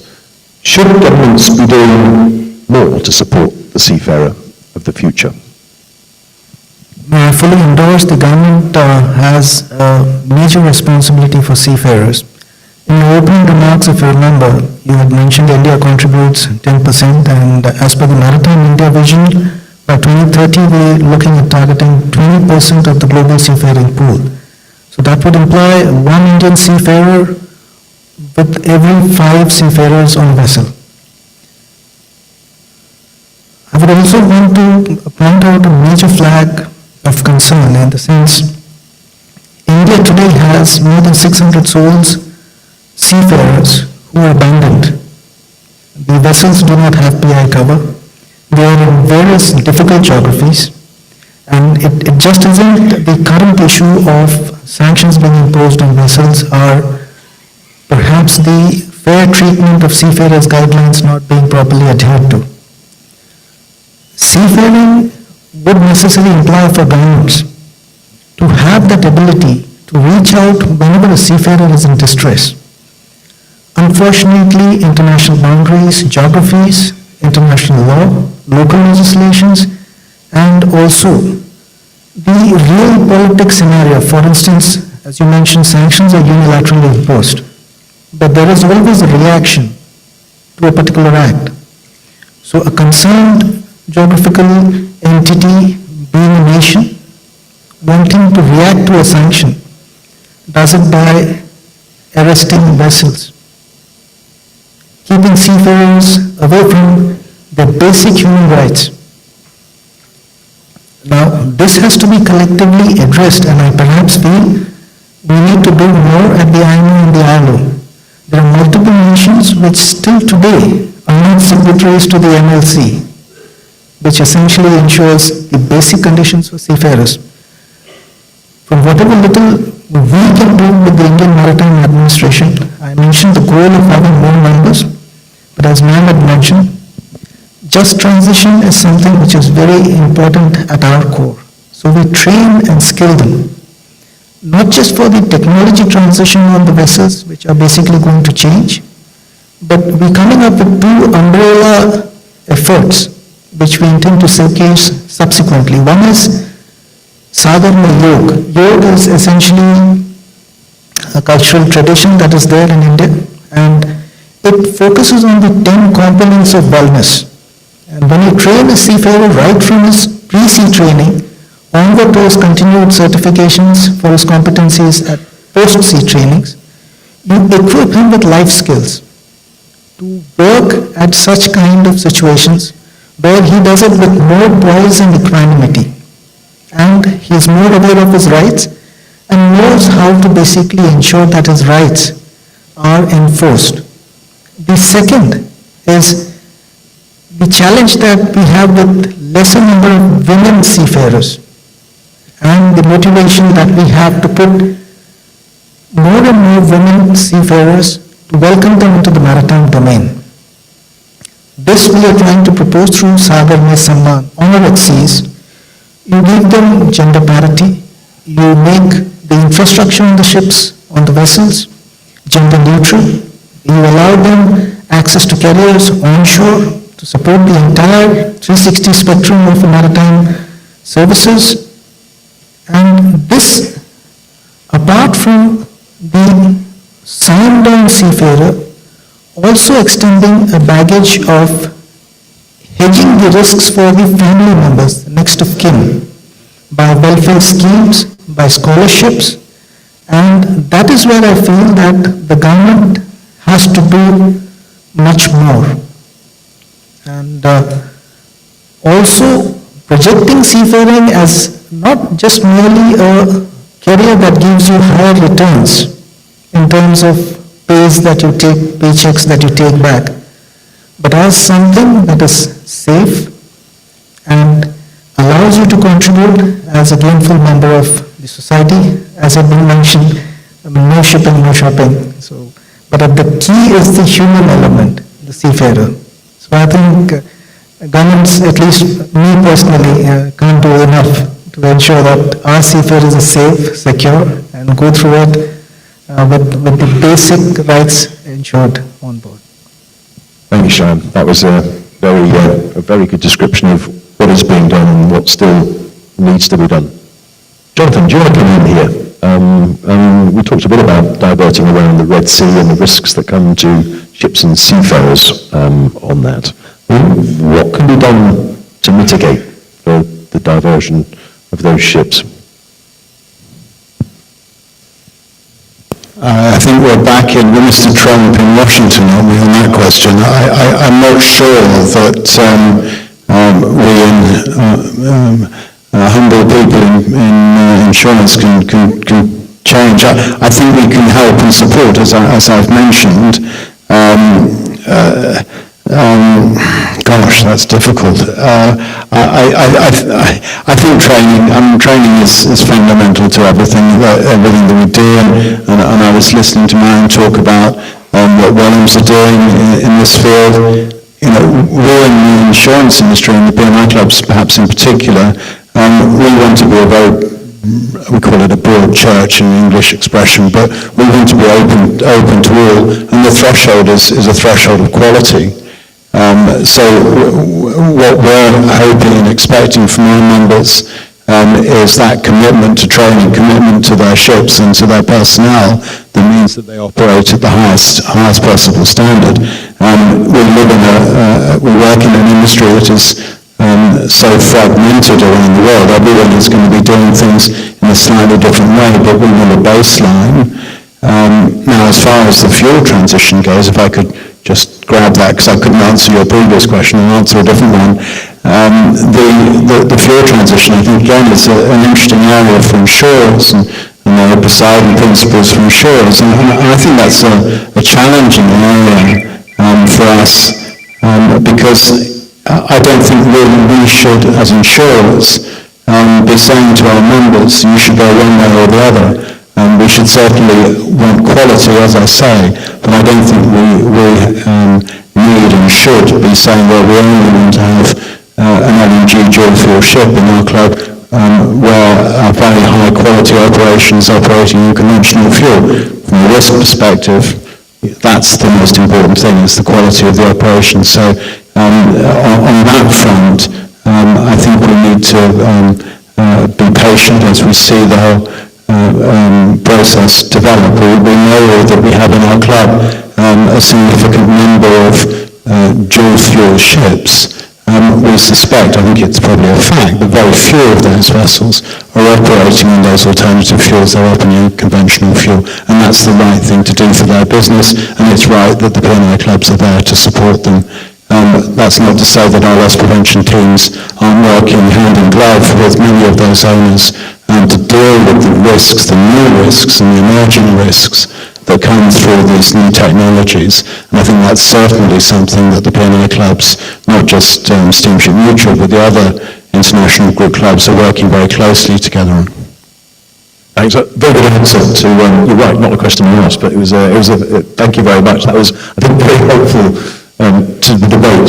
Can I just come back to you, Aditya? I mean, can you just add to, from a shipowner's perspective, how we're adapting and managing the escalating security threat to seafarers, and I guess not just physically, but also mentally, because I mean, having been seafarers, we understand that too.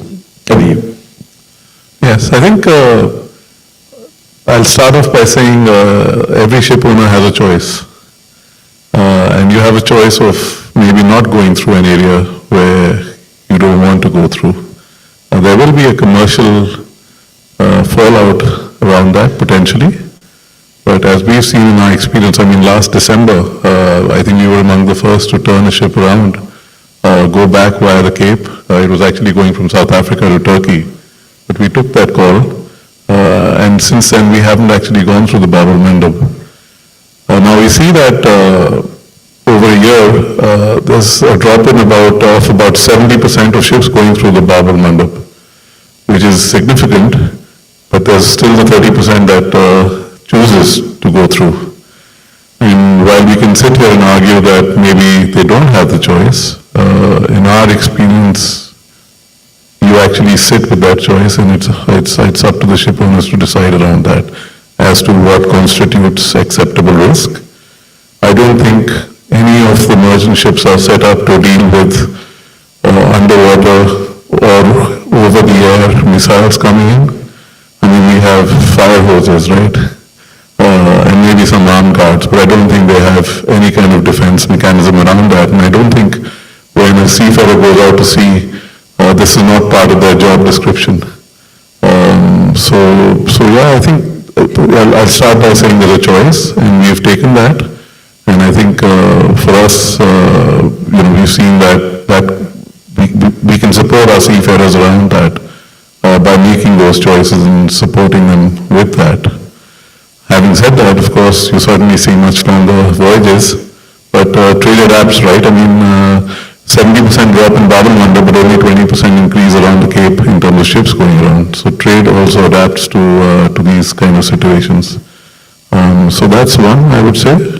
In terms of the new, sort of fuels and how those go, I think we've taken a few leaps of our own. I think we have these ammonia carriers that we've ordered, and we're looking at obviously dual fuel options on them. And the challenges that come with those is it's not, there's obviously safety concerns around that, and we want to make sure that our seafarers are comfortable, but also well trained to deal with that. And again, it's not something that we can do independently, and we've been working with Class and Flag State to try and develop training standards that will help us implement this going forward. And of course, we see various other things. We've also gone in and we'll be installing sails again on some of our ships. And again, there is certain change management, and it's up to us to make sure that our seafarers are well trained to deal with that. But yeah, that's it from me. Great, thank you very much. I was just going to add to what Aditya was saying. I was reading in the newspaper yesterday as we came in, now David might have been in the Royal Navy and was used to being shot at by nasty people, but the comment that was made in the newspapers was, it's not too bad in the Red Sea because the Houthis aren't very good shots, not very accurate.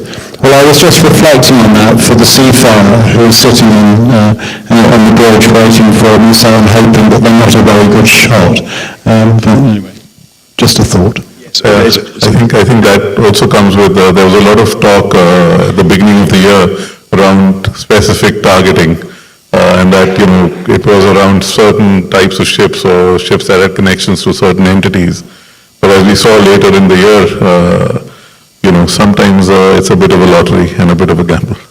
Yeah, some of the targeting hasn't been maybe quite right, and there is collateral damage, no doubt. But just to your point, it's still scary driving a ship through a dangerous area, even if you've got a gun on the front. So I can't imagine what it's like going through as a merchant seaman without threat. Which leads me to one final question, which might be a bit of before I turn to the audience for some more questions, is, and I don't know if you've got children or not, but would you recommend seafaring to your son or daughter, niece or nephew?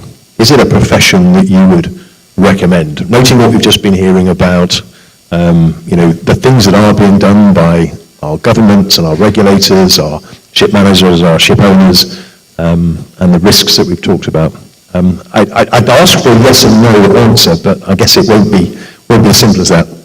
Shall we start? I can see you've already taken the mic, Jonathan. So Well, I have a 17-year-old son who's just about to think about his university career and a career in business, and so I can see the shipping industry being absolutely fascinating. I've lived in it with you, and I think that's fantastic. The life of a seafarer is a little bit alien to me, I don't know, but I know so many friends who have had such fantastic time at sea and get rather teary-eyed when they talk about their time at sea. So there is something clearly wonderful about being at sea. I do sympathise, though, with the life of an officer or a crew member on a modern ship. I think it's tough, and the burdens, as we've reflected on the panel, are extreme. But yes, I'm sure there's something rather special about the industry, both at sea and on shore. Very nice answer. That was a maybe. Thank you. No? I think I would probably be a maybe as well. My father came from the Coast Guard. I think that seafaring it definitely offers a lot of adventure and excitement. I think it's a fantastic opportunity you have many opportunities to progress quite quickly, I think, in this day and age. And you're working with advanced assets and technology that's changing every day. And at the end of the day, you're basically running a floating factory that costs millions of dollars. So that is a lot of trust and responsibility for a young person.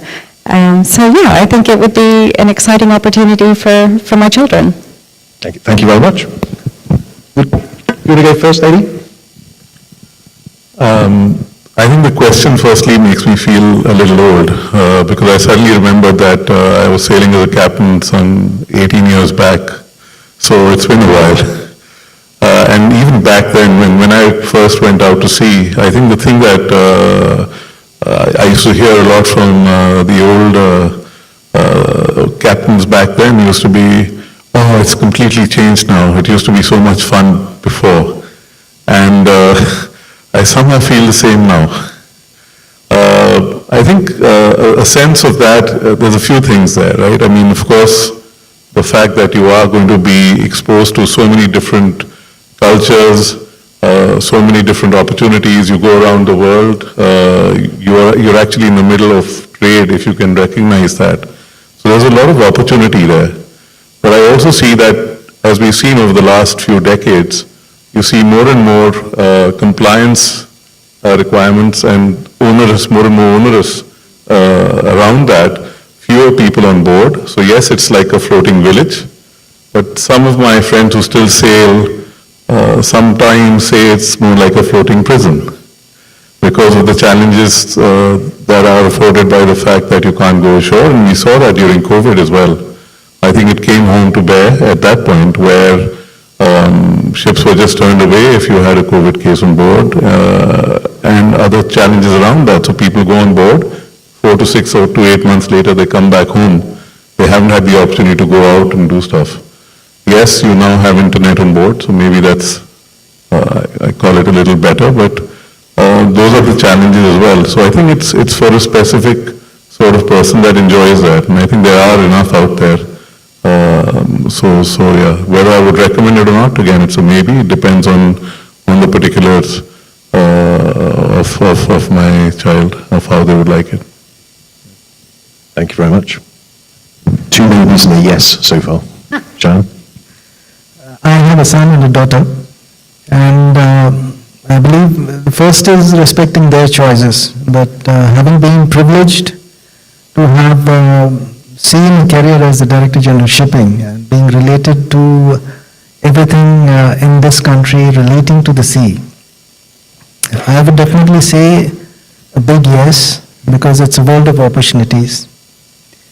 A very responsible position because you handle multi-million assets. You're also securing trade routes. You are essentially a key worker globally. So you set the standards, and as was rightly said, it's a career full of adventure, opportunities. But somewhere there's also this maybe, because with my daughter, I would think twice, because they're just 3% of the global seafaring pool, which is of the lady gender. So perhaps this is itself an inspiration for people like me who can help in the administration to ensure that we make shipping safer, secure, sustainable, smarter, and ensure a just transition for everyone who's choosing and taking up this phenomenal career.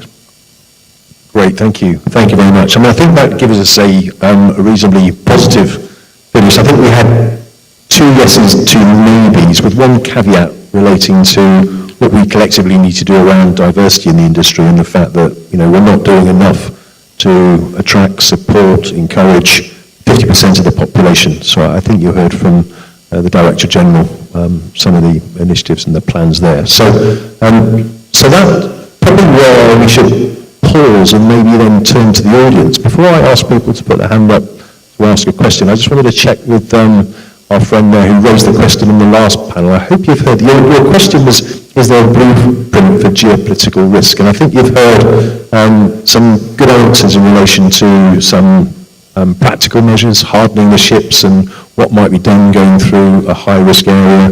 There's some very practical, operational things you can do in terms of not going to the area in the first place. But of course, as shipping, we can't do anything about the geopolitics. We just have to respond to the world in front of us as an ultimate demand-led industry. So I hope that satisfies that question. But on that note, maybe we could open up for any questions. I'm not going to go to you first, sir, if you don't mind. I'm going to let someone else have a go. But there's a question here. Is there a microphone roving? Doesn't look like it. We've got loads up here. Oh, well done. Thank you. Thank you, Jonathan. Thank you. Thank you for a wonderful interaction and session, and thanks to the World Maritime Technology Conference for bringing these 2 areas, Poseidon and the White House. This is the first time I'm seeing something like this being discussed so openly. And when we talk about what opened up for me is that we're not talking politics, but we're talking about our reaction to the political changes, which is very important. But something here doesn't add up for me. We've said that India is the 3rd largest seafaring supply nation of seafarers, yet 600 of our people are there abandoned. Shouldn't that also be in the ratio of Philippines, Chinese, and Indians? And if those 600 were American citizens or US citizens, would they still be there abandoned? Would you like to take that, Shyam? I think this is the question I keep asking myself every day in the office. And believe me, for these 600 plus of our own seafarers, we have made as much of efforts as possible. For some difficult geographies like, say for instance, the country of Iran, we have 67 of them there. Vessels have been detained, arrested, and they are not either being allowed to be signed off. The maximum we have been able to do is get them onshore into a comfortable stay. But getting them back again is an extended interaction. I can give you instances where we had this incident, the MV Dali. We committed survey investigators as a substantially interested flag state, and we are grateful to the NTSB, although some of the seafarers still remain there. Some of them were able to come back, visit their homes. So I believe it's an ongoing process, and every effort is being made that this number of 600 comes down. The number of potential seafarers who are prone to fraud or illegal practices is contained, and we pitch seafaring for at least our own Indian citizens as a career that inspires and is safe and secure. That's all I'd like to comment. Thank you, sir. I'm aware of the great work you're doing. The question was to BIMCO and to Intertanko, and if you all can respond to this, It's a very good question, and we are, and I can't speak for Intertanko, but I know their doing something similar. We are leaning quite heavily into this. There's two elements. There's some individual cases which we try and support with locally on a unilateral basis, but there's also a more systematic sort of challenge, if you like. And in addressing that, we're working with organisations like the ITF, the International Trade Unions Federation, and also the ILO, to see whether we can, do something better. Because I mean, as the Director General mentioned a moment ago, we still have a situation where not all countries are signatories to the MLC, and that's the baseline. So there is a lot of work to do here in terms of education and raising awareness. It was why I was very keen. So I'm really glad this question. And I wanted us to have this topic on the panel today, because I think collectively as an industry we need to do a lot more in this space to support the great work that's being done, but to make it more visible, more collective, and engage more effectively with the organisations that can help us make that difference. So thank you for the question. I think I'm just checking with the organisers, I think we've got a chance for one more question. So there's a microphone there, so over to you, sir. Thank you. My name is Arun Sharma. Actually, I really don't have a question, I just have a view. And one of them was raised here by a gentleman who talked about seafarers being stranded. I think my request would be that there's got to be more stringent qualification for the RPSL, before we certify certain agencies who are responsible for sending out crew to ships. Quite a few of them get away by just abandoning their seafarers, and if those certifications like the RPSL are made more stringent, probably there will be a reduction in the number of stranded seafarers. The other thing which you all very nicely discussed was, would you like to send your son or daughter to sea? I myself have sailed for a number of years, right up to the rank of chief engineer, and I believe that when I came out to sea in 1970, sea was not only a sort of sought-after career, it had glamour, and that is what attracted us to sea, I mean, we left colleges, whether it was medical, whether it was engineering, and came out to DMET and sailed for a number of years. There was glamour, there was money, not too much of money, but there was better money than being ashore. So I think that glamour needs to be brought back. And the one thing which constrained somebody like me was that after I became chief engineer, stay for 4 or 5 years, what next? I think avenue must be brought where the sailors could go to marine law, P&I, education, superintendency. If you had those choices, I think you'll have better people coming out to sea with a longer term career perspective than just being at sea, coming to the rank of a master or a chief engineer, and that's it. I think that was one. And the second one, we talked about secure safety of seafarers at sea. In my time, we didn't have these Houthi attacks and all that, but we did have very scary attacks of the Somalia pirates. And I remember the action which were taken was standard operating procedures for the ship's crew, what they should do to see that they don't get in the way of, rather get into harm's way. The second one was provide them with adequate cover, and in that time also the Indian Navy did a fantastic job. All the ships that I sailed through the corridor, through the Red Sea, were protected by the Indian naval ships, and not one man complained that they were scared or they were not really willing to take that risk. And the other thing was, we used to have in my time, at that point of time, what they call the KNR insurance. That means if you had a KNR insurance and somebody was really taken up by the so-called pirates, the insurance covered not only the prevention of the arrest of the ship, but the insurer would actually deliver the ransom to the pirate and the crew would be freed, I mean, and the cost was minimal. And we never had anybody who had a KNR insurance being subjected to any kind of, any kind of harm being done. We also used to take what you call the armed pirates, the armed guards on board, and with that, nobody from ship's crew ever complained that I will not go through the Red Sea or I will not go through the Suez Canal. I think those are some good days where And in my career of at least 5 to 6 years of ship owning at that time, not one ship had the problem of getting either picked up by a pirate or anybody. Thank you so much. Got the message, thank you. Almost some very good comments there. I mean, if we went too much into those, we'd have another 3 hours at least. So what I suggest is, everybody recognises this chap's face. I think go and see him over dinner this evening, because I think there's a lot in there. I'm very happy to pick up on some of those comments there. But just one comment, if I may pick up, because there's a lot in your statements there, is the glamour you called it, but it's the status as well around seafaring.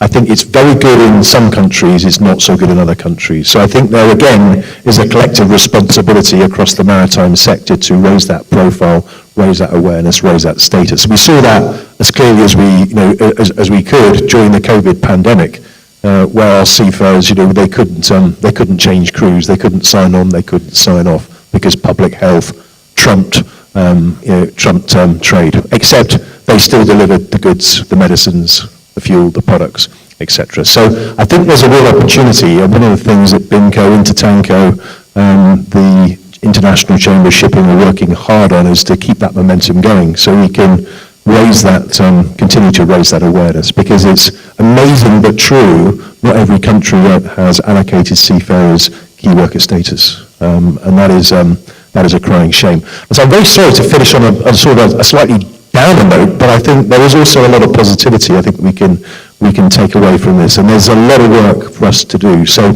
in that spirit of collaboration, I think it's probably time. We're going to have a coffee break now, and then we're going to come back and run the rest of the program. But before we do that, I'd just like to ask you to put your hands together to thank our expert panelists, Cheyenne, Aditya, Jonathan, and Mary. Thank you very much. Thank you.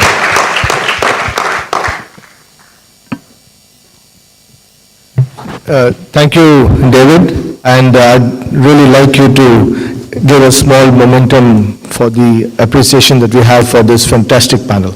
So please, I'd like to, before we close the session, and just to remind the guests here that we have a short coffee break, and then we will start the inaugural sessions back in the same auditorium.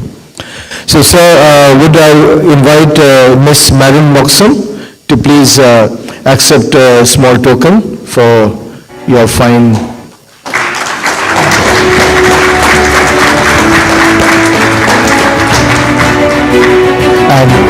And Mr. Shyam Jagannathan, please, sir. Thank you so much for such an interesting discussion.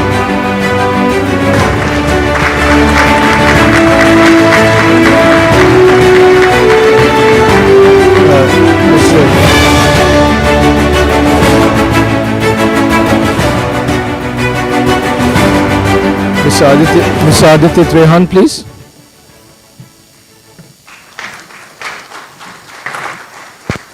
Thank you, sir.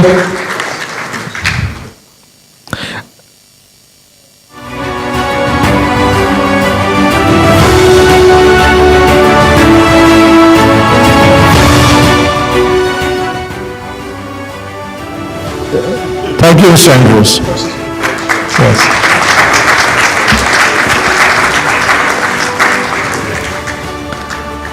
And finally, my appreciation to Mr. David Loosley for conducting such a wonderful session.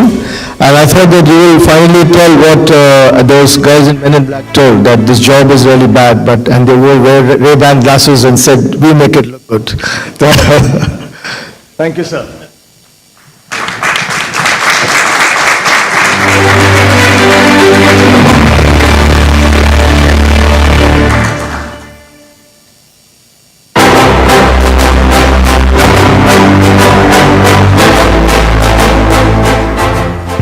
So we'll be back at sharp. Thank you.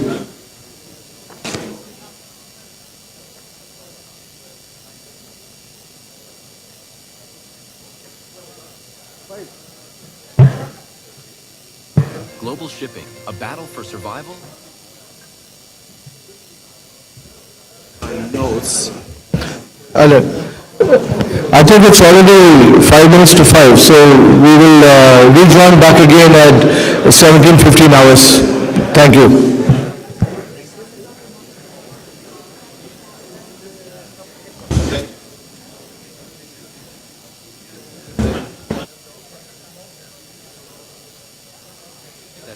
visionary discussions on sustainability, cutting-edge technology, and industry transformation. Connect with global leaders, share groundbreaking ideas, and immerse yourself in the vibrant culture of Southern India. World Maritime Technology Conference 2024, shaping the future of shipping. Join us and navigate tomorrow. At Indian Register of Shipping, we are more than a classification society. We are leading the efforts in transition to a new fuel ecosystem. By promoting cleaner and more sustainable fuels, we are contributing to a greener future for our planet. We are working with the industry by leveraging virtual twin technology to drive digital transformation with a global presence spanning 4 continents. IRS plays a pivotal role in shaping the future of the maritime industry. Indian Register of Shipping, setting the standard for maritime excellence. For the maritime industry, for all of us, this is more than a moment of change. It's a time of transformation. Inspired and informed by our expertise, you will be empowered to make smarter business decisions. As the trusted voice to tackle global transformations, DNV is here to provide practical solutions and advice. Together we can turn uncertainty into confidence.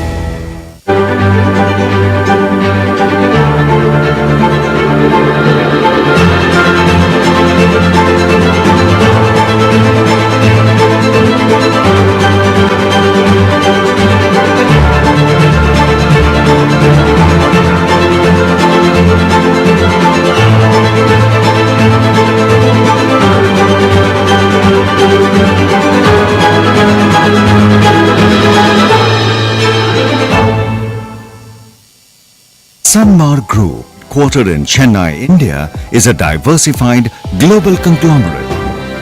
Sanmar Shipping Limited, a part of the Sanmar Group, has been holding a distinguished position in the domain of the Indian shipping industry. Sanmar Shipping's customers include major oil companies, both domestic and international. Sanmar Shipping is committed to meeting the increasing environmental challenges and stays focused to its motto of safe ships and clean seas. BIMCO, the practical voice of shipping, supporting members and the shipping industry since 1905, creating and delivering contracts, explaining and informing regulation, providing expert knowledge and business services to the industry.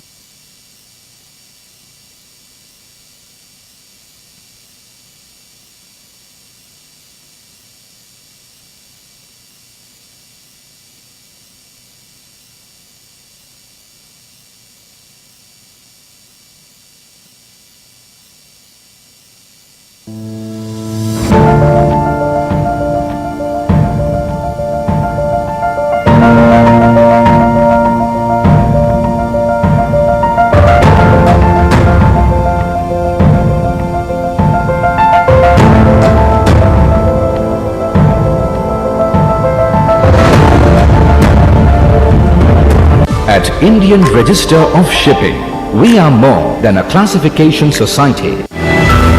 For the maritime industry, for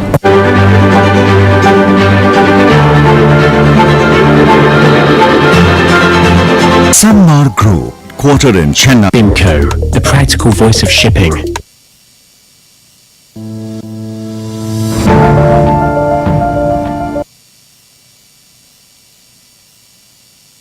Global shipping, a battle for survival or a torchbearer of hope? Discover the future of maritime innovation at the World Maritime Technology Conference 24 from December 4 through 6 at the luxurious Hotel Leela Palace, Chennai. Organized by the Institute of Marine Engineers, India, this global event brings together the brightest minds in maritime technology to tackle challenges and unlock new opportunities. Chennai, India's historic trade hub, is the perfect setting for visionary discussions on sustainability, cutting-edge technology, and industry transformation. Connect with global leaders, share groundbreaking ideas, and immerse yourself in the vibrant culture of Southern India. World Maritime Technology Conference 2024, shaping the future of shipping. Join us and navigate tomorrow. At Indian Register of Shipping, we are more than a classification society. We are leading the efforts in transition to a new fuel ecosystem. By promoting cleaner and more sustainable fuels, we are contributing to a greener future for our planet. We are working with the industry by leveraging virtual twin technology to drive digital transformation with a global presence spanning 4 continents. IRS plays a pivotal role in shaping the future of the maritime industry. Indian Register of Shipping, setting the standard for maritime excellence. For the maritime industry, for all of us, this is more than a moment of change. It's a time of transformation. Inspired and informed by our expertise, you will be empowered to make smarter business decisions. As the trusted voice to tackle global transformations, DNV is here to provide practical solutions and advice. Together we can turn uncertainty into confidence.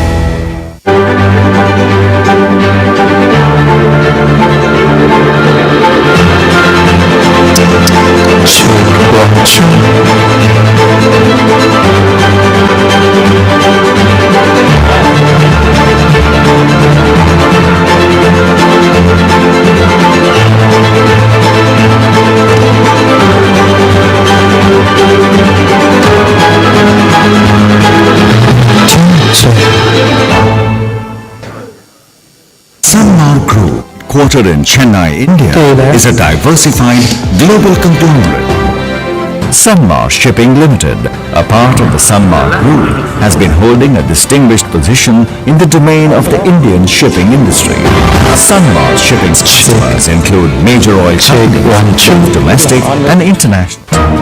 Sanmar Shipping is committed to meeting the increasing environmental challenge and stays focused to its motto of safe ships and clean seas.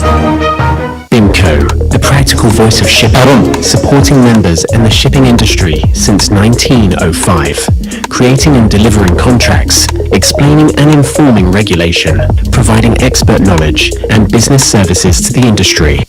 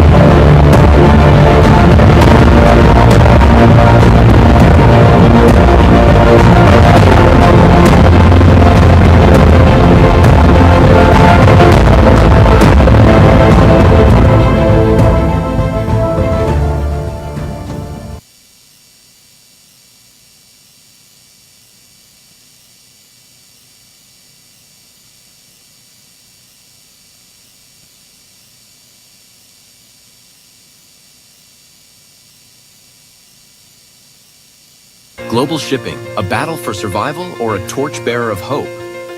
Discover the future of maritime innovation at the World Maritime Technology Conference 24 from December 4 through 6 at the luxurious Hotel Leela Palace, Chennai. Organized by the Institute of Marine Engineers, India. This global event brings together the brightest minds in maritime technology to tackle challenges and unlock new opportunities. Chennai, India's historic trade hub, is the perfect setting for visionary discussions on sustainability, cutting-edge technology, and industry transformation. Connect with global leaders, share groundbreaking ideas, and immerse yourself in the vibrant culture of Southern India. World Maritime Technology Conference 2024. Shaping the future of shipping. Join us and navigate tomorrow. At Indian Register of Shipping, we are more than a classification society. We are leading the efforts in transition to a new fuel ecosystem.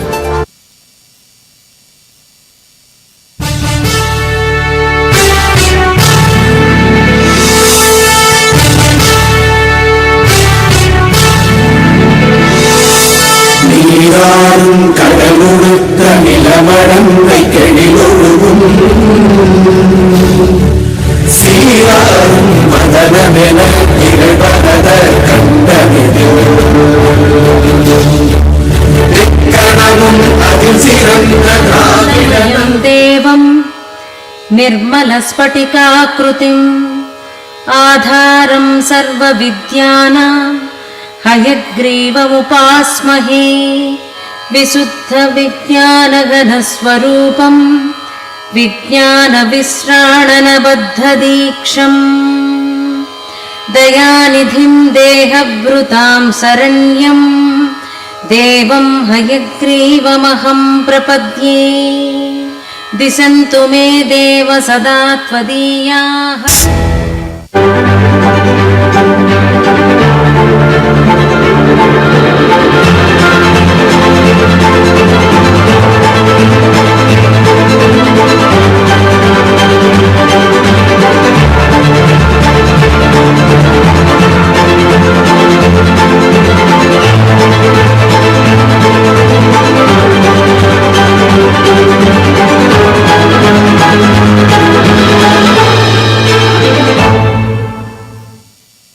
Sanmar Group, quartered in Chennai, India, is a diversified global conglomerate.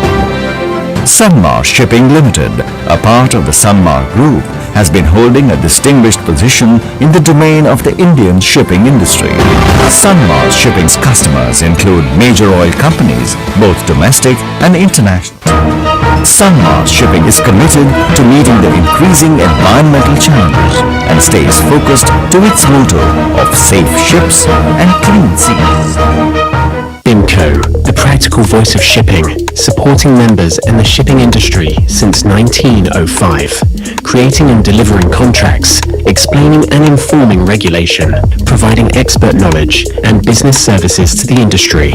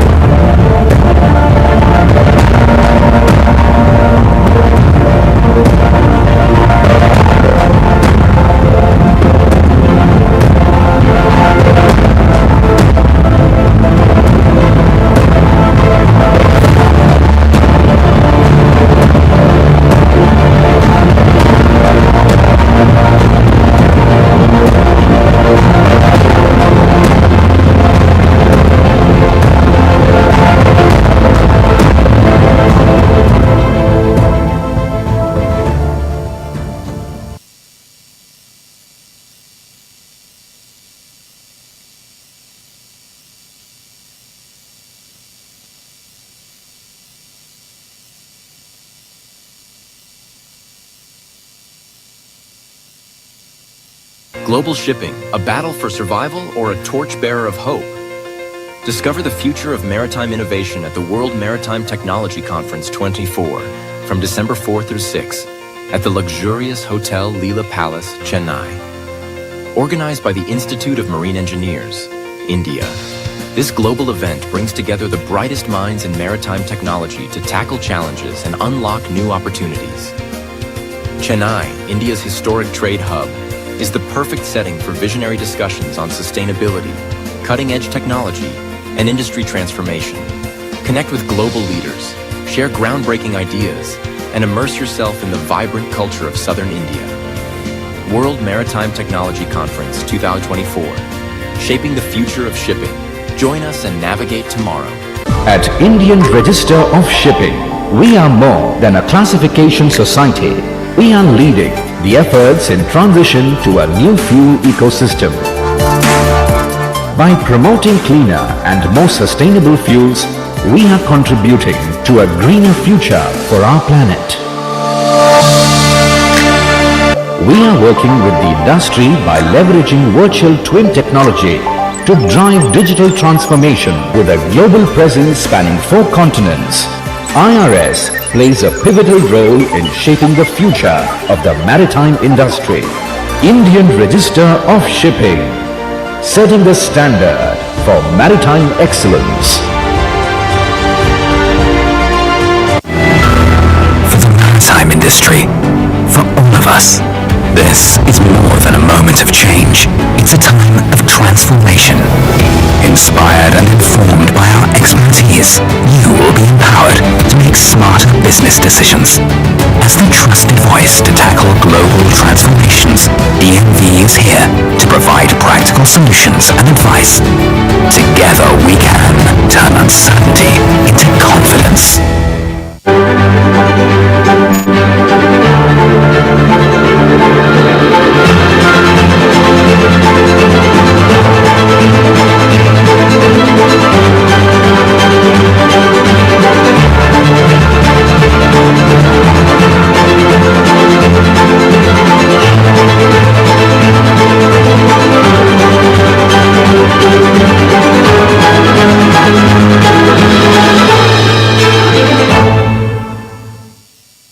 Sanmar Group, quartered in Chennai, India, is a diversified global conglomerate. Sanmar Shipping Limited, a part of the Sanmar Group, has been holding a distinguished position in the domain of the Indian shipping industry. Sanmar Shipping's customers include major oil companies, both domestic and international. Sanmar Shipping is committed to meeting the increasing environmental challenges and stays focused to its motto of safe ships and clean seas. BIMCO, the practical voice of shipping, supporting members and the shipping industry since 1905, creating and delivering contracts, explaining and informing regulation, providing expert knowledge and business services to the industry.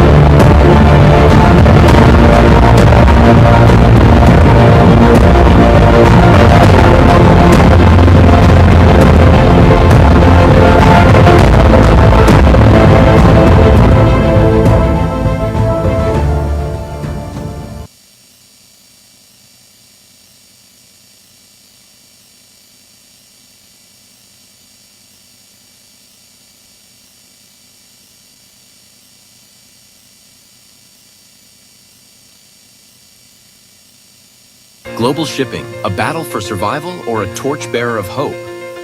Discover the future of maritime innovation at the World Maritime Technology Conference 24 from December 4 through 6 at the luxurious Hotel Leela Palace, Chennai. Organized by the Institute of Marine Engineers, India.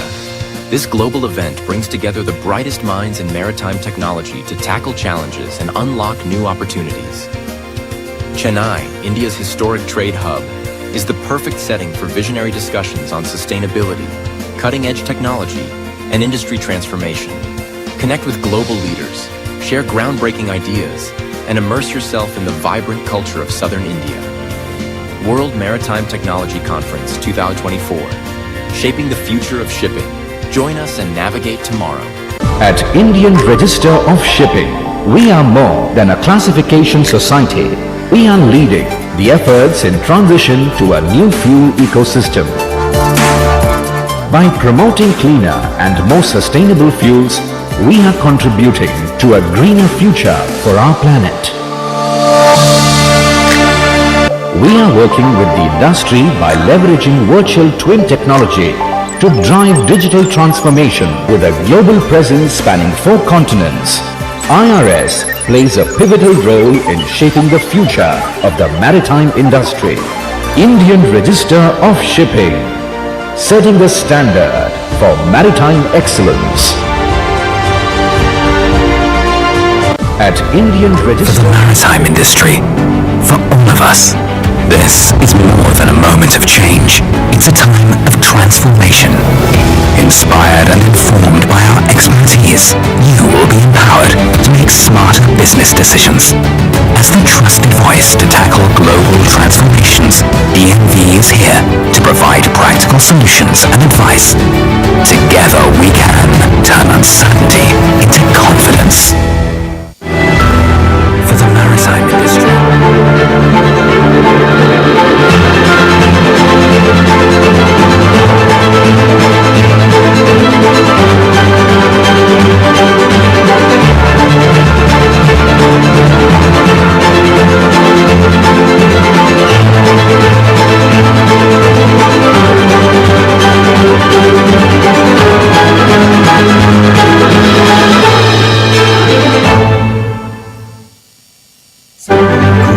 Headquartered in Chennai, India, is a diversified global conglomerate.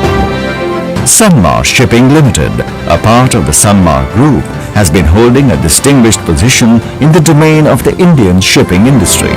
Sanmar Shipping's customers include major oil companies, both domestic and international.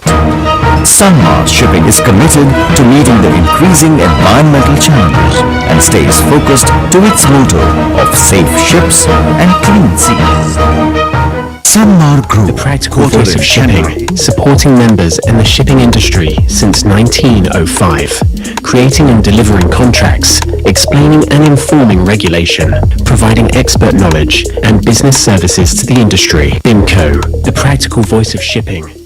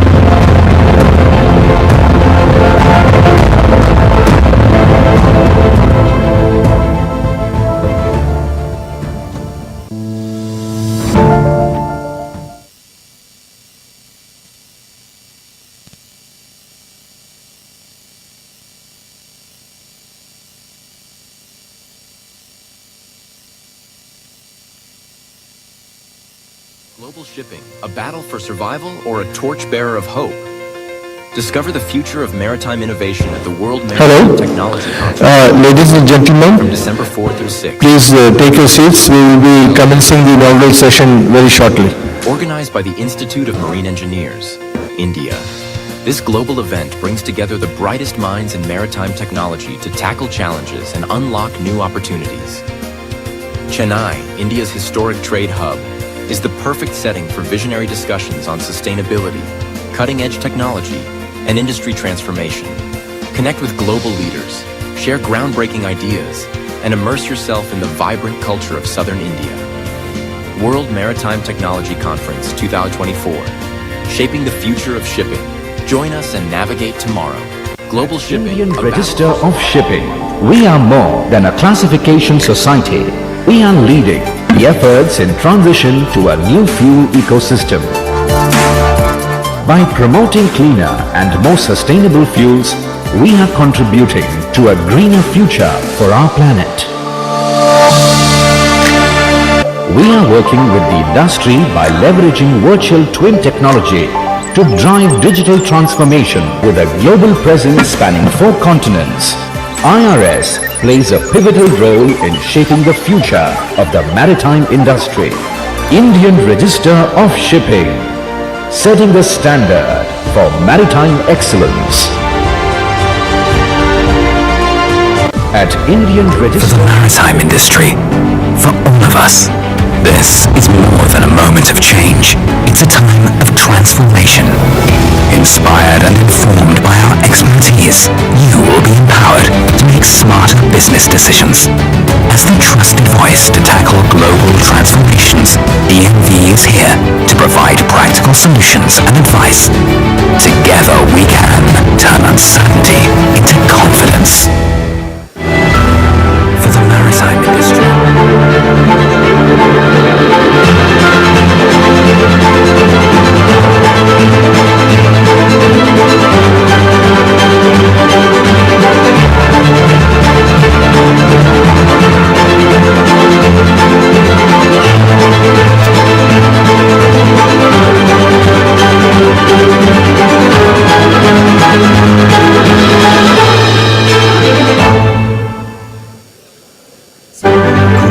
Headquartered in Chennai, India, is a diversified global conglomerate.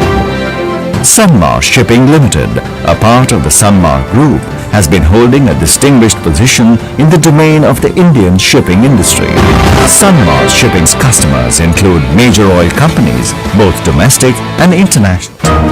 Sanmar Shipping is committed to meeting the increasing environmental challenges and stays focused to its motto of safe ships and clean seas. Sanmar Group, the practical voice of shipping, supporting members and the shipping industry since 1905, creating and delivering contracts, explaining and informing regulation, providing expert knowledge and business services to the industry. BIMCO, the practical voice of shipping.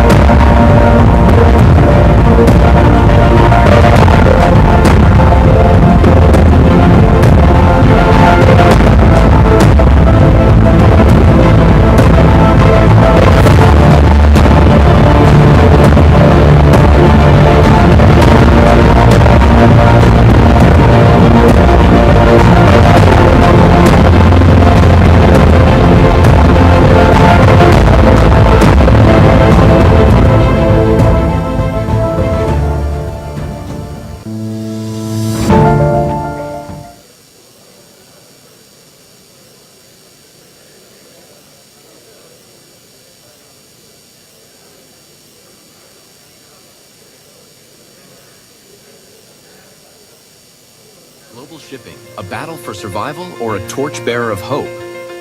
Discover the future of maritime innovation at the World Maritime Technology Conference 24 from December 4 through 6 at the luxurious Hotel Leela Palace, Chennai. Organized by the Institute of Marine Engineers, India. This global event brings together the brightest minds in maritime technology to tackle challenges and unlock new opportunities. Chennai, India's historic trade hub, is the perfect setting for visionary discussions on sustainability, cutting-edge technology, and industry transformation. Connect with global leaders, share groundbreaking ideas, and immerse yourself in the vibrant culture of Southern India. World Maritime Technology Conference 2024, shaping the future of shipping. Join us and navigate tomorrow. Global Shipping. Indian Register of Shipping. We are more than a classification society. We are leading the efforts in transition to a new fuel ecosystem. By promoting cleaner and more sustainable fuels, we are contributing to a greener future for our planet. We are working with the industry by leveraging virtual twin technology to drive digital transformation with a global presence spanning 4 continents. IRS plays a pivotal role in shaping the future of the maritime industry. Indian Register of Shipping, setting the standard for maritime excellence. At Indian Register of Maritime Industry, for all of us, this is more than a moment of change. It's a time of transformation. Inspired and informed by our expertise, you will be empowered to make smarter business decisions. As the trusted voice to tackle global transformations, ENV is here to provide practical solutions and advice. Together we can turn uncertainty into confidence. For the maritime industry.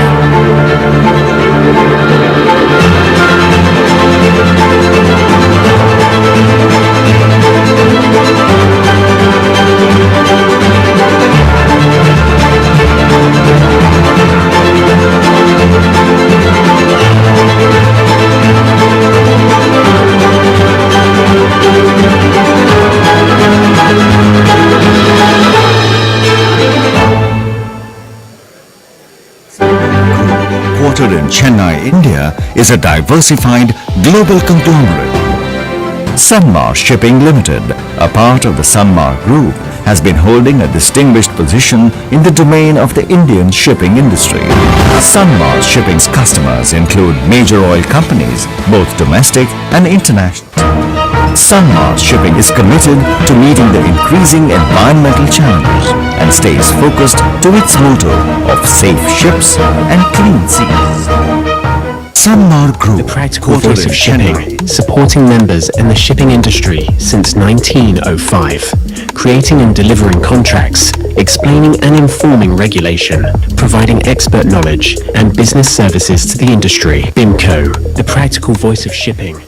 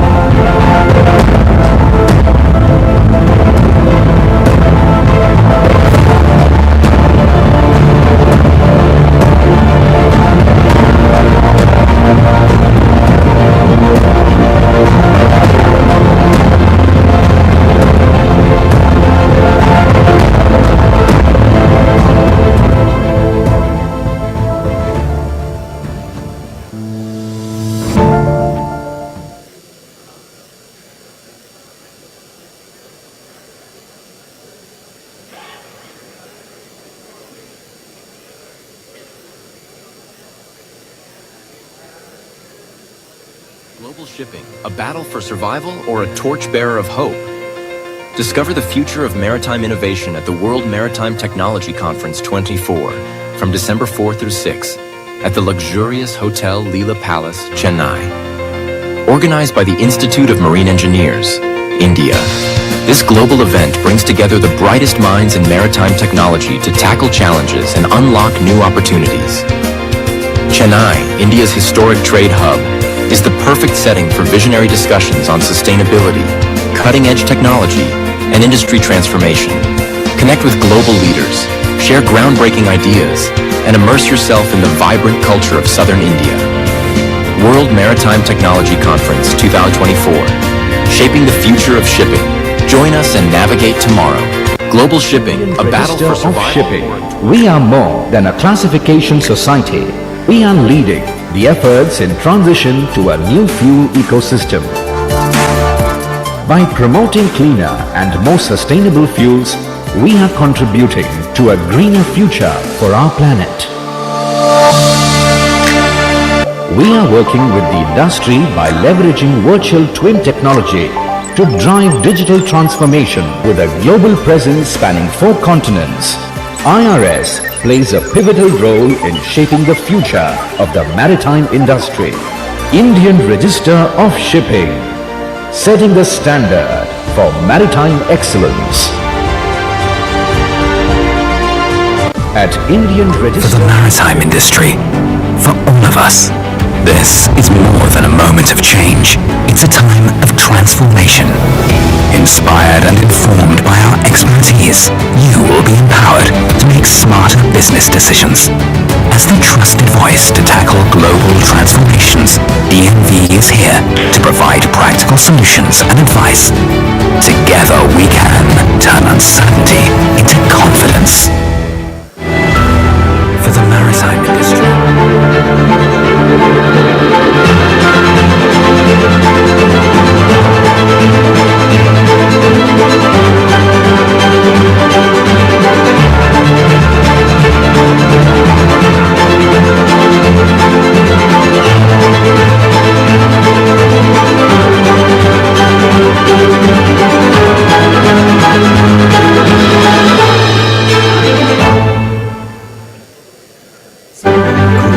Headquartered in Chennai, India, is a diversified global conglomerate. Sanmar Shipping Limited, a part of the Sanmar Group, has been holding a distinguished position in the domain of the Indian shipping industry. Sanmar Shipping's customers include major oil companies, both domestic and international. Sanmar Shipping is committed to meeting the increasing environmental challenges and stays focused to its motto of safe ships and clean seas. Sanmar Group, The practical voice of shipping, supporting members and the shipping industry since 1905, creating and delivering contracts, explaining and informing regulation, providing expert knowledge and business services to the industry. BIMCO, the practical voice of shipping.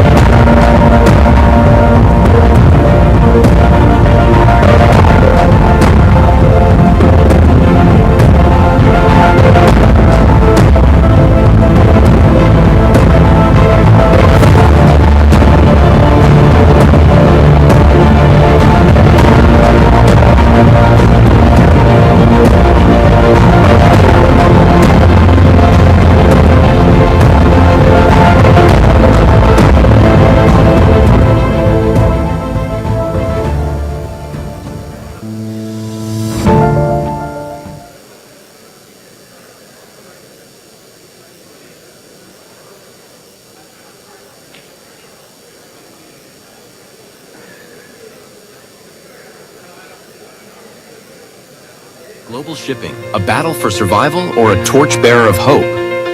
Discover the future of maritime innovation at the World Maritime Technology Conference 24 from December 4 through 6 at the luxurious Hotel Leela Palace, Chennai. Organized by the Institute of Marine Engineers, India. This global event brings together the brightest minds in maritime technology to tackle challenges and unlock new opportunities. Chennai, India's historic trade hub, is the perfect setting for visionary discussions on sustainability, cutting-edge technology, and industry transformation. Connect with global leaders, share groundbreaking ideas. Ladies and gentlemen, we'll be starting in another 5 minutes, please.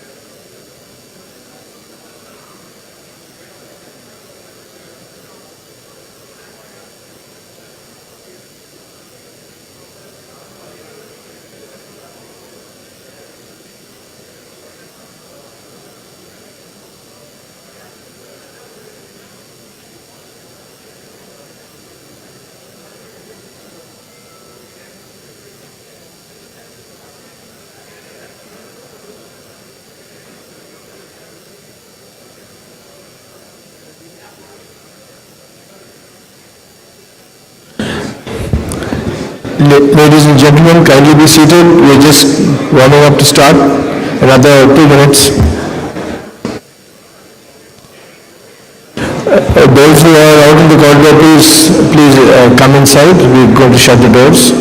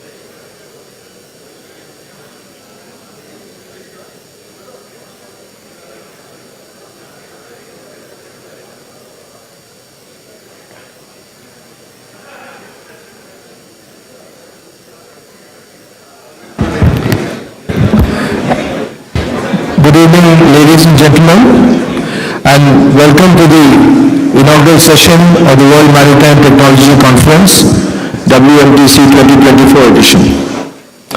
So we begin with a brief security brief. So in case of on your right hand side there are two doors and there are two exits on the back side. Please exit in orderly fashion and we can assemble in the lobby outside.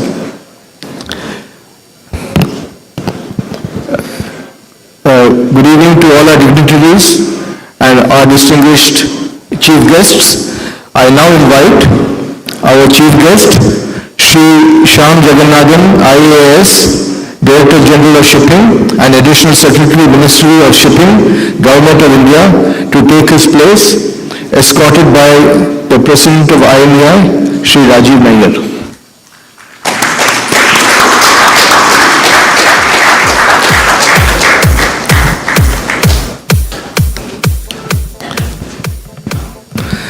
I now invite our distinguished panel members and speakers, starting with Mr. Arun Sharma, Executive Chairman, Indian Register of Shipping, to kindly come to the dais. I call on Mr. Jan Qualsvold, VP and Business Development Director, DNV, to kindly come to the dais.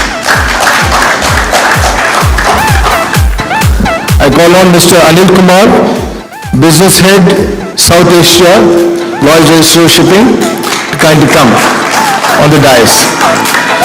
I invite the Chairman, Chennai Branch, IMEI, Institute of Marine Engineers, Mr. Suresh Shanoy, to kindly take his place. And finally, our Honorary Secretary, Swami, to kindly take his place.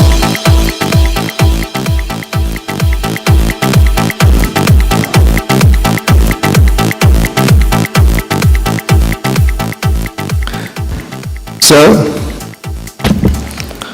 I now invite our guests to light the traditional lamp that begins the session formally for the World Maritime Technology Conference. Ladies with the lamp, please come forward. And I invite first Mr. Shyam Jagannathan to kindly light the first lamp.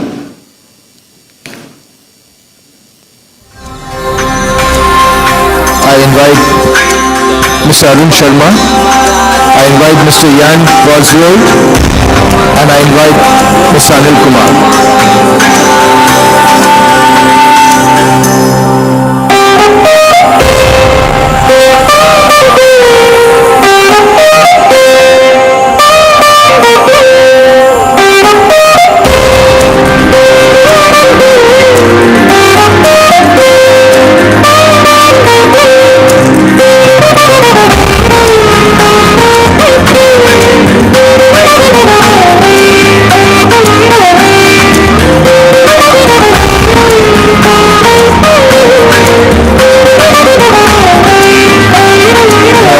Mr. Rajiv Nayyar to kindly light the lamp, please.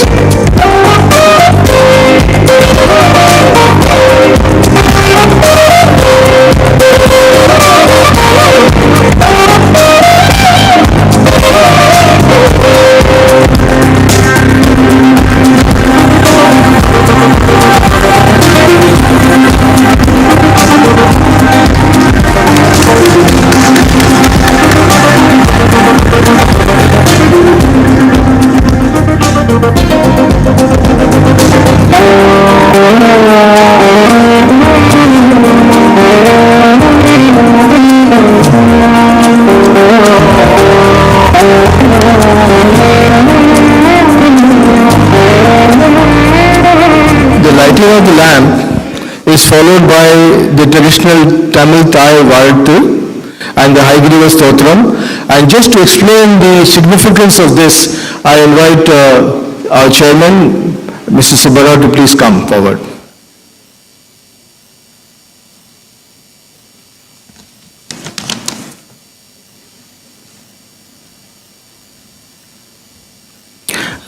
Ladies and gentlemen, good evening. Just a a small piece of information on the invocation. First, we are going to play the Tamil waltzu. It is actually praising, it's an anthem of the land, the lustrousness of the land, the people and the culture that is associated with the southern part of India. The second one is a hybrid of Stotram, which is essentially to the higher being, which is a goddess of the learning, and the god of excellence. That is what we strive for in this conference. Thank you. Thank you, Mr. Subbarao. I now invite our guests and all our audience to rise for the invocation.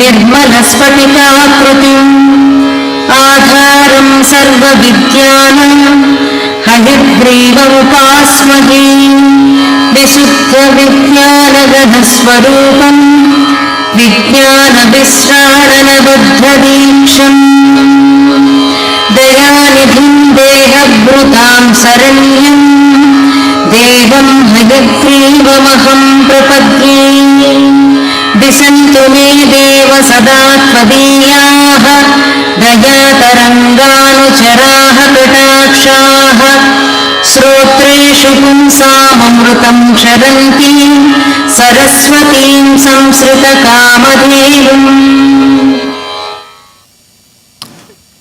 Thank you. Please be seated. I request now the chairman of the Chennai branch, Mr. Suresh Shenoy, to address the gathering. Mr. Shenoy, please.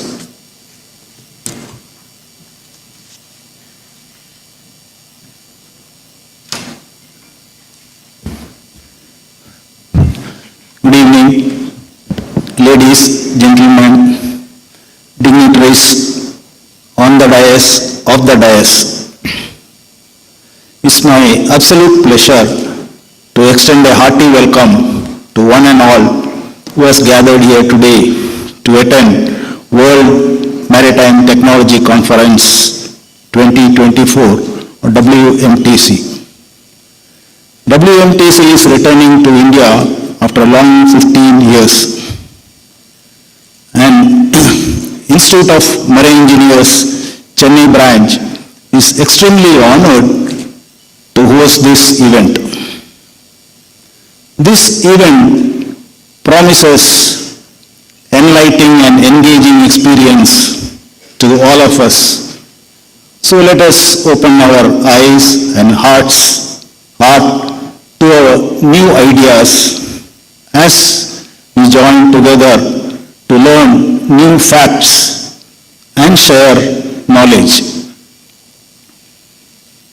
The speakers has generously accepted to share their expertise.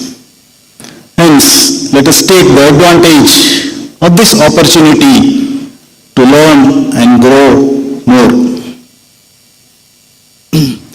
This event,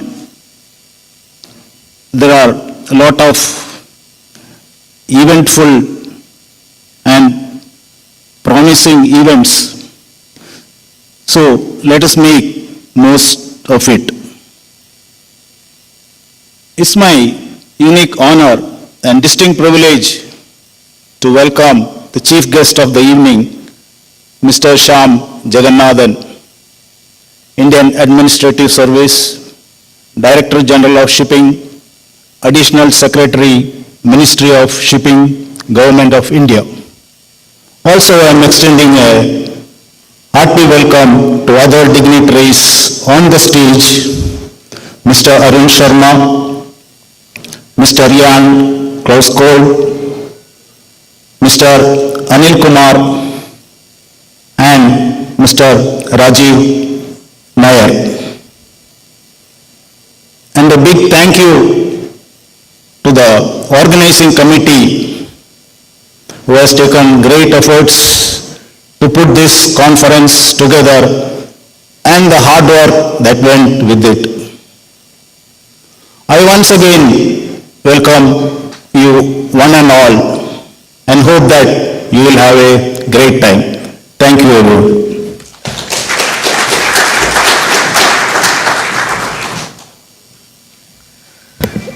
Thank you, Mr. Sharmaji. I now call on the President of the Institute of Marine Engineers, Mr. Rajiv Nair, to address the gathering. Mr. Nair, please.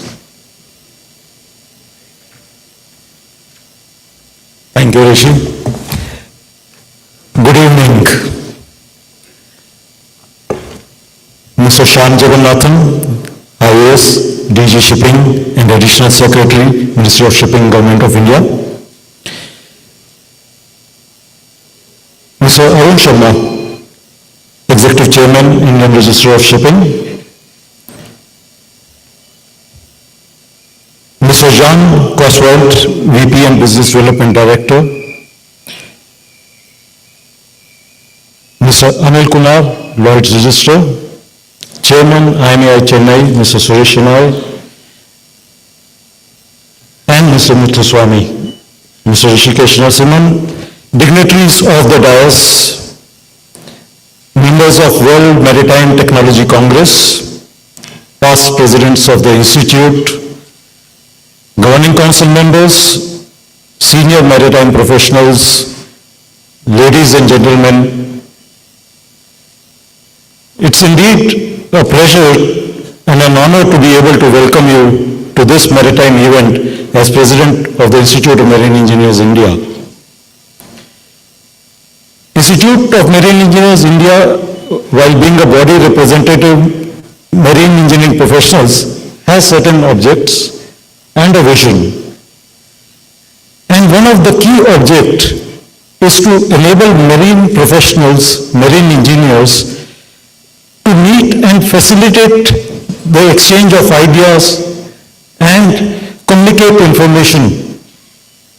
Today is one such event where we hope to be delivering such a platform and thereby take a further positive step towards achieving our vision of serving the interest of not only our membership but also of the maritime fraternity. With these thoughts, I welcome all the World Maritime Technology Congress and the Maritime Fraternity to this vibrant city of Chennai on behalf of IMEI and wish that these deliberations will create value for all participants. Thank you, Chennai branch, for hosting us, and thank you very much, ladies and gentlemen. Thank you.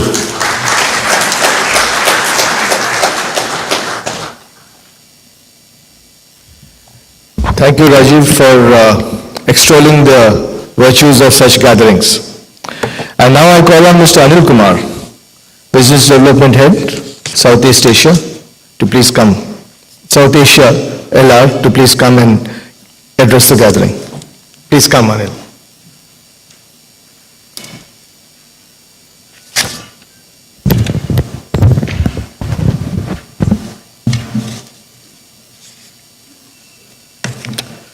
Good evening, everyone. Ladies and gentlemen, and Honorable Chief Guest, Shyam Jagannathan, DG Shipping, dignitaries on and off the dais. I'm delighted to join you this evening as we gather here for WMTC 2024. On behalf of Lloyd's Register, I would like to express our gratitude to the organizers for this opportunity to speak to you. Subbarao, the chairman, Rishikesh Narasimhan, the convener, and various subcommittee chairman and team members of WMTC. It's a privilege to share our thoughts on the theme for this edition, which is global shipping, a battle for survival or a torchbearer of hope in such a distinguished gathering. So we see there are two major disruptions in the maritime industry, decarbonization and digitalization, which would bring about substantial change in the technological and environmental landscape of shipping industry, which is unprecedented. Hence, we as a wider maritime stakeholders, like flag administrations, class societies, ship owners and managers, shipyards, machinery, equipment component manufacturers, fuel suppliers, charterers, insurance, and financiers need to work in partnership and in a collaborative manner to make this transition safe, feasible, and affordable. And then the seafarers certainly play a vital role in adoption of these new changes in technological and environmental areas. So on a decarbonization front, at Lloyd's Register, we have established the Maritime Decarbonization Hub in 2020 with an objective as a research and action unit dedicated to steering shipping industry to net zero by initiating and facilitating change.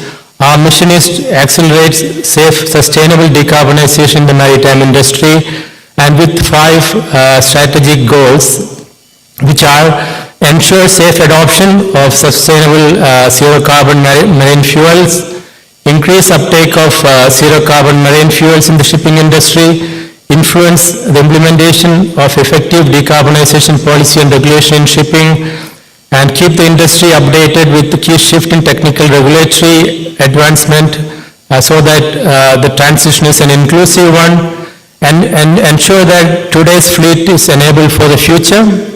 The vessel today needs to optimize its performance and improve the efficiencies. Some of this vessel also need retrofitting of the new fuels.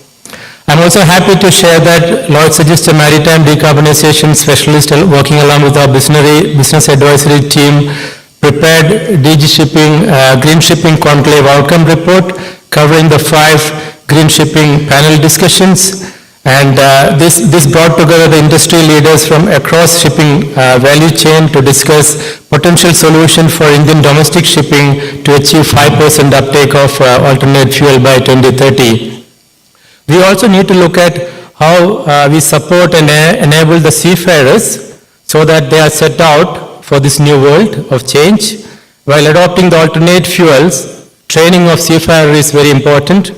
The IMO Secretariat and Maritime Just Transition Task Force Secretariat, with the support of Lloyd's Register Foundation, initiated a joint project to develop training materials necessary for seafarers to use alternate fuels safely, fuels such as ammonia, methanol, and hydrogen.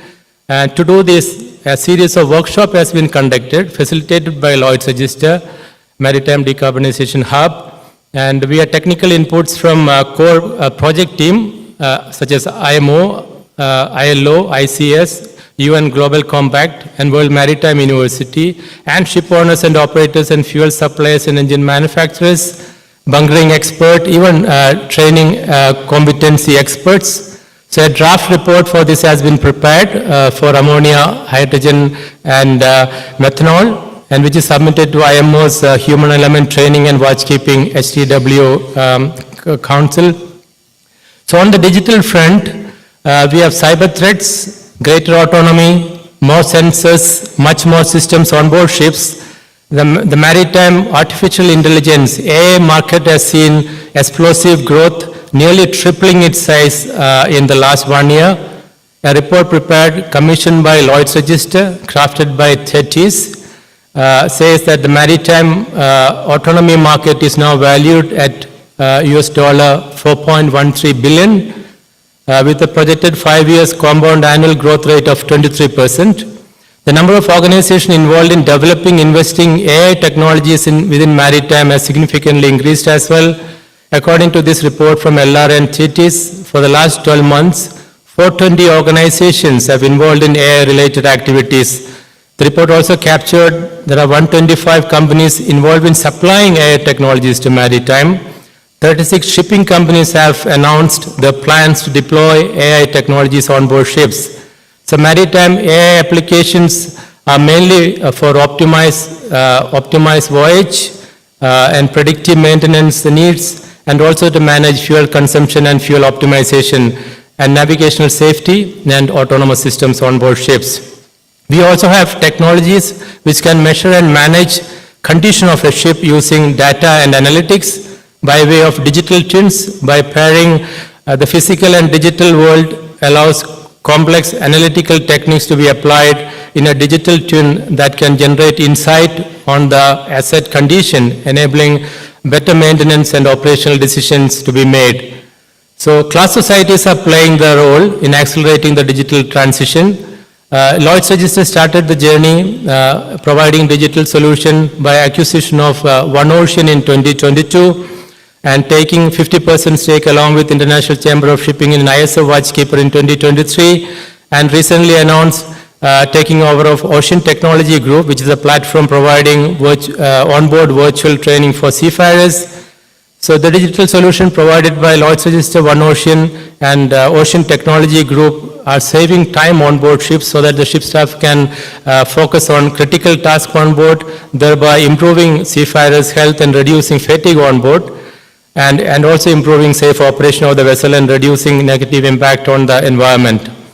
For Lloyd's Register, it has been a positive 150 years in India.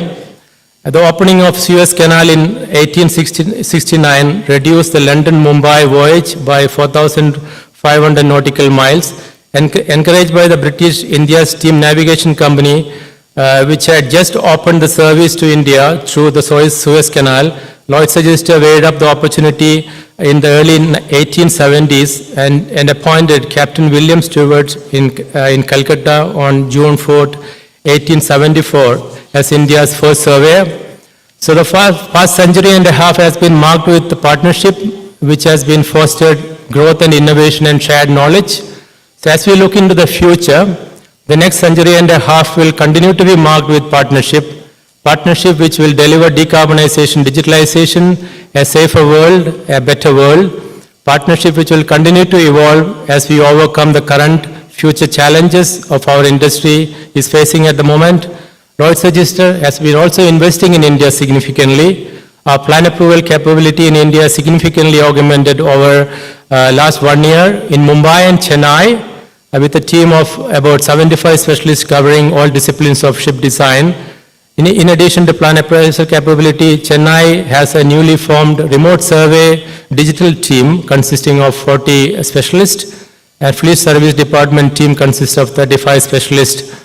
And we also set up an emergency response team in Mumbai providing 24/7 ship emergency coverage. So in conclusion, for decarbonization, we have got very good understanding of the technology readiness.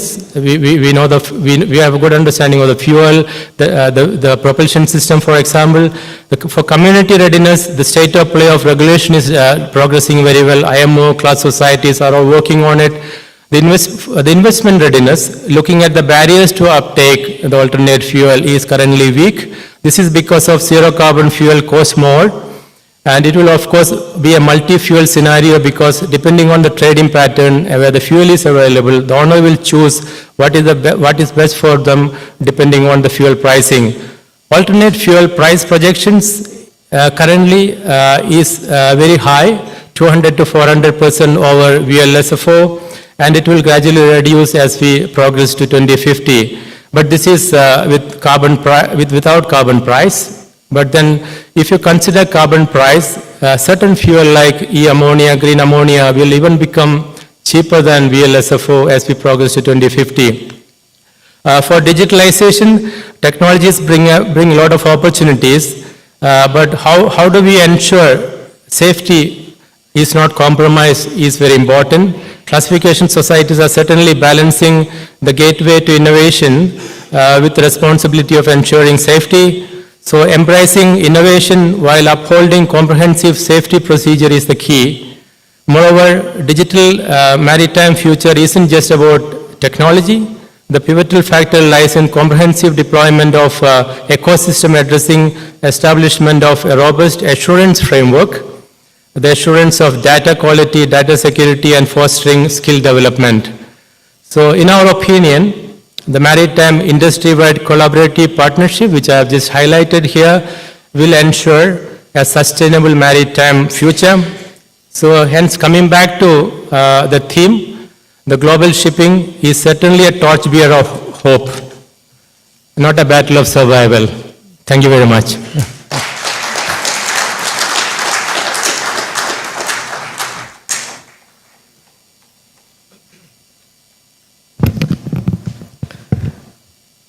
Thank you, Anil, for expanding on the theme, explaining Lloyd's deep commitment to the learning and also its long history with India. Thank you so much. I would now like to call on Mr. Jan Qualsvold, VP and Business Development Director, DNV, to address the gathering. Welcome to Chennai, and I think that this Chennai winter is possibly the Norwegian summer that you hoped for.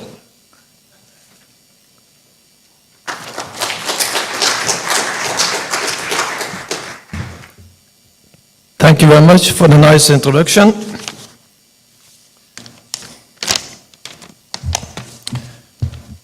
Good afternoon or good evening, distinguished guests, ladies and gentlemen. It's a privilege for me to stand in front of you to deliver this address on a topic of profound importance to our industry. Global shipping, a battle for survival or a torchbearer of hope. The shipping industry has always been vital, a vital lifeline for the global trade, and today we find ourselves in a pivotal crossroad, facing headwinds from economic uncertainty, geopolitical instability, and most notably, the growing climate crisis. From global supply chain disruptions to the rising cost of fuel and the tightening environmental regulations, the shipping industry is being tested in ways we have never seen before. In the midst of all this, how to navigate the challenge facing the sector and advance the maritime energy transition is top of mind for most of us in the industry. And one thing is very clear, the clock is ticking, and we need to start making real headways now. These challenges, while daunting, present a unique opportunity for us to redefine our sector. The adoption of more stringent decarbonization targets is forcing rapid changes.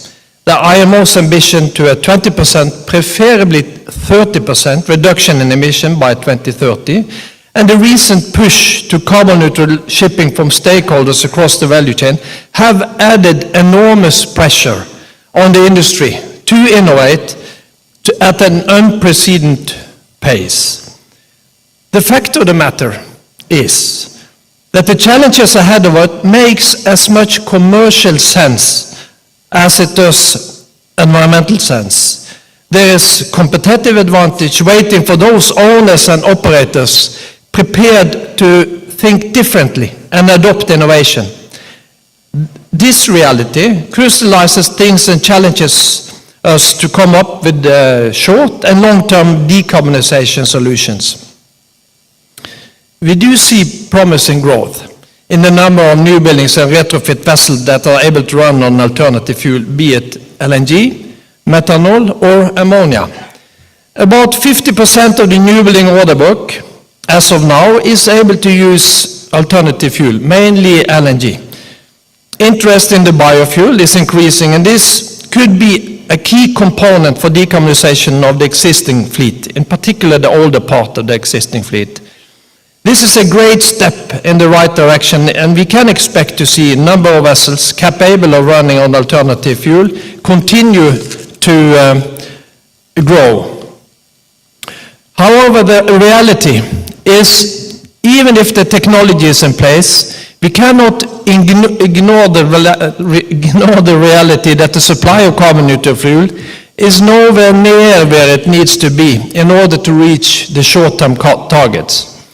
According to DNV's latest Maritime Forecast 2050 report, the shipping will need to secure between 7 and 48 million ton oil equivalents of carbon neutral fuel, in combination with energy efficiency measures and onboard carbon capture, to reach its decarbonization goals in 2030.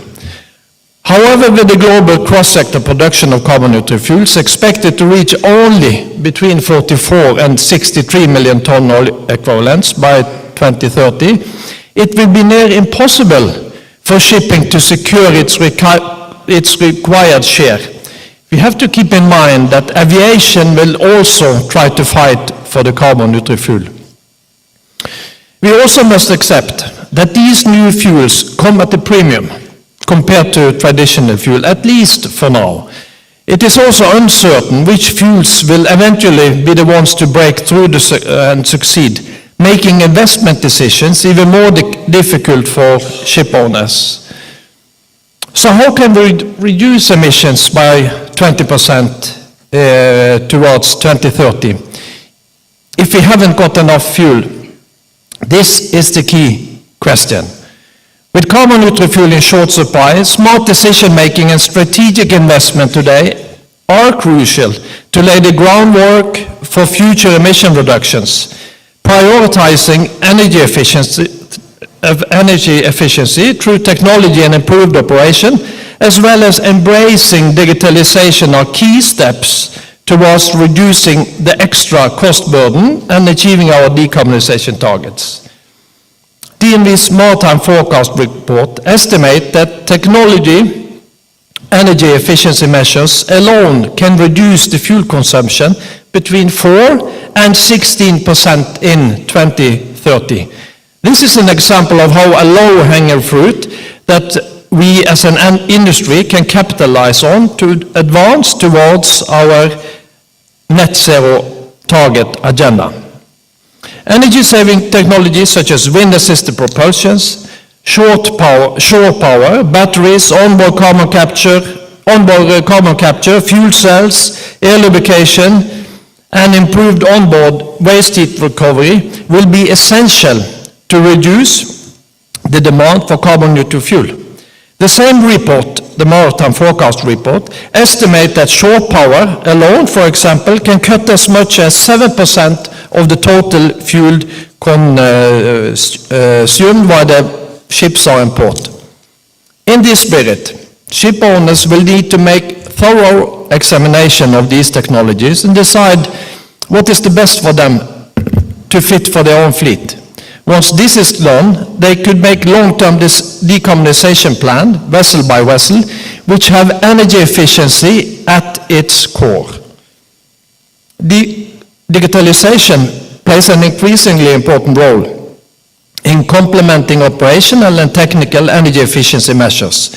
Beyond speed, road and performance optimization, it has the potential to facilitate contractual arrangements and enable emission reporting. But then the charters and ship owners have to think differently in their time charter contracts and open up for technology to be part of that equation. Reliable data is needed to create an infrastructure of trust across the shipping and enhance collaboration. Furthermore, data-driven decisions making can be used to design the next generation of energy-efficient ships, which are key to the sector's long-term decarbonization success. We are in the middle of a decisive decade for shipping, and what I like to call a true maritime renaissance. The actions that we take now can deliver short-term results and ripple throughout the rest of the 21st century. Collaboration is and will continue to be vital for the maritime industry's decarbonization. Private companies, policymakers, and industry experts must go hand in hand and address critical challenges including the development of scalable technologies, innovative financial instruments and structures, and supporting regulations. Public-private partnerships are crucial to de-risk the investment in zero-emission solutions and bridge the cost gap associated with the early adoptions.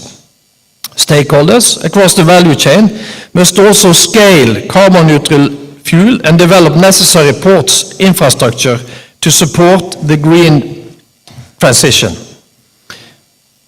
Finally, I would like to wrap up on touching on a topic that is particularly close to my heart. About 1.5 million crewmen and women face danger every day to keep the maritime trade moving and to keep the global economy afloat. In a time when shipping is rapidly transforming, I believe it remains vital for us to remember that the safety of our seafarers should always lie at the heart of decarbonization. The maritime workforce for tomorrow will be at the helm of driving the industry's transformation towards a sustainable future. And by investing in education and skills development, we can equip young and existing talents with the expertise needed to lead the way in decarbonization, digitalization, alternative fuels. So, is shipping in a battle of survival, or is it a torchbearer of hope? The answer is both. Yes, we are facing enormous challenges, but we are also positioned in the dawn of an exciting new era. I believe that shipping is uniquely positioned to drive the demand for green energy solutions and contribute to the global decarbonization agenda. By embracing the opportunities before us and working collaboratively to find sustainable solutions, the maritime sector can lead the way to a brighter and greener future. Over the next few days at this conference, I hope you will be inspired by the engaging discussions and illuminating insight into the technical innovations and advancement needed shaping the maritime industry. Let this gathering serve as a catalyst for constructive dialogues, knowledge sharing, and meaningful action as we tackle the challenges ahead of us, laying the foundations for transformative progress in 2025 and beyond. With that, I thank you very much for your time and hope you are emboldened by the challenges that lies ahead of us. Thank you.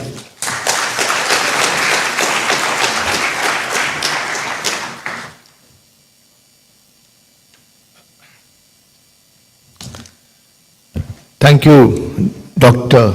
Jan Kolsvold, and for your thought-provoking message and directly addressing the forum's main topic.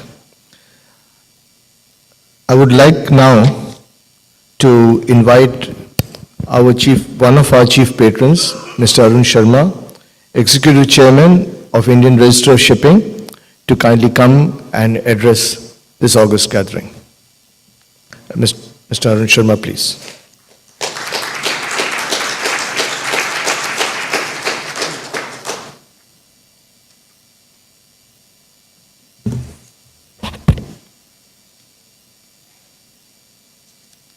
Respected Honorable Chief Guest, respected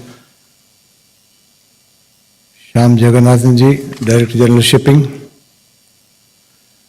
Mr. Subbarao, Chairman WMTC, distinguished delegates on stage, ladies and gentlemen.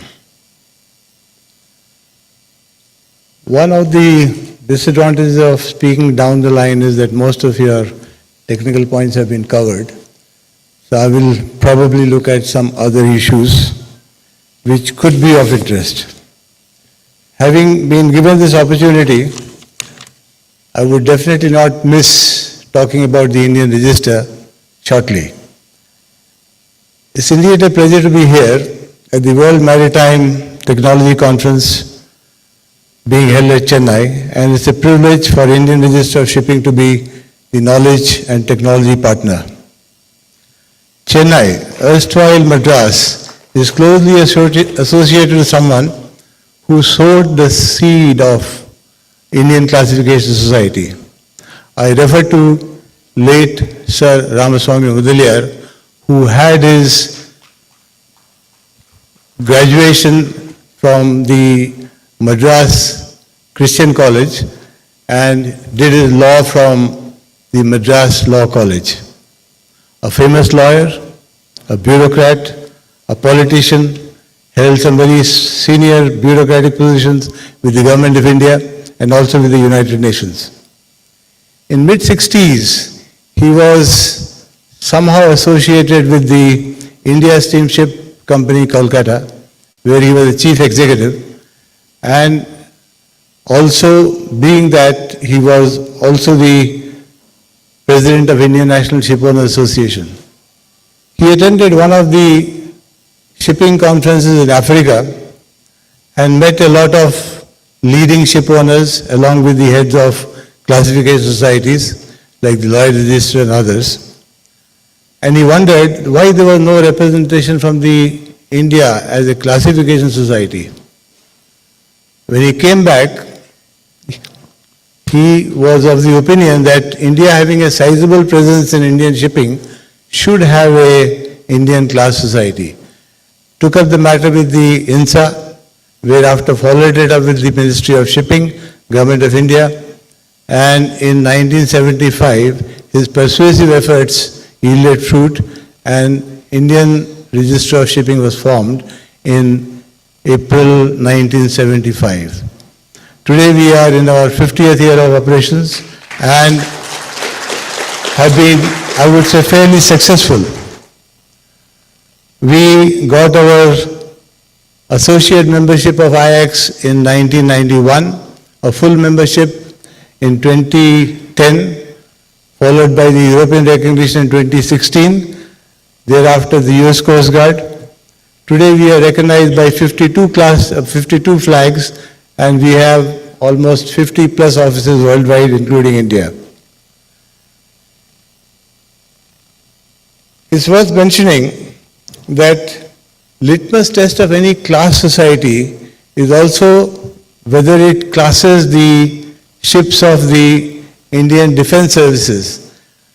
We are in a major way classing ships under construction for the Indian Navy and also the Indian Coast Guard.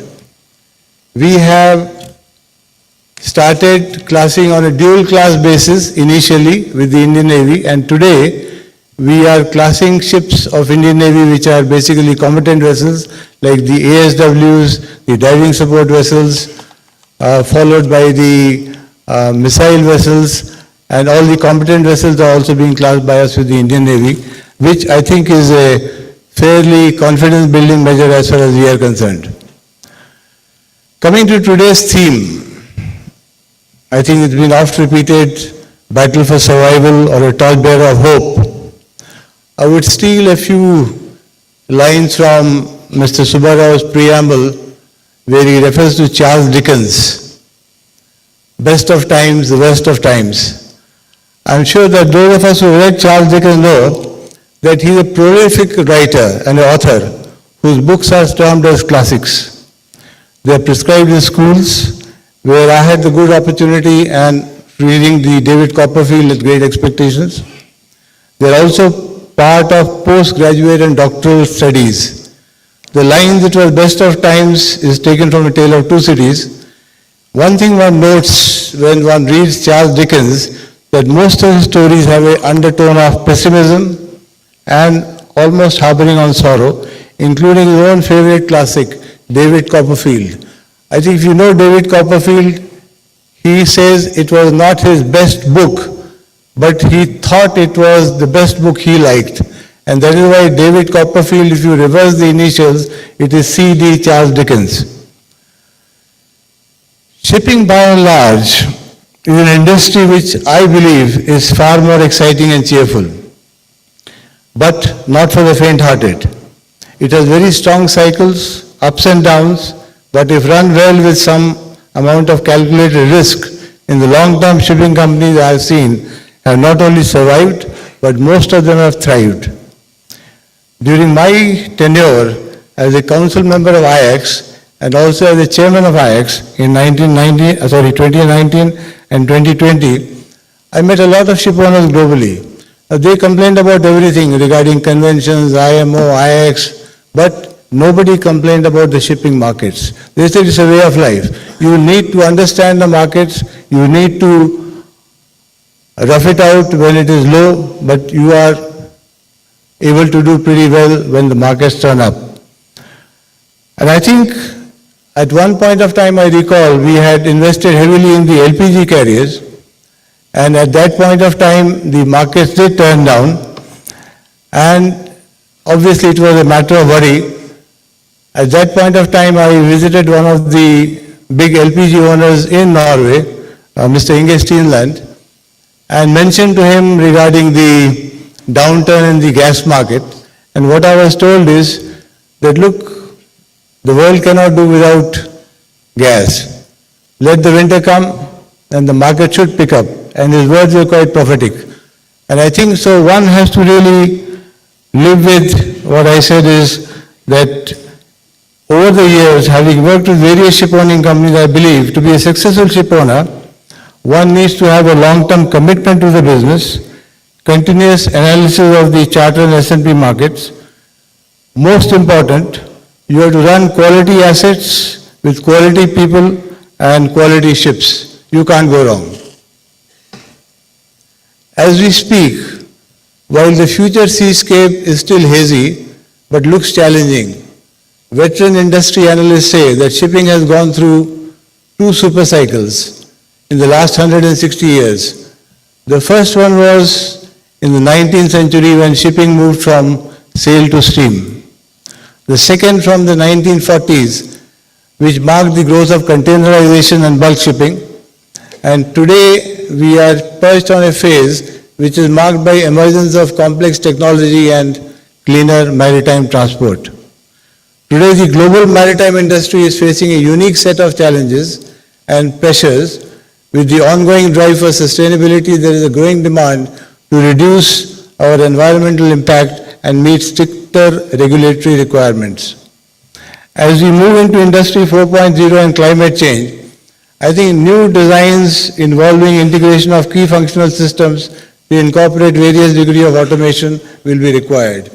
See, so far the stress has been on increasing the size of ships. I mean, you had these handy bulk carriers, you had Handymax, you had Supramax, you had Panamax, you had Cape sizes. The idea was to carry the maximum ton mile at the minimum cost.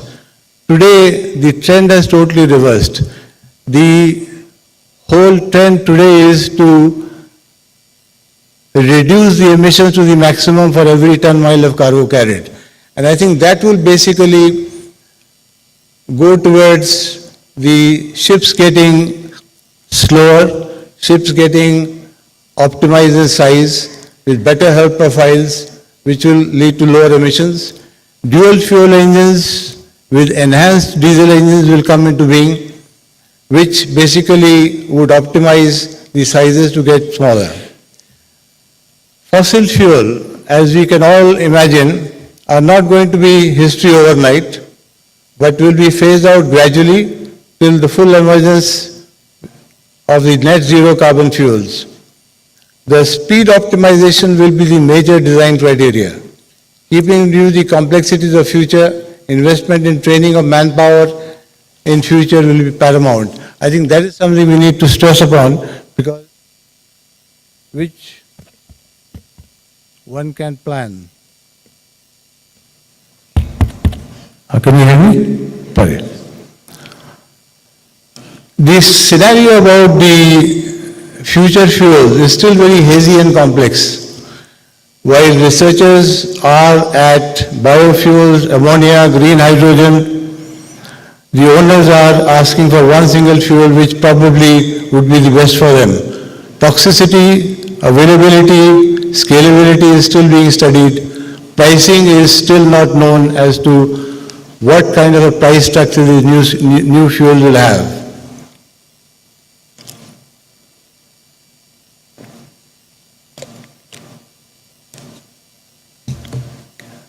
When we talk about ammonia, I think the biggest competition is going to come from the land-based fertilizer industry, which will probably pick up the maximum, and how much ammonia shipping is going to get, I think is anybody's guess.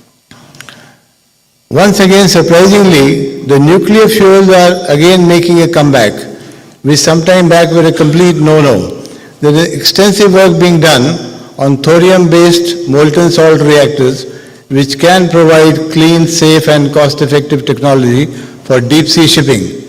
I understand the prototype of this kind of a reactor could be available for testing in early 2026. In this conference, Indian Register of Shipping is pleased to present 4 papers.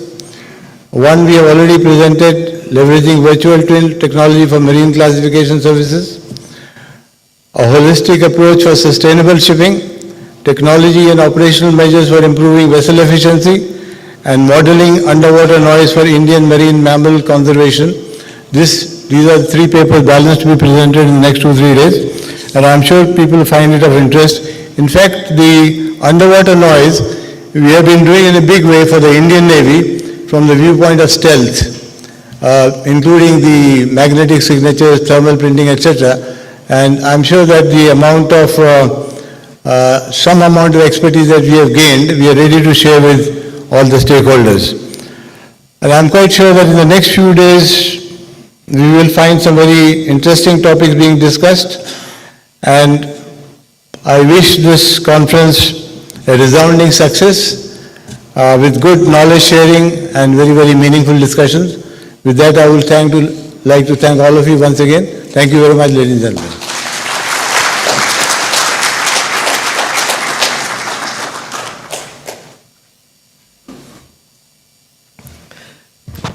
Thank you, sir, for the deep insights into the challenges and the hopes.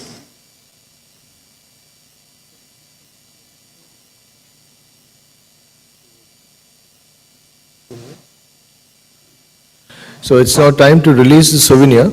So I will be asking Mr. Subbarao to kindly come with the souvenir to the dais.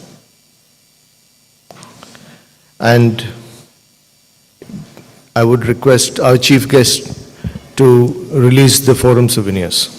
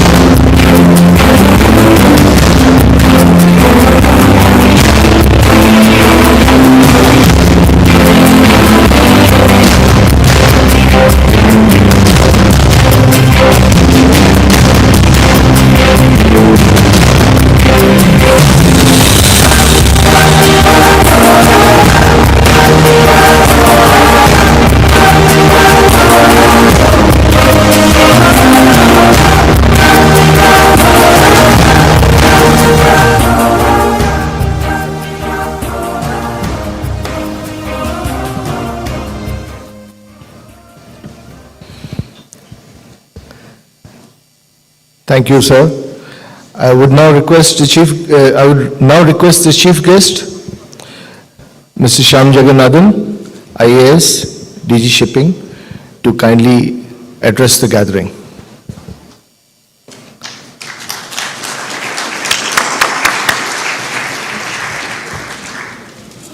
Please.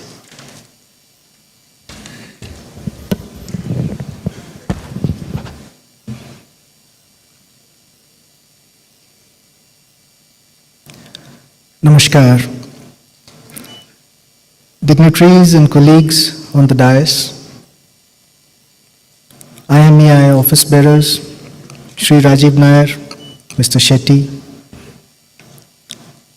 Dr. Ian from DNV, Mr. Anil Kumar from LR, Chairman IRS, Shri Arun Sharma sir, dignitaries present participating in the World Maritime Technology Conference. At the very outset, it is a privilege to be part of this collaborative platform. And I wish a nice collaboration which results in a fruitful, synergistic, symbiotic association which furthers the cause for global shipping. The criticality of shipping as our lifelines for supply and logistics globally has been reiterated time and again. One of the former Secretary Generals of the IMO put it very eloquently. If shipping were to stop, half of the world would starve and the other half would freeze to death. So it's a critical lifeline. And what is shipping facing today? It is going through major transition. One is the geopolitical challenges, conflict, disruptions in supply lines, logistic nightmares. This, compounded by the huge effort for contribution to the climate change by way of decarbonization, resulting in technologies being in transition, the search for alternate fuels, technology efficiency standards, operational standards being imposed, and as was mentioned and referred, with the international shipping regulator, the IMO, with the MEPC, other than purely the efficiency and technology operational standards, market-based measures as an element being brought in.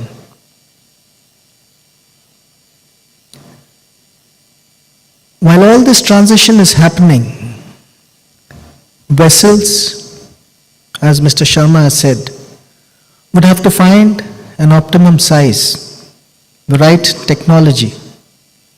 Ports would tend to become bigger with faster turnaround times. And at the core of all this is the human element, which needs to be led with a just transition.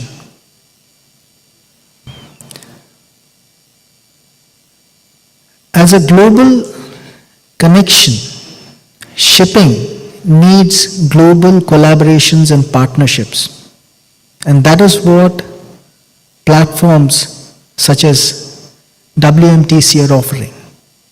We have to put in our collective minds and efforts together to overcome these transitional challenges. With 75 years of service to the nation, the Director General of Shipping is also transitioning. The traditional role of the Director General of Shipping as a shipping regulator is changing to the Director General of Maritime Administration. So you're not just looking at shipping as in mercantile marine, you're looking at ports, you're looking at offshore operations, you're looking at shipyards, you're looking at ship recycling units. All of this in the entirety along with the multimodal connect which shipping would provide with short sea trips in the coastal segment as well as in the inland navigation connect, bringing down competitively your manufacturing value chains and adding that competitive edge so that you become a manufacturing giant. The DG Shipping is keenly looking at partnerships, specifically with the decarbonization part. Mr. Anil Kumar had mentioned Lloyd's Registry is helping us with a keen insight on the first consultative document under the framework of a national green shipping policy statement, which we intend to publish by January next year, and look forward to course corrections and inputs to further refine India's green shipping efforts. This would include, as a natural corollary, the alternate fuel strategy for India too, in the maritime domain. We are also looking for global partnerships while negotiating the uncertain waters of the market-based measures. What kind of a mechanism is going to emerge? If you're going to have a penal fee, or would you have rebates for better efficiency compliances, or a complex mixture of fee bait? And was put in eloquently during the Poseidion session, where it was about what, how, where does the carbon credits go to? How does it translate to monetization? How does it have an interplay vis-a-vis technology transfers? All these need closer partnerships and collaboration. Just as shipping is being resilient while facing transition, we also need to comprehend that technology also is a great disruptor today. You have heard AI, blockchain, IoT. What is disrupting multiple avenues is also something that can be leveraged as a powerhouse to build technological platforms and solutions that address these transition pangs.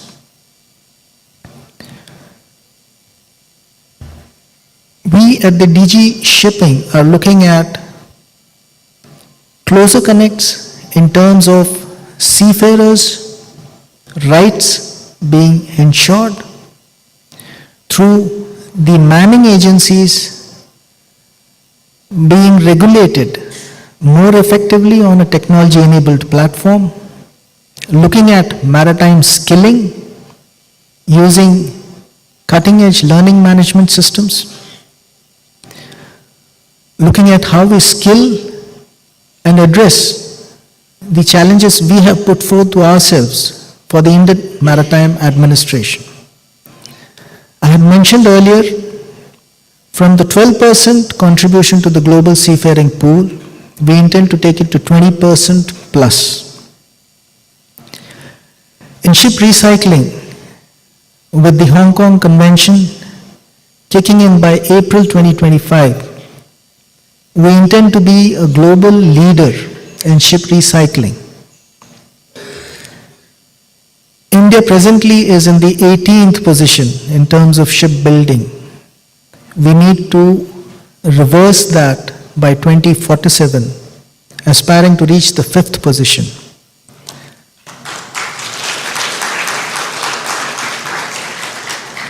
In the cruise segment, we intend to pull our ranks from the 13th in the Asia Pacific segment to the 4th.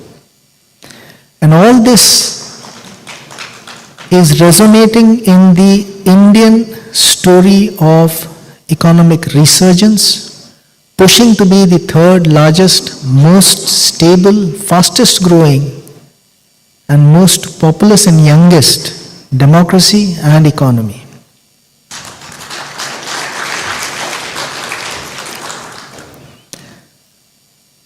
Having been given this platform, I would like to reiterate that the Indian Maritime Administration is working towards a 24/7 grievance helpline for seafarers. We are working towards an authentic job portal and also mechanisms where we have institutional setup for repatriation of our own seafarers who are presently facing abandonment. The two key initiatives in maritime skilling and training, Sagar Mein Yog, which encapsulates the 10 subcomponents of wellness to be imparted as a life skill for a seafarer, and to ensure more gender parity in maritime with Sagar Mein Samman, honor at seas, so that we have more women joining the maritime fold, is something we as a maritime administration are furthering. It is indeed a privileged moment for us in the government. The Merchant Shipping Act 1958 is going through changes to a revised new Merchant Shipping Act, which will be introduced, has been introduced in the present current session of the Parliament, including the Coastal Shipping Bill.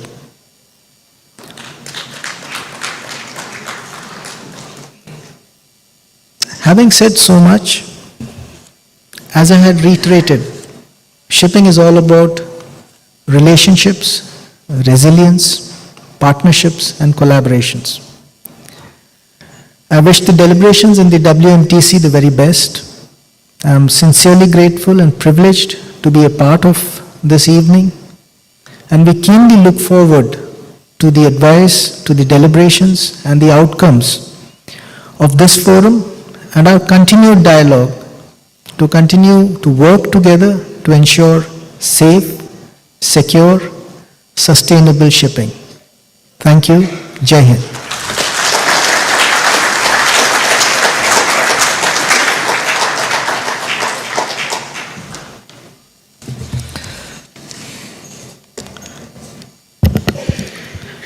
Thank you, sir, for this insights into letting us know how there is a deep shift of the DG Shipping from a regulatory to an administration body, and how so many new changes are coming in shipping policies, partnerships, navigating the markets, and also managing the technology transfers. We would like this point of time thank you for would like to thank you and honor our guests with a memento for their participation. And I request the President, Mr. Rajiv Nair, to hand over a memento to the Chief Guest, Mr. Shyam Jagannathan.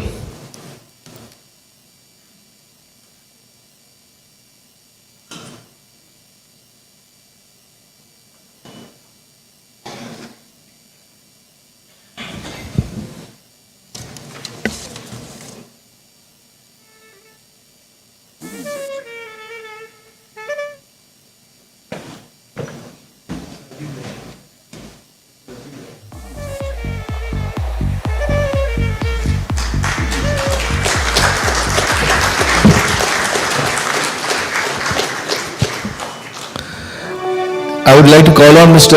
S.S. Vakil, the Secretary General of WMTC Chennai, to hand over memento to Mr. Arun Sharma, please.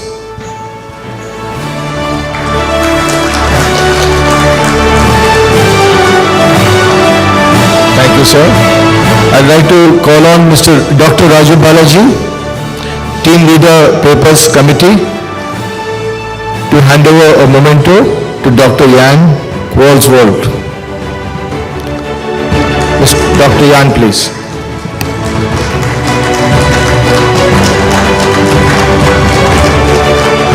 I would like to call on the Chennai Chairman of the Chennai branch, Mr. Shanoy, to hand over a memento to Mr. Anil Kumar, please.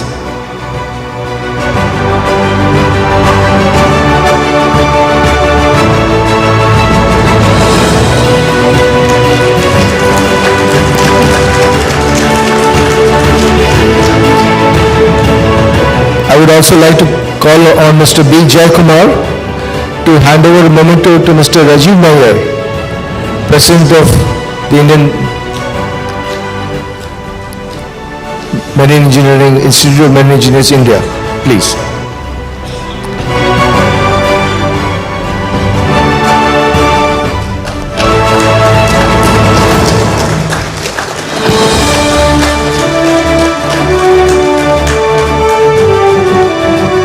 I now request Mr. R. Muthuswamy, Honorary Secretary and Team Leader, Guest Relations, to propose a vote of thanks.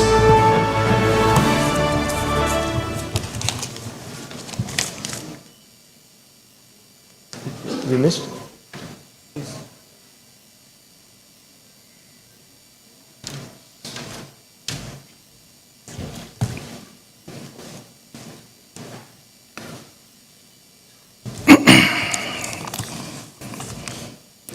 Ladies and gentlemen, it's my present task to propose a vote of thanks on behalf of the President, Institute of Marine Engineers, India, and the Organizing Committee of the Chennai branch. At the outset, I thank the Chief Guest, Mr. Shyam Jagannathan, for sparing his invaluable time to attend this plenary session in spite of other pressing engagements. Thank you, sir, for your patience and forbearance, and for speaking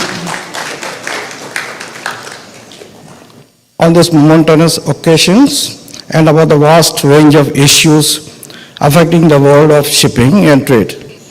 Your thoughts on the White House panel has been incredible, and as the highest ranking government officer in this venue, we bow to you for your leadership, sir.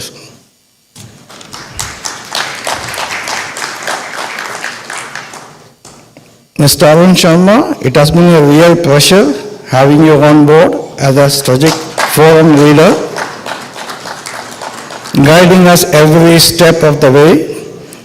We are glad that you are one of us, and your presence here today has indeed been enriching, sir. We thank IRS for being a knowledge and technology partner for this forum. Mr. John Walswold, we have been told that you have scrambled over the last 6 days, obtaining an Indian visa and travel all the way from Norway to be here for this forum.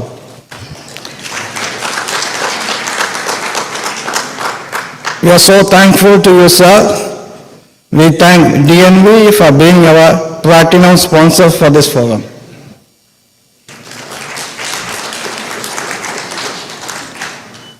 Mr. Anil Kumar, you have been a friend on this body for so long that we wonder whether we have to thank you or bless you. You are so kind and gracious. We thank Raj Vista for being the gold sponsor for this forum. Mr. David Wesley of BIMCO and Mr. Tim Wilkinson of Intertanko, if gracious is the word, then you both own and equally. Thank you for being anchoring for such wonderful discussion with such wits and candor. Thank you, sir. Our distinguished panelists on the two panels, the White House and the President Senate, we are so grateful to you all for the traveling all the way here. Mr. Maron Maxon, Thank you for being here and for your thought on the shipping trade. Mr. Jonathan Andrew, with India looking for a peanut crop, you are right on schedule. We hope to see you more often to see your guidance, sir. Mr. Aditya Taran, your company, Moss Tankers, has been at the forefront of technological innovations. Thank you for being here, sir.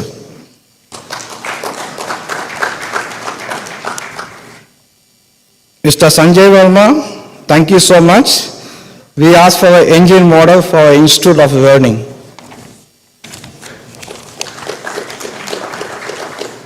Mr. Turgadas, a simple subject of water, so well carried by your thought. Thank you.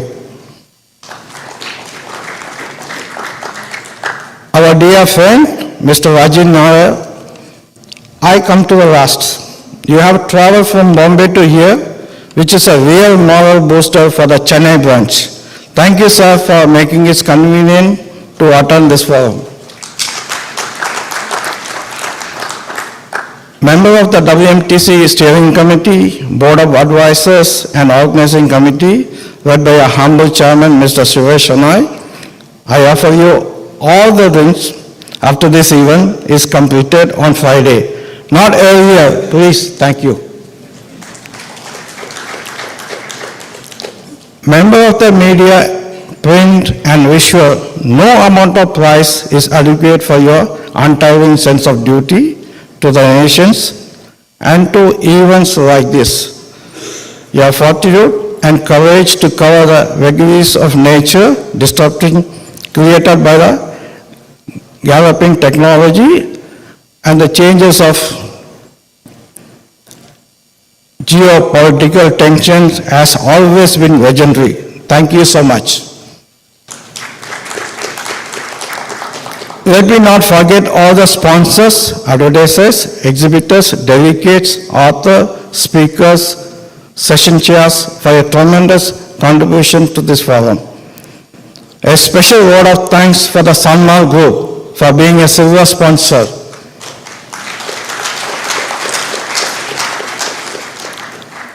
And Binco and Synergy Maritime for being the bronze sponsor for the conference. I also thank you, our partners in providing the service to this forum, the Viva Palace Hotel, Big Screen, a special mention to the Big Screen, who done a tremendous job here for working with us to make this conference happen. I want to make a small thank to my friends who has been with me in the organizing committee, who worked day and night to make this happen. Just give me a few minutes for this. Mr. Subbarao, Mr. Rishikeshi, Dr. Balaji, Ramesh Subramanian, Mohanan, Ranjit Mahanti, Sanjay Vakil, Jayakumar. Special thanks to my friend who is keeping quiet here, Mr. Kushal Rai, Mr. Roy Chaudhary, and my special thanks to the main man, Suresh Kamath, who made this happen. He was there at the forefront with us, chasing us all the way to make it happen. And of course, my good friend Suresh Shanai, our chairman here. Ladies and gentlemen, thank you so much for sparing your valuable time today on a busy Wednesday afternoon. Kindly stay on as we have a guest session of Mr. Devdutt Patnaik after a short break, which shall be followed by dinner. Now I request you to all rise for the national anthem of India.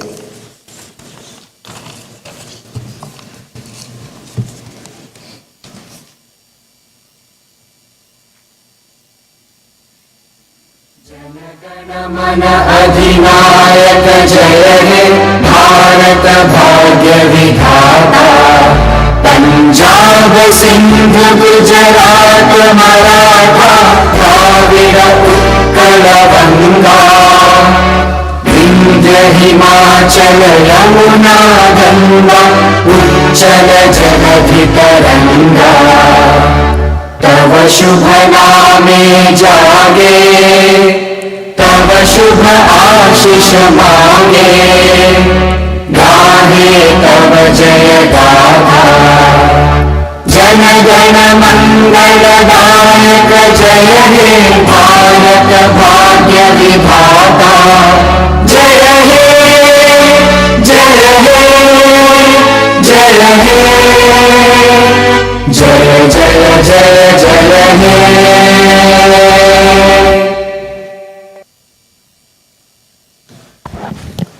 Thank you, ladies and gentlemen. We will have a short break where the dais will be rearranged, and we will be having our special guest speaker, Dr. Devdutt Patnaik, 10 minutes. And to introduce Dr. Patnaik will be Mr. C.V. Subbarao. Thank you, sir.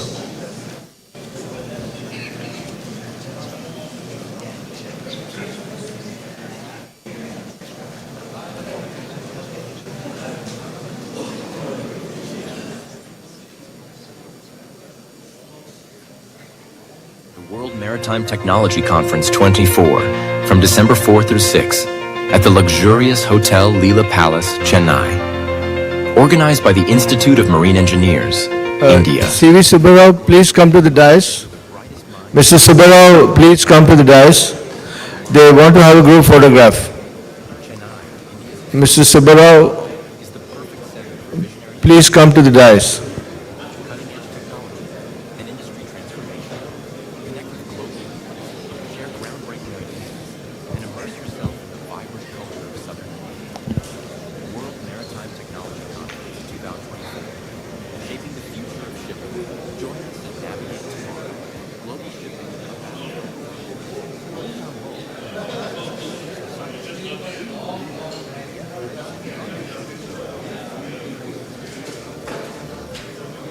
Promoting cleaner and more sustainable fuels, we are contributing to a greener future for our planet.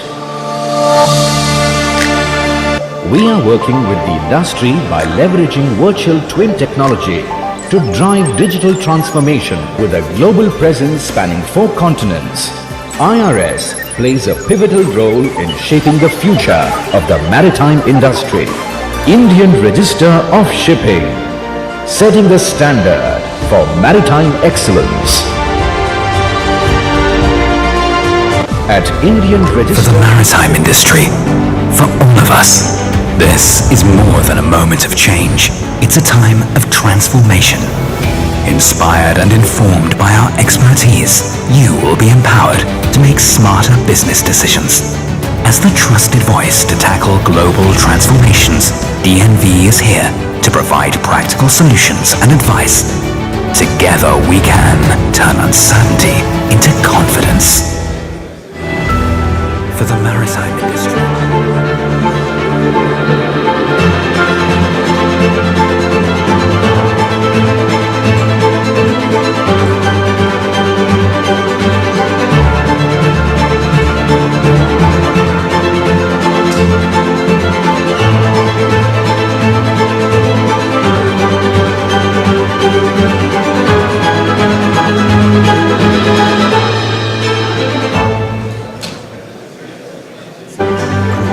Headquartered in Chennai, India, is a diversified global conglomerate.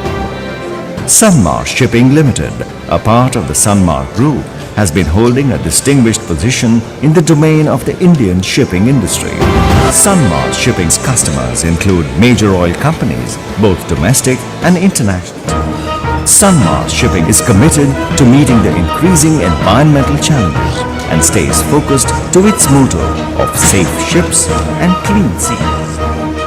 Sanmar Group, the practical voice of shipping, supporting members and the shipping industry since 1905, creating and delivering contracts, explaining and informing regulation, providing expert knowledge and business services to the industry. BIMCO, the practical voice of shipping.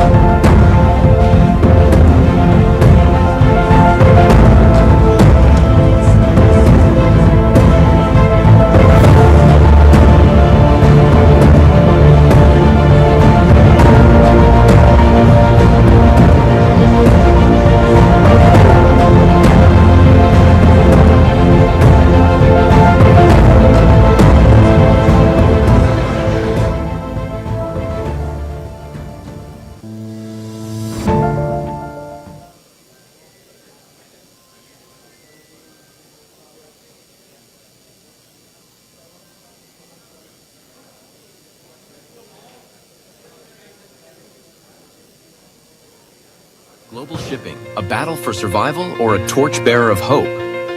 Discover the future of maritime innovation at the World Maritime Technology Conference 24 from December 4 through 6 at the luxurious Hotel Leela Palace, Chennai. Organized by the Institute of Marine Engineers, India, this global event brings together the brightest minds in maritime technology to tackle challenges and unlock new opportunities. Chennai, India's historic trade hub, is the perfect setting for visionary discussions on sustainability, cutting-edge technology, and industry transformation.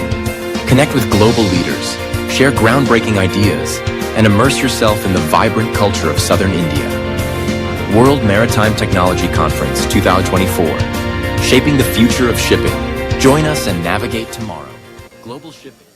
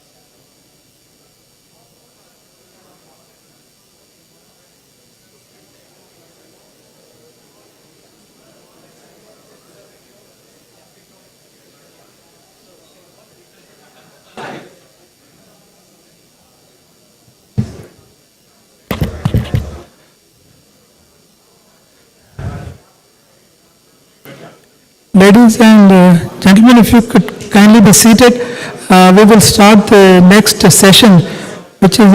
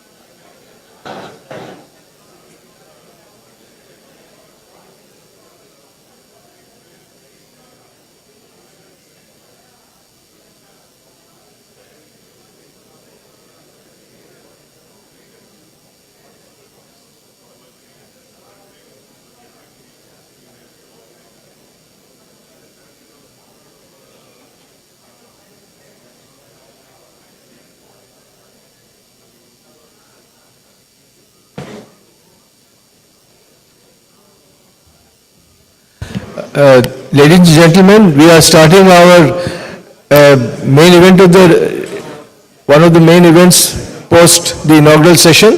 That is the lecture of Dr. Devdutt Patnaik. Kindly be seated, please. And those who are outside, please come in. Dinner will not be served until you hear Dr. Patnaik. not that way.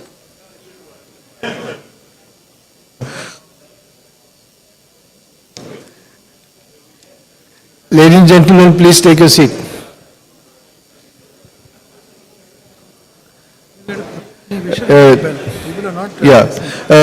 Suresh, please ask the people outside to enter. And you can...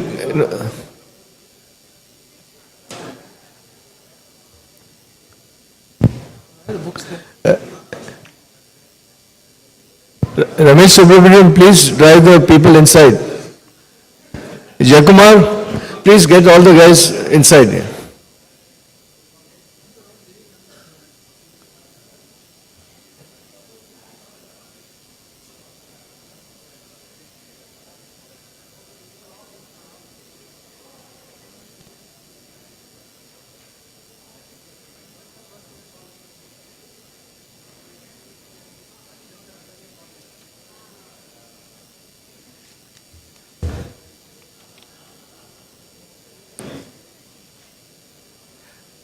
Ladies and gentlemen, if you could kindly be seated, please. We'll start the session in the next 2 minutes.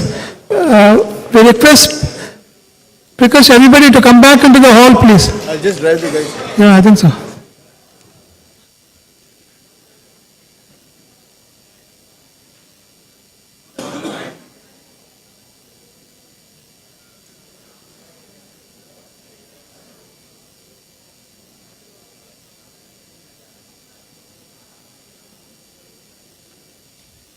Ladies and gentlemen,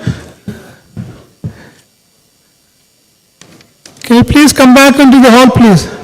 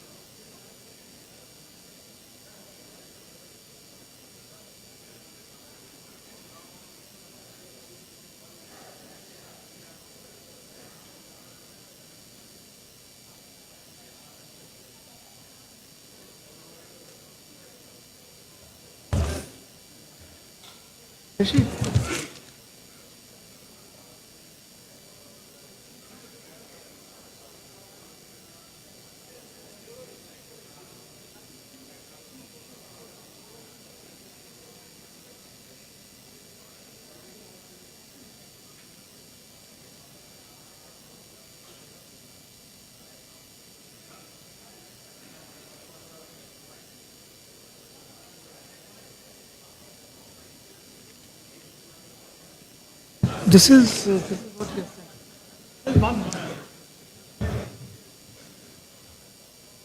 Okay, give to just as a...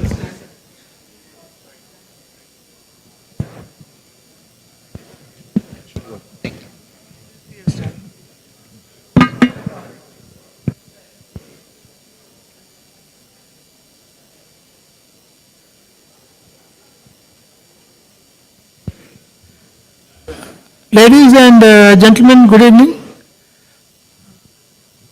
I am pleased to welcome Dr. Devdutt Patnaik ji. Devdutt Patnaik is a much sought after speaker and culture consultant who uses mythology as a toolkit to make sense of work, life, business and entrepreneurship. He has written over 50 books on the relevance of Indian and world mythology in modern times. He has written over 1,000 newspaper columns that appear regularly in reputed English and Hindi journals. His TV shows, Business Sutra and Devlok, have been seen as path-breaking. He single-handedly has mainstreamed mythology in India over the last 30 years. Ladies and gentlemen, Sri Devdutt Patnaik.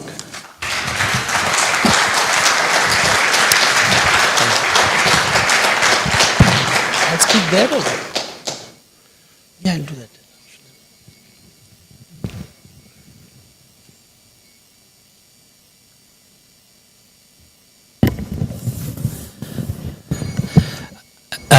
Good evening. I thought I'd just stand here and speak because you can see me on the screen too, but it's easier to stand in one place and speak is good for the cameras. So my name is Devdutt Patnaik and I write on mythology. And before I begin any session, I like to explain what is mythology and how it plays a very powerful role in understanding cultures and in intercultural activities, right? So what is mythology? This word mythology was invented about less than 200 years ago. It's a European word and it has two parts, mythos and logos. Now mythos means storytelling, stories, just stories that seek to explain the world. So a mythological story is a story that is told to explain the world. You have different cultures which have different kinds of myths to explain their view of the world. So based on, if you go to America, you will have a different myth. If you come to India, you will have a different myth. If you go to China, you will have a different myth. Can someone, bell ring? So different cultures, every culture in this world has its own story. It expresses itself through a story. So let me give you an example of this. When you go towards the Middle East, you will hear stories of one God who after death judges you on Judgment Day. That's a very powerful story that emerged over 2000 years ago in the Middle East. This idea of one God who creates the world and who will judge you for your actions at the end of your life on Judgment Day. This idea is found in the major religions of the world which emerged in the Middle East. But if you go towards China, you will not find this story at all. This story doesn't exist in China. And when you come towards India, you have the concept of God, but there is no concept of Judgment Day. There is no concept of Judgment Day. What do you have instead?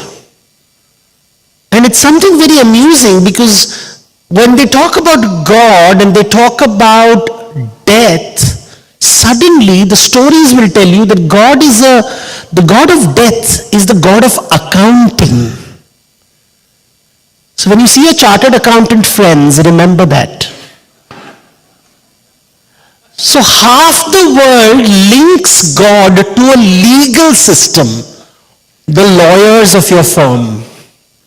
And another half of the world looks at the divine as the accountant. So we have a choice between a lawyer and an accountant. I'm sure you never thought of God in this way, right? But that's what stories tell us. Because what does the lawyer tell you? This is right, this is wrong. This can get you into trouble. This can get you to heaven. This can get you to hell. Be careful, don't do this. Warnings. That's how lawyers talk to you. The accountant will say this is profitable, this is loss making, this is high risk, this is low risk. The accountant looks at the world very, very differently. He sees whether you will get into debt or will it be equity. Will there be debit or will there be credit? So two very different ways of looking at the world. A lawyer framework and an accounting framework. And now you realize why the world is so different. You know, the world is different, and right now it's going through dramatic changes. You know, when I started my career over 20 years ago, the word that everybody used was globalization. Everybody spoke of globalization. There was a book called The Earth is Flat, and it spoke of Bangalore, where all the jobs from all over the world were arriving. Today, nobody talks about globalization. We talk about nationalism. Suddenly, this idea of a global world order, a global village, is over.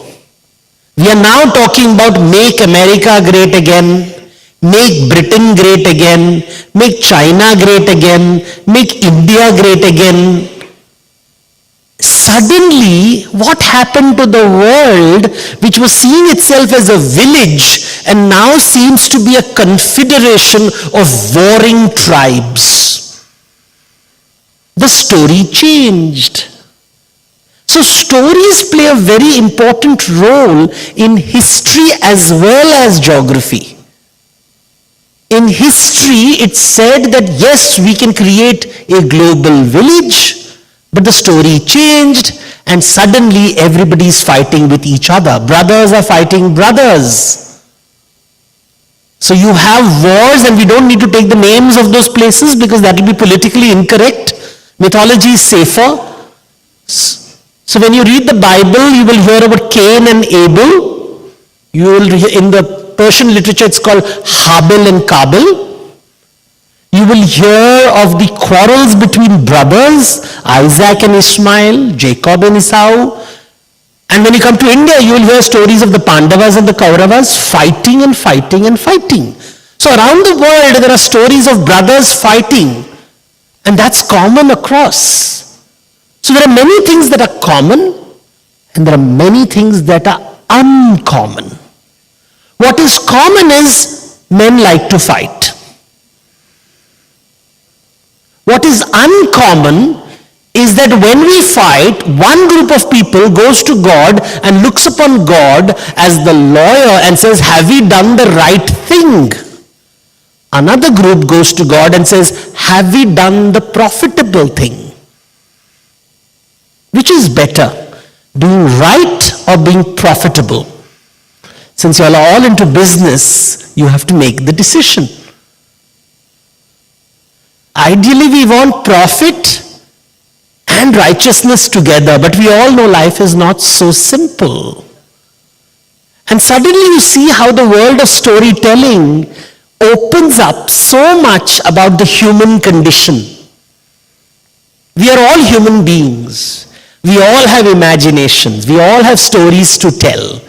And different people tell different stories. And when you study these stories, you understand yourself better, you understand people better, you understand your friends better, you understand your business partners better, you understand your customers better. Because stories is how we make sense of the world.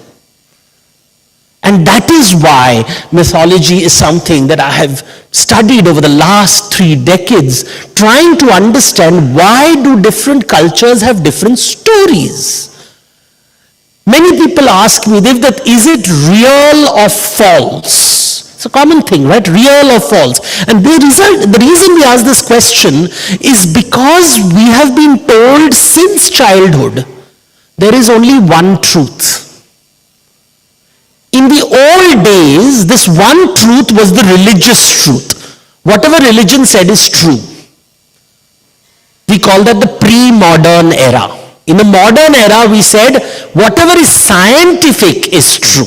If you can measure it, it is true. So religious truths lost their privileged position and scientific truths became big. And everybody said, I'm scientific. The biggest problem and they said it's scientific, and with science, people created a subject called history, and they said history is truth. And then it became a problem, Because then came a world where people started talking to each other and we realized whose truth is the truth? Whose truth is the truth? 100 years ago, the world was controlled by emperors. Today, there are no emperors. We have democracies. In an empire, the emperor tells you what is the truth. In a democracy, different people tell you what is the truth. So today we ask questions like, is a man's truth true or a woman's truth the truth? Is the rich person's truth the truth or the poor person's truth the truth? Whose truth is the truth? And suddenly you realize whether it is a religious truth, whether it is a scientific truth, we suddenly find a world with multiple truths. And this world of multiple truths is the world of mythology. This is the way I define myths, and you will find it very useful in business. Fact is everybody's truth based on measurement. So you measure something, you measure your target. Everybody here measures their target. You measure longitude and latitudes, and you measure your profit. So fact is everybody's truth. It's measurable. Fiction is nobody's truth. You can't measure it, you don't measure it. It is pure fantasy. But between fact and fiction comes myth, which is somebody's truth. Somebody's truth. And in the 21st century, this concept is absolutely critical in business. Because when you are talking to your customer or to your employer or to your partner, you have to ask yourself, am I discussing the truth or my truth? If you are discussing the truth, you will end up in an argument. Because my truth is always the truth. Think of the fights you have at home. Is the husband's truth the truth or the wife's truth the truth? Think of the last quarrel you had. Think carefully. And think, when was there peace in the house? When you just accepted the other person's truth is the truth. If you want to have a healthy relationship, you forget about the truth. You say, I have my truth, you have your truth. Let's share each other's truth. Let's expand each other's truth. Let's create a Venn diagram of truths. So we'll find what is common, what is uncommon, work with the common, try to reduce the gap between the uncommon. My truth, your truth is a very different way of looking at the world. It helps you resolve conflicts. It helps you deal with issues. So let me tell you a simple story to demonstrate this. About 2,300 years ago, Alexander came to India. And when he came to India, he learned something very strange. He heard that India has something called a gymnosophist. A gymnosophist is a naked wise man. In Sanskrit, it will be called Digambara. Someone who doesn't wear clothes, who doesn't have any possessions, who has no family, who wanders the earth without anything. And they were considered to be wise men. They were not considered poor. From a Marxist point of view, a Digambara is a poor person because he's a have-not. He has nothing. But in India, he would be considered a wise man because he has wisdom. Gymnosophist. So Alexander, they say, met the gymnosophist and asked him, what are you doing? And the gymnosophist said, I am experiencing nothingness. Nothingness. And then the gymnosophist asked Alexander, what are you doing? And Alexander said, I am conquering the world. And the gymnosophist smiled and said, why? Why are you wasting your time? The world cannot be conquered. And Alexander said, what do you mean? You are wasting your time. You are wasting your life doing nothing. You have only one life. Don't you want to do something extraordinary, something spectacular? Don't you want to be great? I am Alexander the Great. I have done something that no one else has done. I have destroyed the Persian Empire. I will reach the 7 seas. I will conquer everything. Everybody will know my name. And the gymnosophist says, one life? Who told you there is one life? After this life, there's another life, and another life, and another life. Why are you in such a hurry? Relax, sit with me. Let's do some sunbathing.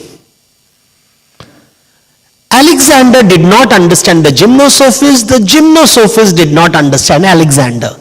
Because both of them came from very different traditions where they heard very different stories. Alexander's story was that when you die, you will cross a river called the Styx. And on the other side of the river, you will be met by 3 judges who will check whether you have achieved something great in your life or not. And if you have done something great, you will be sent to Elysium, a very heavenly place meant for heroes who have done something special. But if you have lived a mediocre life, you will go to the afterlife of mediocre people, the asphodel fields. But if you make the gods angry and irritate them, they will throw you to a place called Tartarus, where you will suffer forever. There is no second chance, only one chance, so make the most of your life.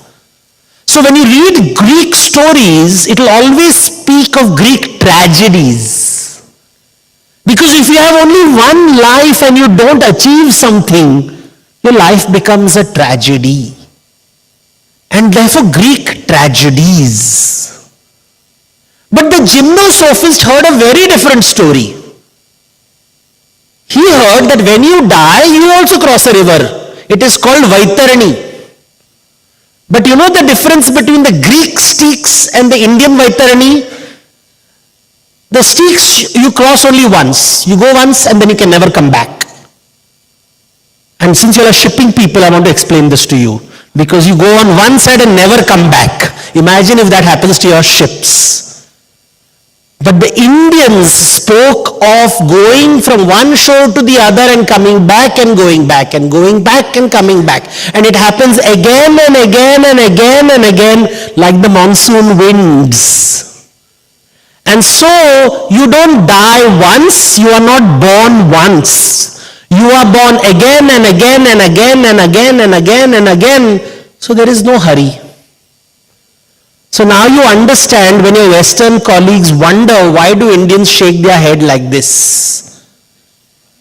Because when you live only once, you want everything to be perfect, certain, in control. An Excel sheet.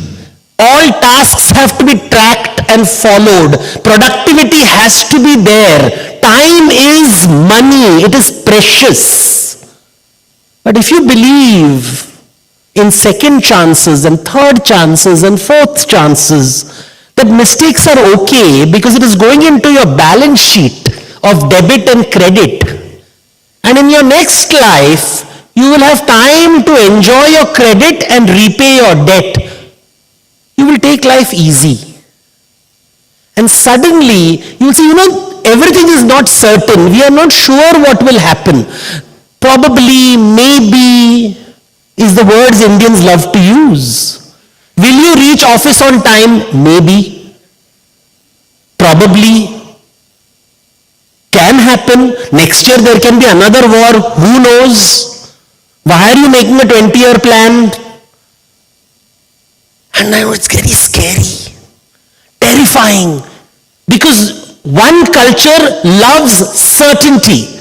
Another culture is comfortable with uncertainty. How will they talk to each other? How will they talk to each other? And this is something that as you work in international organizations, you have to understand. Every culture has a different story. It is easy to make people work together using laws. Everybody has to follow the same law. Everybody has to follow the same accounting practice, the same legal system, the same rules, and yet we fight. Why? Because we are human. And humans will always have different ways of looking at the world.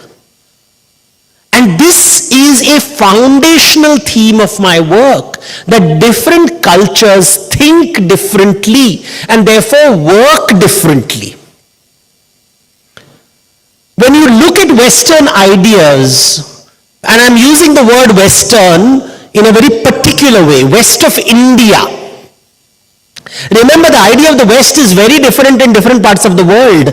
If you go to China, the West includes India. There is a very famous novel called Journey to the West, where Buddhist monks are traveling to India. So as far as China is concerned, West includes India. When Indians say West, they mean everything west of India. All the lands of monotheism, where there is Islam, where there is Christianity, where there is Judaism, and from where science comes. Because science also says there's only one truth. The other religions say there's one truth and that is God. But it's all about one truth, one truth, one truth. And when you believe in one truth, so that's the West. Now in the West, West has a very different meaning. The West of the West actually means the North, not the South. It is really the Western Holy Roman Empire and its descendants. And the East is the Eastern Orthodox Empire. Much of it became Islamic. So you see, the concept of the West in Europe is very different. When you go to Europe, as far as they are concerned, Russia is also the East, Middle East is also the East. In India, Russia and Middle East are part of the West. And in China, India is also the West.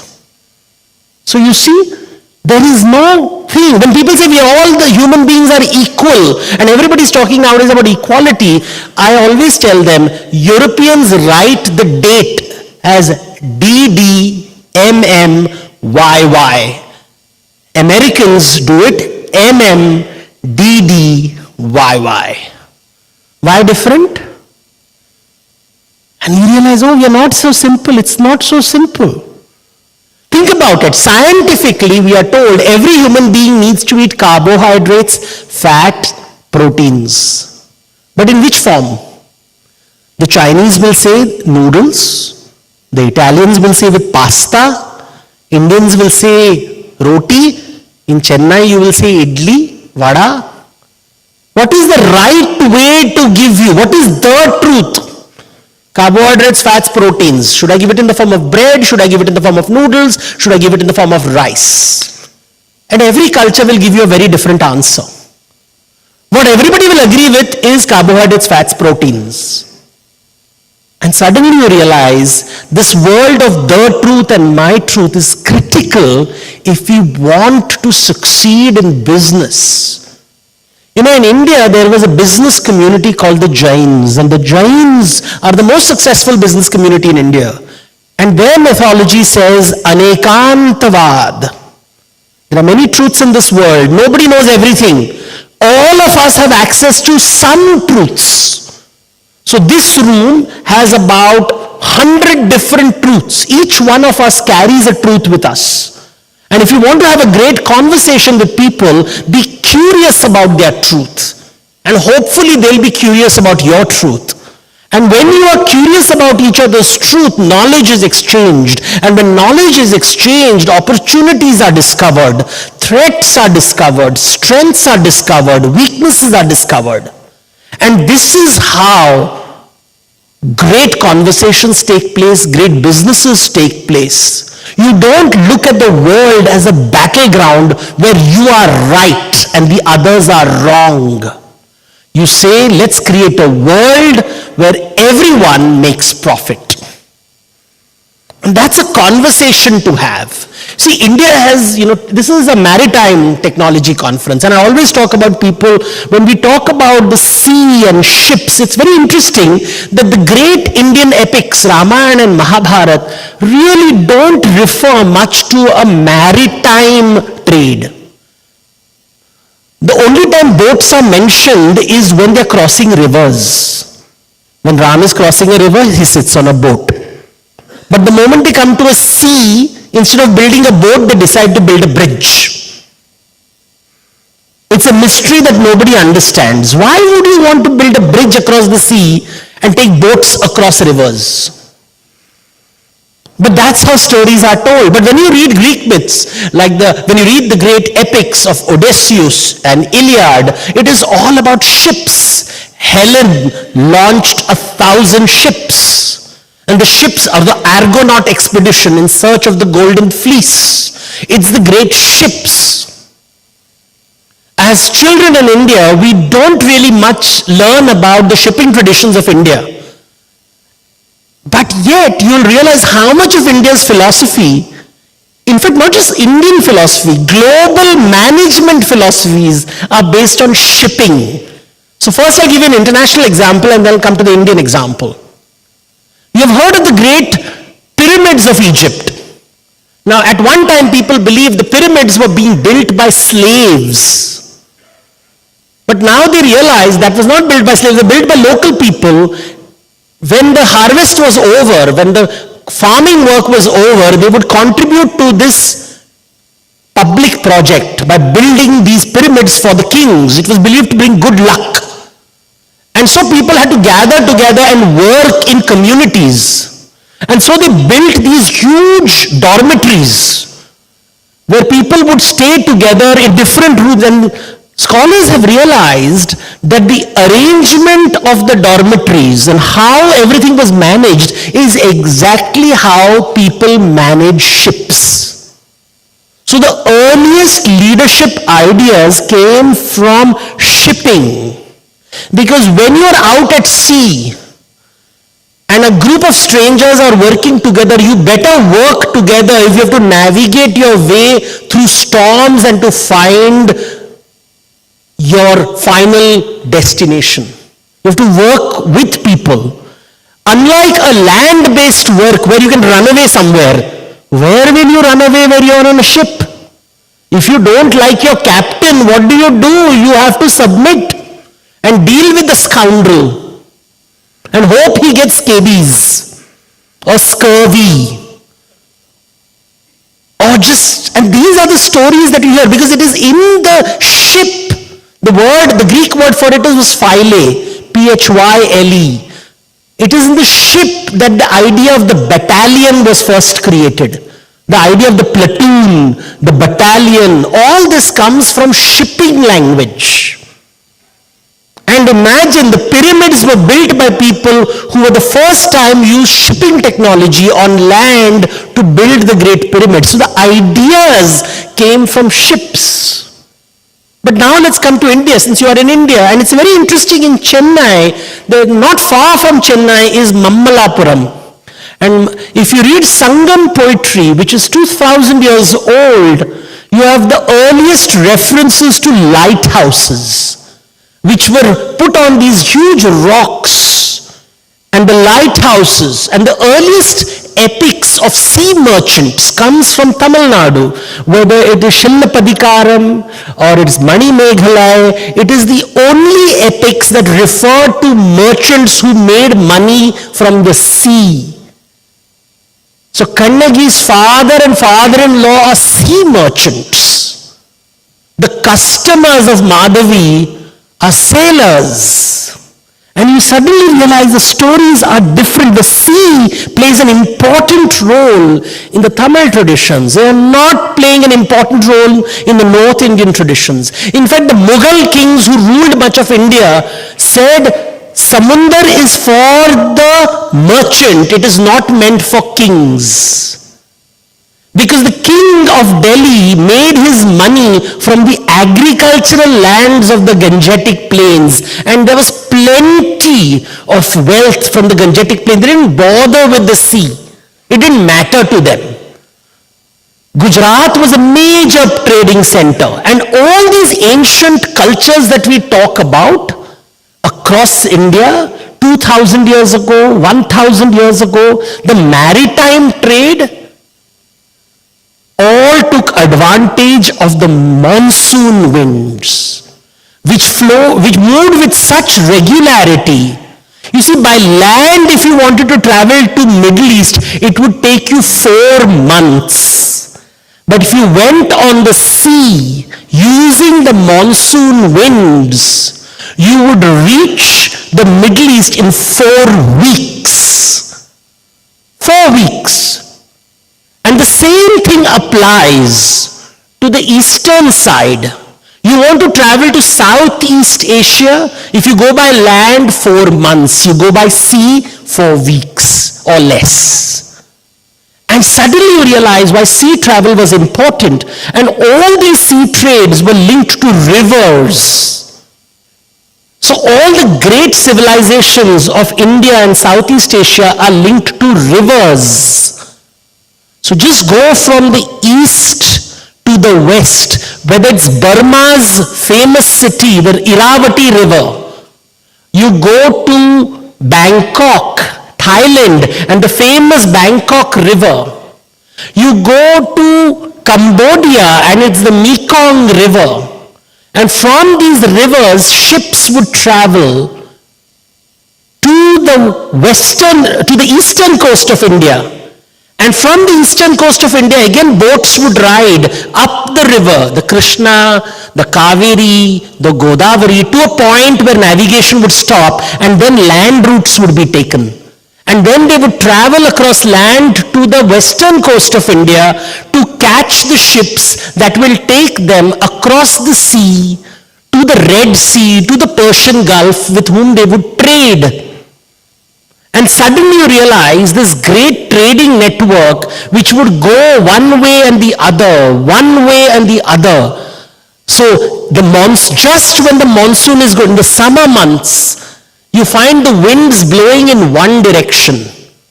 And the ships would come carrying wealth from the west to the east. And then for 4 months it would rain heavily, so you stay there. And what did sailors do when they reached India? They married the local beautiful women. And so in Kerala, you will have the Jewish community, the Muslim communities, the Christian communities, and they were all called sons-in-law. Because the sons-in-law would come before the rain, stay during the rainy season. After the rainy season, he would go away and probably drown. So with every ship, new husbands would arrive. And it was a very different social structure. It clearly favored the women, because men would come and go. They would bring wealth or die. Agricultural societies were very different. Men never left. You needed wars to get rid of them. And then you find along the coasts of India, goddess temples always located at heights. And the goddess temples on heights would have these festivals where they would light fires. And everybody thinks, why do you light fires? They think to kill demons. It's not to kill demons, it is to attract the ships to come to their shore. Because you had many options. You could stop anywhere you want in the emporiums. Gold would come, and India had no gold. We love gold, as you know. We are the largest buyers of gold even today. But India does not have gold. Where did gold come from? It came from Rome, from the west. And from Southeast Asia, it came from Indonesia. That is why Indonesia and India is called Suvarna Bhumi. And if you go to Bangkok, how many of you all have gone to Bangkok? Okay, nobody's going to raise their hands. But if you go to the airport, it is called Suvarna Bhumi Airport. And all Indians look at it and said, why is it called Suvarna Bhumi? Because that was the land from where gold came. And if you go to the airport, you will find a magnificent statue of the churning of the ocean of milk. And the thing is, this is a very famous story from Indian mythology, and I will tell you the story before I open it up for questions. Because the story of the churning of the ocean of milk is a very powerful story of leadership, business, enterprise, negotiation. And the funny thing is, although it is a very famous story in India, images of the Amrita Manthan, that is the churning of the ocean of milk for the nectar of immortality, those images are not found in Indian temples. Most of those images, I mean, there are a few here and there, most of the images of the churning of the ocean of milk is found in Cambodia, in Vietnam, in Indonesia, but not in India. Right now, the parliament has a huge mural of the churning of the ocean of milk. And that image is from Angkor Wat in Cambodia, because they could not find a similar image in India, which is interesting. The popular image in India is of a god who sleeps on the ocean, like the gymnosophist. So the ocean is there, but the god sleeps on it. It's not busy, it's like a relaxed ocean on which he sleeps. But when you go to Southeast Asia, you will see the story of the churning of the ocean. And why is this important as an idea? You see, the gods one day were told that all the splendors of the world are dissolved in the sea.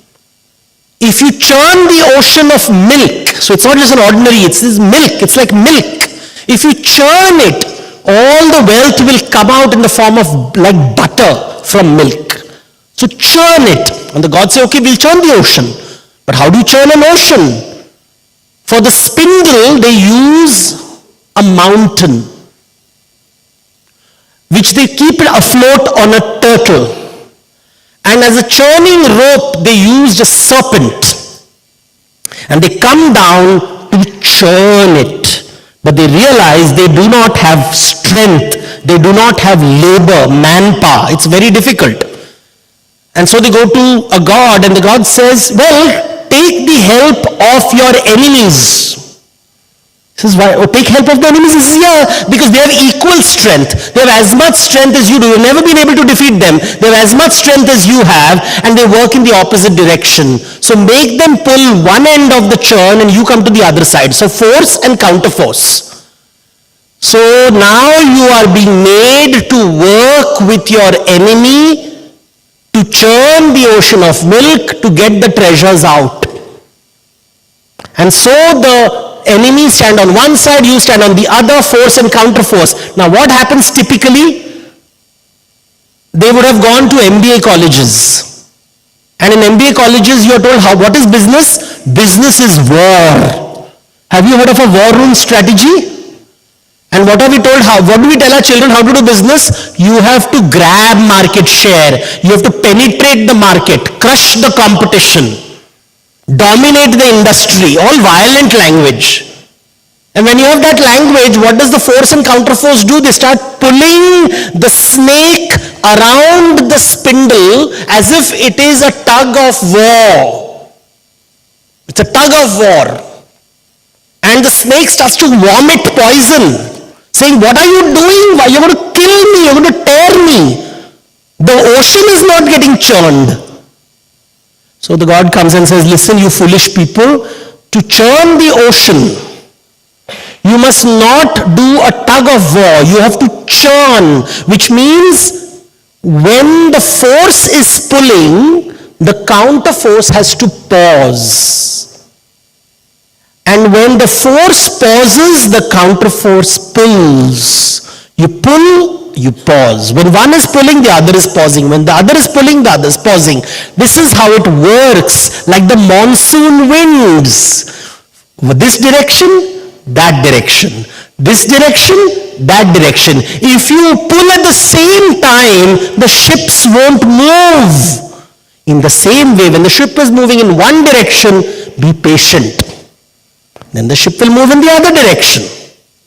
Now you can't keep moving in one direction because otherwise you'll unravel the rope. So everyone who pulls has to pause. And only then will the ocean's treasures emerge. Now think of how we have conversations. Two people talking. If one person is talking all the time, you don't have a conversation. That person is called a boss. He keeps talking and talking and talking. In the last 5 minutes for the necessity, because he has been told listening skills are important, he'll tell you also talk. But that doesn't create a churning rope, does it?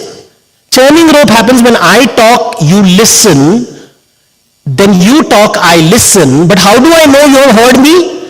When you talk, your ideas transform based on what you have heard. So my idea changes with each churn. I listen to you, I add those ideas, then I speak new ideas, you listen to my ideas, your ideas change, then you give me something, and we keep going back and forth. This is the way it happens. You know, in India, to churn butter, they use this method where the right hand and the left hand is being used. Now, in India, right hand is considered to be clean and auspicious. Left hand is considered to be unclean and inauspicious. Only with the right hand you are allowed to eat. With the left hand you are meant to wash yourselves. And yet if you want to make butter from milk, you have to use both your hands. If you don't use both your hands, you won't get it. There is no good or bad, right or wrong. You have to work together. And that's how the churning butter emerges. And that's how the treasures emerge. And that is the point of the story of how do you collaborate with people you don't like. Of course, the story doesn't end there. We are told that the gods steal all the treasures and run away. And everybody says, but that is so unfair. But what happens when the gods steal all the treasures? They are in paradise. They have got all the wonderful things in the world. They have got prosperity. They have got music, dance, food, everything. Only one thing they don't have. Peace of mind. Because every day someone is attacking them and trying to steal their money. They are cousins, they are enemies, they are rivals. Don't let them live in peace. So you have got war, you have got all kinds of litigation, you have got everything happening. And that's why the gods and the demons are always at war, because the wealth came only when they collaborated. But then came competition, and the moment competition came, it became war. And there is prosperity without peace.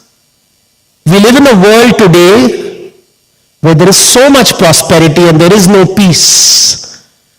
If you study the story of the Amrita Manthan, perhaps you will figure out why. And I hope all of you learn to make the butter and share it with everyone. Thank you.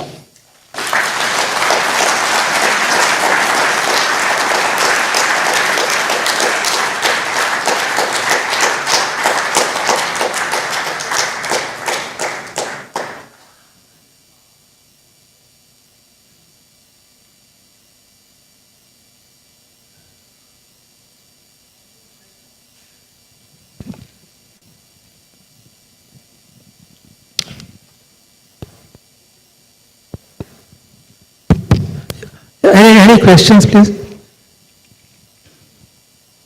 Yeah. Can someone pass? Okay, we'll keep this mic between you. And he can pass that. Yeah. Yes, the gentleman there. I'll stand up so it's easier. Good evening. Thank you for the nice presentation. You touched a lot of topics, including the Indian scriptures. Just wanted to highlight one thing. You know the concept of the Dashavataras, the 10 avatars. The first 3 avatars are linked to the ocean. Yes. Matsya, Kurma and Varaha. And Matsya very clearly defines about a ship. And, navigating the Pralaya, yes, the various rishis. So there was ship there, and it's there in the Vanaparva and Mahabharata. So definitely there was knowledge of ships. Probably I would think that why a bridge was built instead of ships was the volume of, the people Please take going. the metaphor. Don't focus No. on What I'm saying is, it's not that they were not aware of it. Means like you said, mythology is between fact and fiction. So it's not only fiction, and there is some fact also. So I'm just addressing that. Thank you. But it was a fantastic presentation.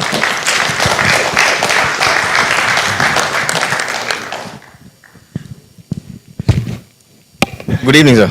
I'm a huge fan of yours. I think after R.K. Narayan, you're the only Indian author I've read.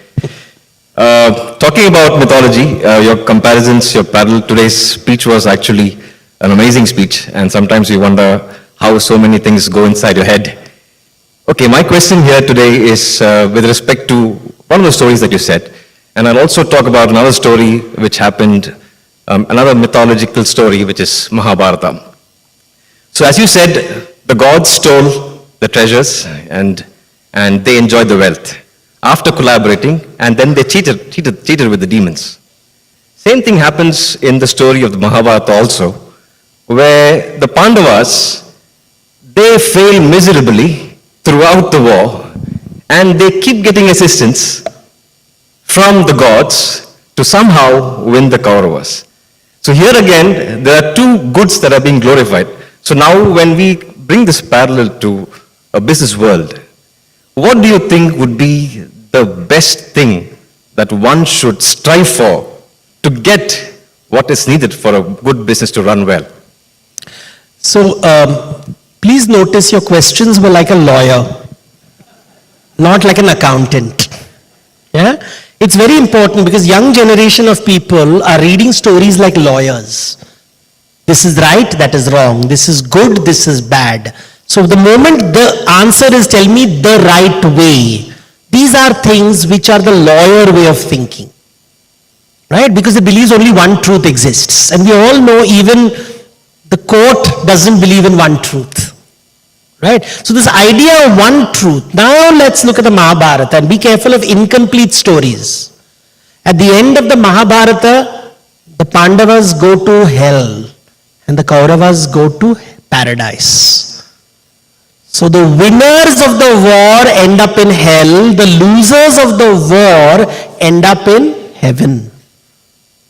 So if somebody had short-term thinking, benefit in the short term, lose in the long term. Lose in the short term, win in the long term. Now you see the story is very different. Now what is the right way to be Pandav or Kaurav? Because the scriptures will tell you even more difficult thing. They will say nothing is permanent. Stay in hell is also not permanent, stay in heaven is also not permanent. So now you'll say, Devdutt, what should I do now? Should I do this or that? And I'll give you the Indian answer.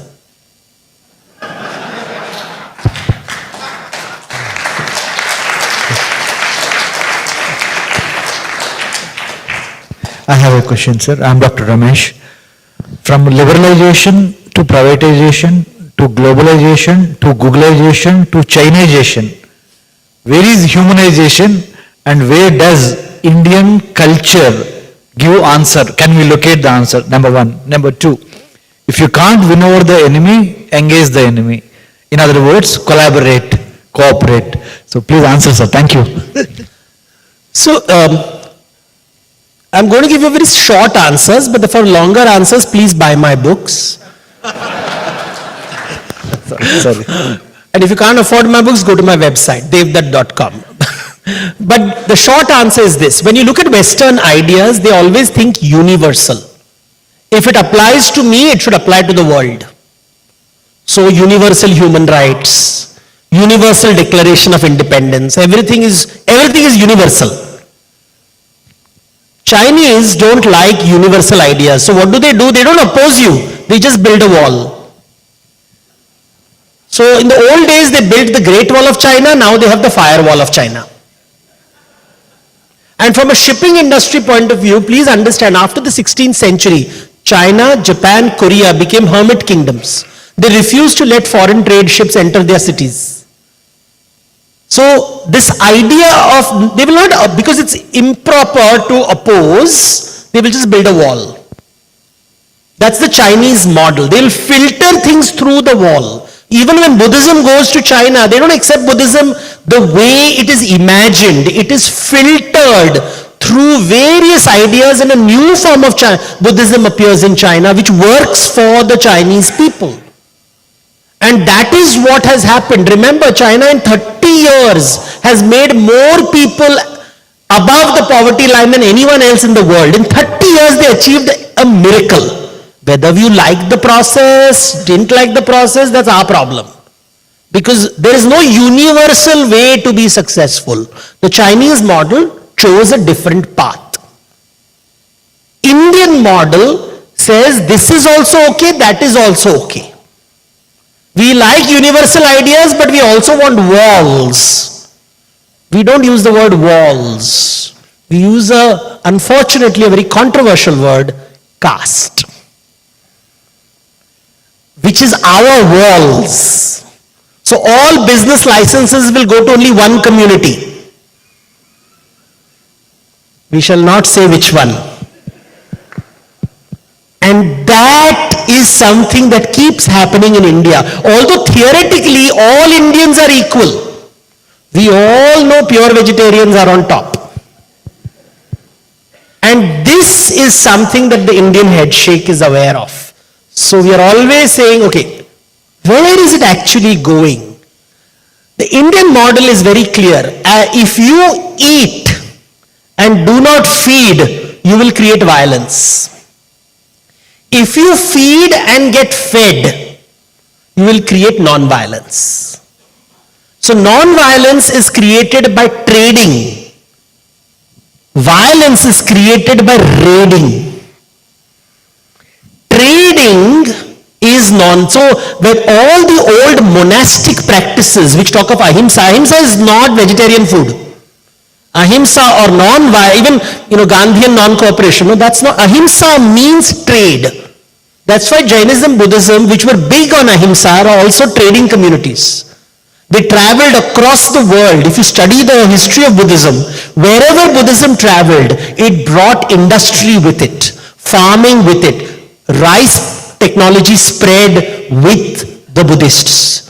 Sugarcane technology spread with the Buddhists. Trading system spread with the Buddhists. Financial system spread with the Jains. Promissory notes. The banking system spread around the world. It went from India through Arabia to Europe. The Knights Templar were a banking system. They learnt it from the Arabs who had the Hawala system, who learnt it from the Indians who had the Hundi system. So trade was always seen as the model in India to avoid violence. You can't stop violence completely, but to minimize violence. So Indian model has always been, you are also right, I am also right. You feed me, I feed you. Therefore, the whole idea of debit credit. The word paap doesn't mean wrong. It means actions that create debt. Punya doesn't mean right. It means actions that create credit. So Indian model is accounting. So now you see there is a universal legal model. There is a wall-based filtering model of China. And then there is an accounting model of India. You decide what works. Thank you. Yes, sir. So what I got from what you shared was sort of maybe in my own truth. I sort of validated what I was thinking, and that is words create world. So English language was created to capture the world, and we all speak in English language, they have captured the world. So do we need a new language to bring more peace into all these flammable areas?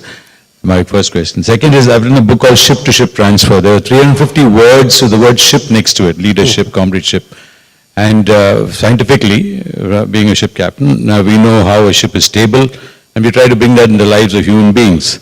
So, in this context, when we talk about truth, for me, truth appears as something which I don't know, something I've not reached, but what I can hear you saying as truth is what we call reality, where there's 3 levels of reality, which is my personal reality, my thinking, myth, my thinking, interim reality with the group thinking, and the higher level is what we call absolute reality, which exists in distance, time, and form. And beyond that is truth. Would you resonate with these thoughts, or?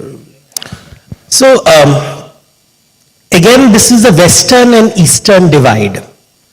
Western divide always talks of truth as something outside, transcendental. Transcendental word is used a lot by Gurujis also, because they read mostly English books than Sanskrit books. If you go towards China, the truth is nature. There's nothing outside nature. There is no concept of God. It's nature, nature, nature, nature, nature. Everything is nature. It's very important. Nature does not play a big role in the Western world. It is in the East, especially in China, Japan, Korea, nature is very important. Indian thought will therefore come up with 3 ideas. They will say, you're right, the first 2 parts, yes. Personal truth, cultural truth, but the third is natural truth, not supernatural truth. There is no supernatural. What is natural truth? Living things are hungry. They need food. Food consumption results in violence. These are the 3 truths. All living things are hungry. Hungry things will eat. Every time you eat, you will create violence. Now this is natural truth. This will not change. Whether you eat, whatever food you eat, whatever is your personal truth, cultural truth, this will not change. So this is the only difference. That's natural truth is not discussed in Western philosophy. I'll give you an example. When you read when you go through American videos, you'll always see them talking to physicists to tell them the truth. Quantum physics, quantum physics. Physics doesn't talk about hunger. It doesn't talk about fear. It doesn't talk about insecurity. If you want to learn leadership, you should never talk to a physicist, because he thinks human beings are machines who have to be productive. Remember, the education qualification found amongst the terrorists of the world is engineering. Most of the terrorists of the world are engineers, because they have never studied human beings. They have studied only machines. This is the problem with physics and chemistry.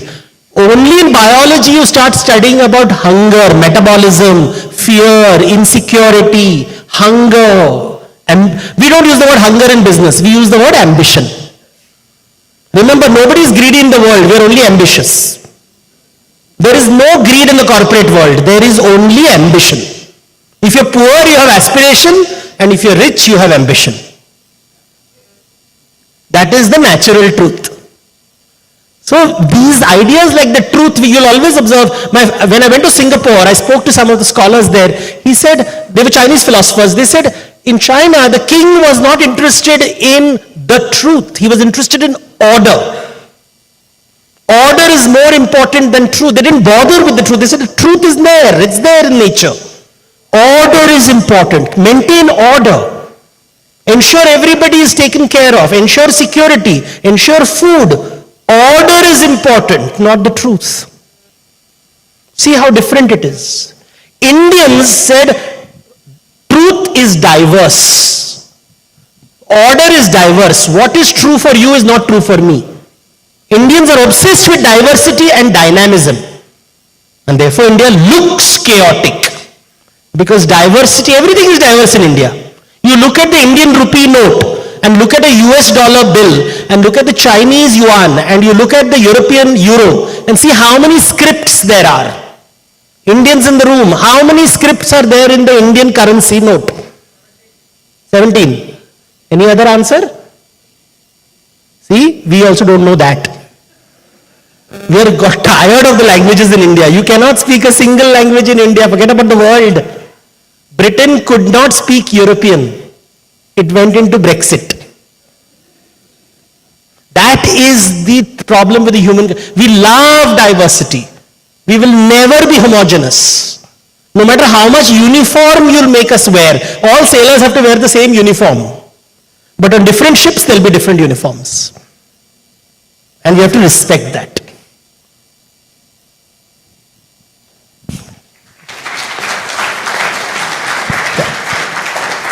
So there's one question. We'll take that as the last question, if you don't mind. Yeah, thanks.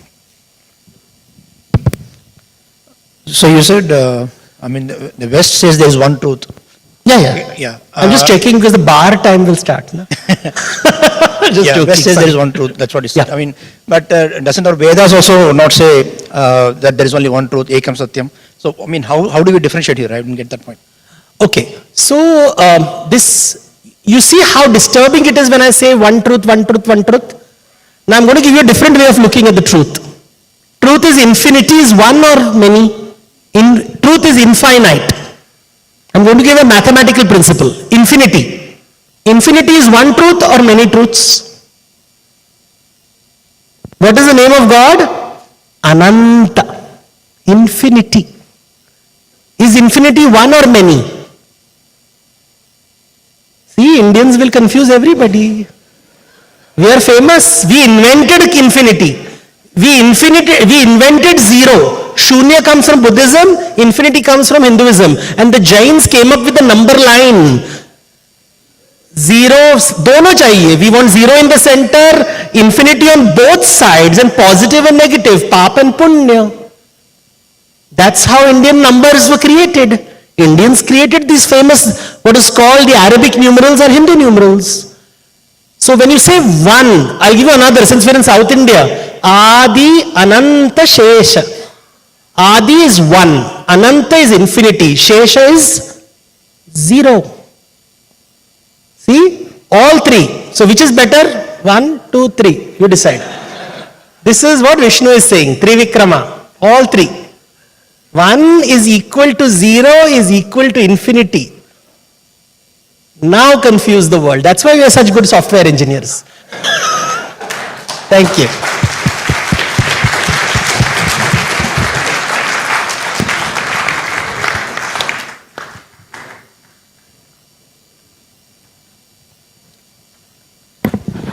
Thank you so much, sir. On that note, I think we shall break for dinner. Thank you. Please do join us.